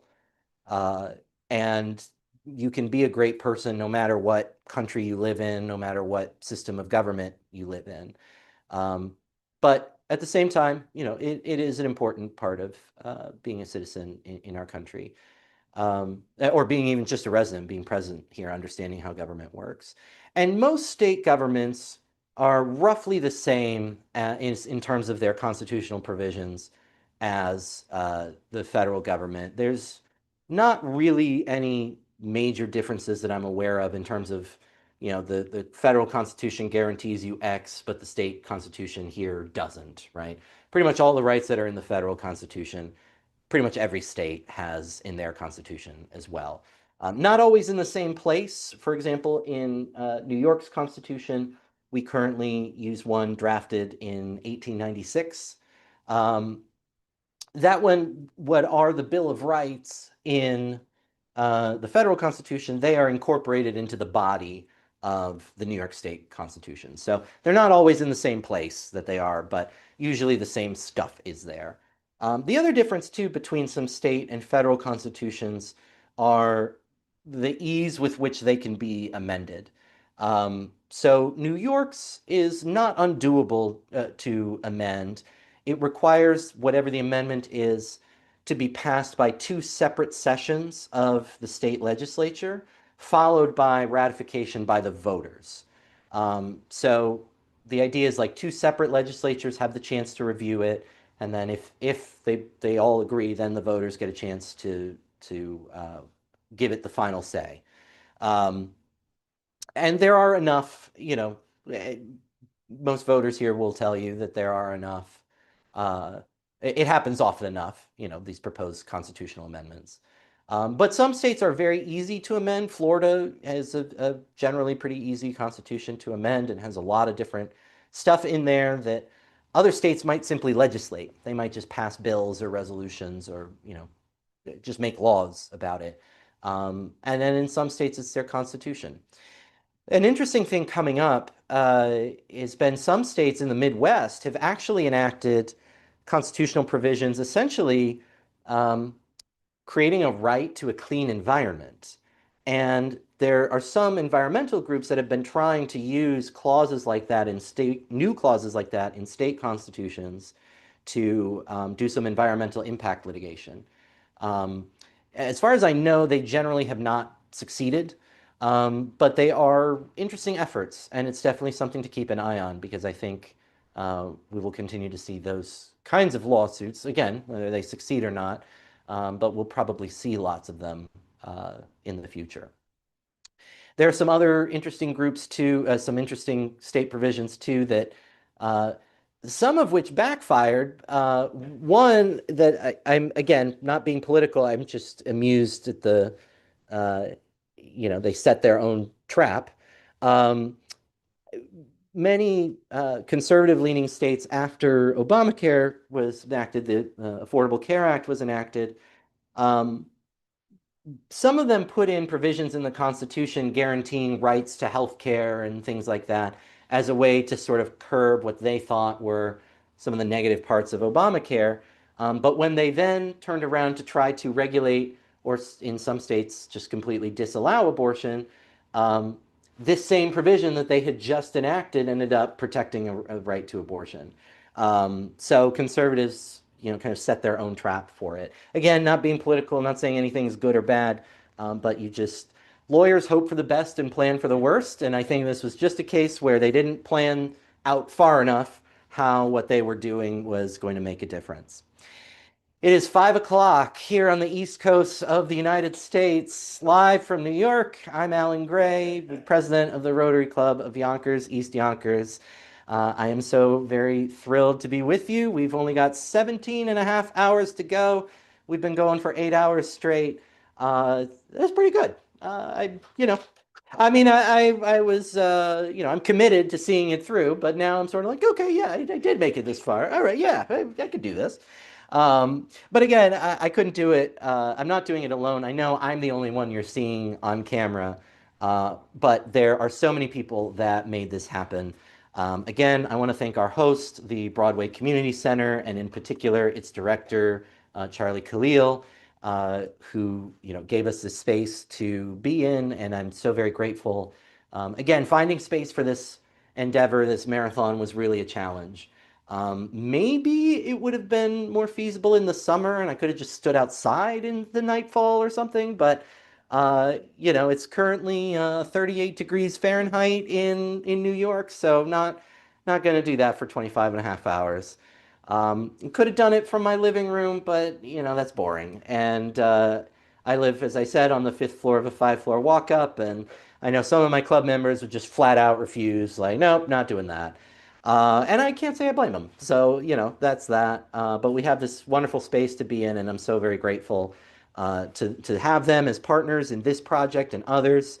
And I want to highlight their project coming up on December 19th, which is a Photo with Santa event, December 19th, 4 p.m. to 8 p.m. It's free and open to the public. It's just at the Broadway Community Center here in Yonkers. So I invite everyone to stop by. You can find the details on the Broadway Community Center's social media, pages. Um, and it will be on our social media pages once I'm done and I can get to my computer and make some social media posts. In the meantime, again, I thank you all for your support in making this happen. And we still have a ways to go before we hit our $10,000 goal. So please consider making a contribution. You can scan the QR code. You can go to this link, go.yonkersrotary.org/donate. That link is also in the bottom in the description of this YouTube video. And you can also go to our website, yonkersrotary.org, and we have a donate button if you scroll down a bit, or in the menus at the top, we have a donate option up there. But any of those ways will get you all to the same place, which is to our donate page, and 100% of your donations go to our foundation. That's the charitable arm of our organization. None of us are paid to do this. None of us draw a salary or get any perks, and not that we want any. We're doing this because we think it's the right thing to do. But we have operating expenses from time to time, and the money we raise here today does not go towards any of that. It goes straight into our foundation, only to use for the charitable works that we do. And I'm so grateful to be in a club, and especially president of a club, that does so many charitable works in its community. We, as I've mentioned before, we have our literacy project that we do every year, giving pencils to every first grader in Yonkers, supplying just a basic need that not every student is able to have fulfilled.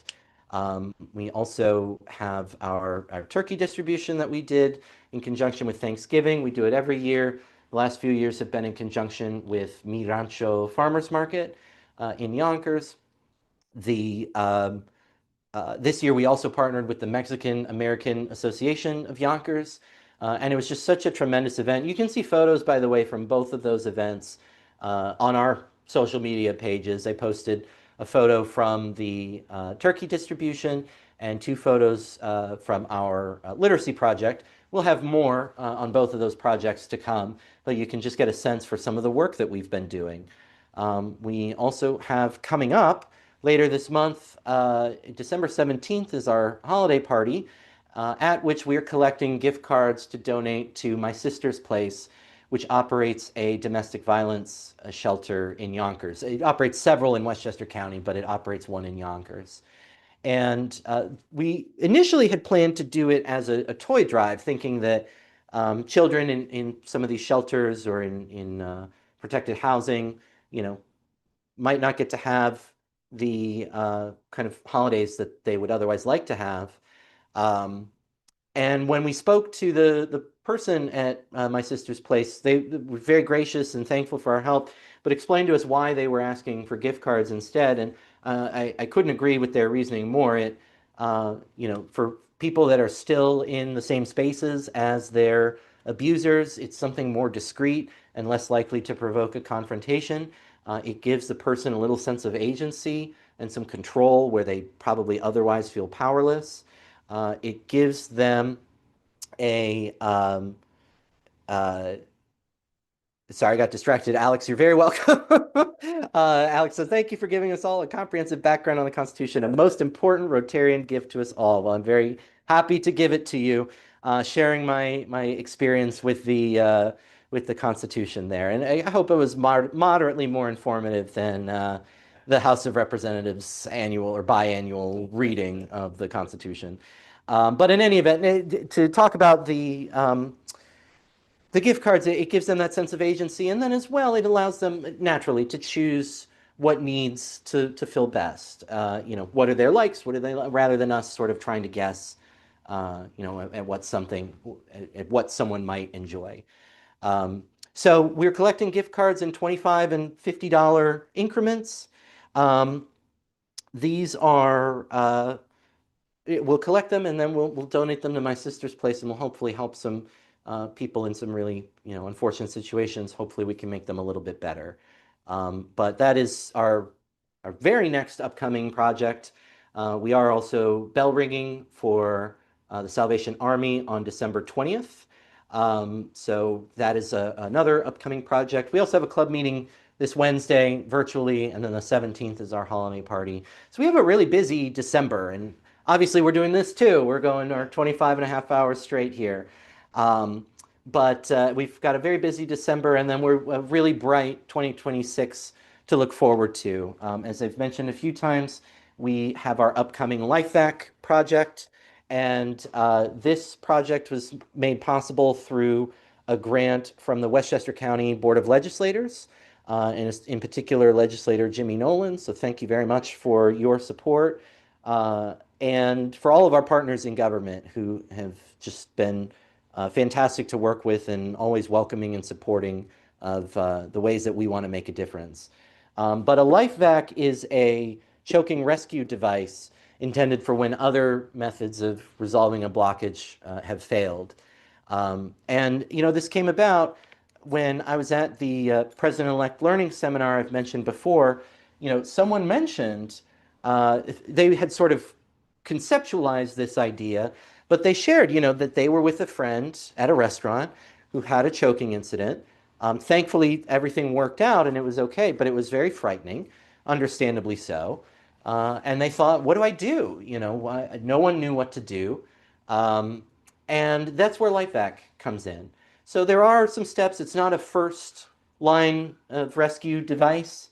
And again, LifeVac has some information and instructions on their website. If you're curious, it's lifevac.net. But LifeVac worked with us. We were able to get 50 of these kits at cost. And then through our grant, that enabled us to get us a little bit more with the grant money from the County of Westchester. Uh, but these kits are made to be, they have the holes to be mounted to a wall. And so the idea is that this can go, in a restaurant or a house of worship or wherever places assemble is a place where people can choke. And it can just go alongside all their other, first aid equipment.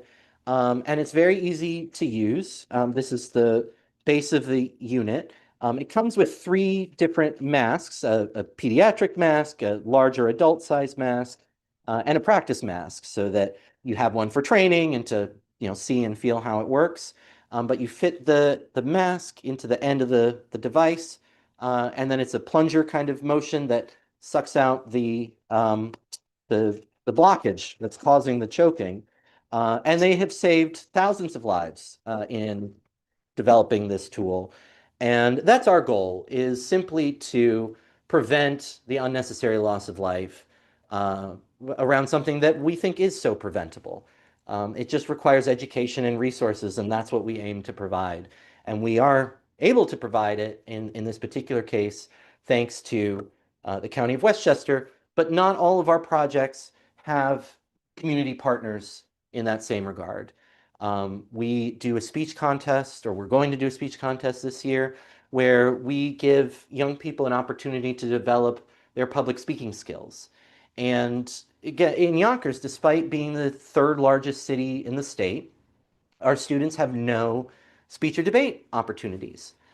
Despite the fact that the Bronx High School of Science, a short distance away, has an exceptional nationally ranked program, and there are some other exceptional programs elsewhere in Westchester County. But Yonkers doesn't even have a class, a club, a team, nothing. And this is one small effort to fill that void and give students some of the confidence that they deserve to have when they are communicating and speaking in public. But in doing that project, we like to have a final round where we bring people together and we maybe have dinner together, and we like to give the students a cash prize and a award recognizing their accomplishment. Of course, that takes money. And that's an example of the kind of service that we use our charitable funds for. I also mentioned our car show, which is partly a fundraiser, but also partly a scholarship program to raise money for students pursuing higher automotive education.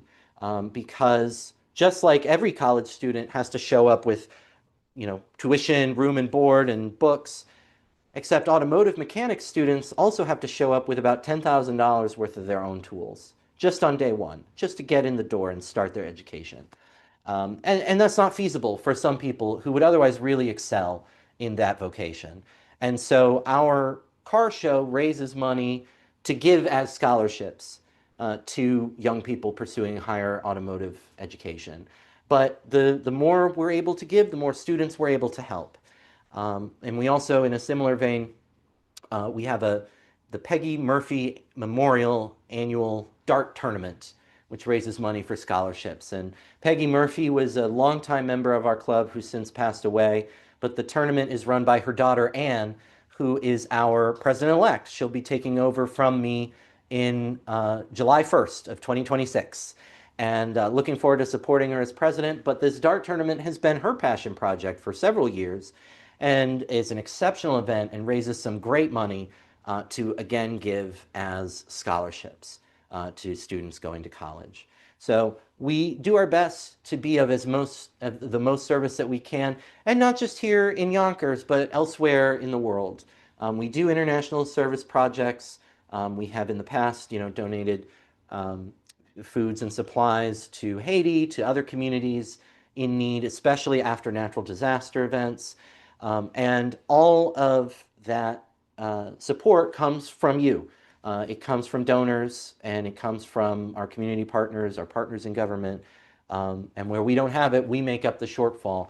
And that's what you're helping us to do. You're helping us to make a big difference in a lot of people's lives. And for that, I'm very thankful. So again, if you haven't already, please consider donating.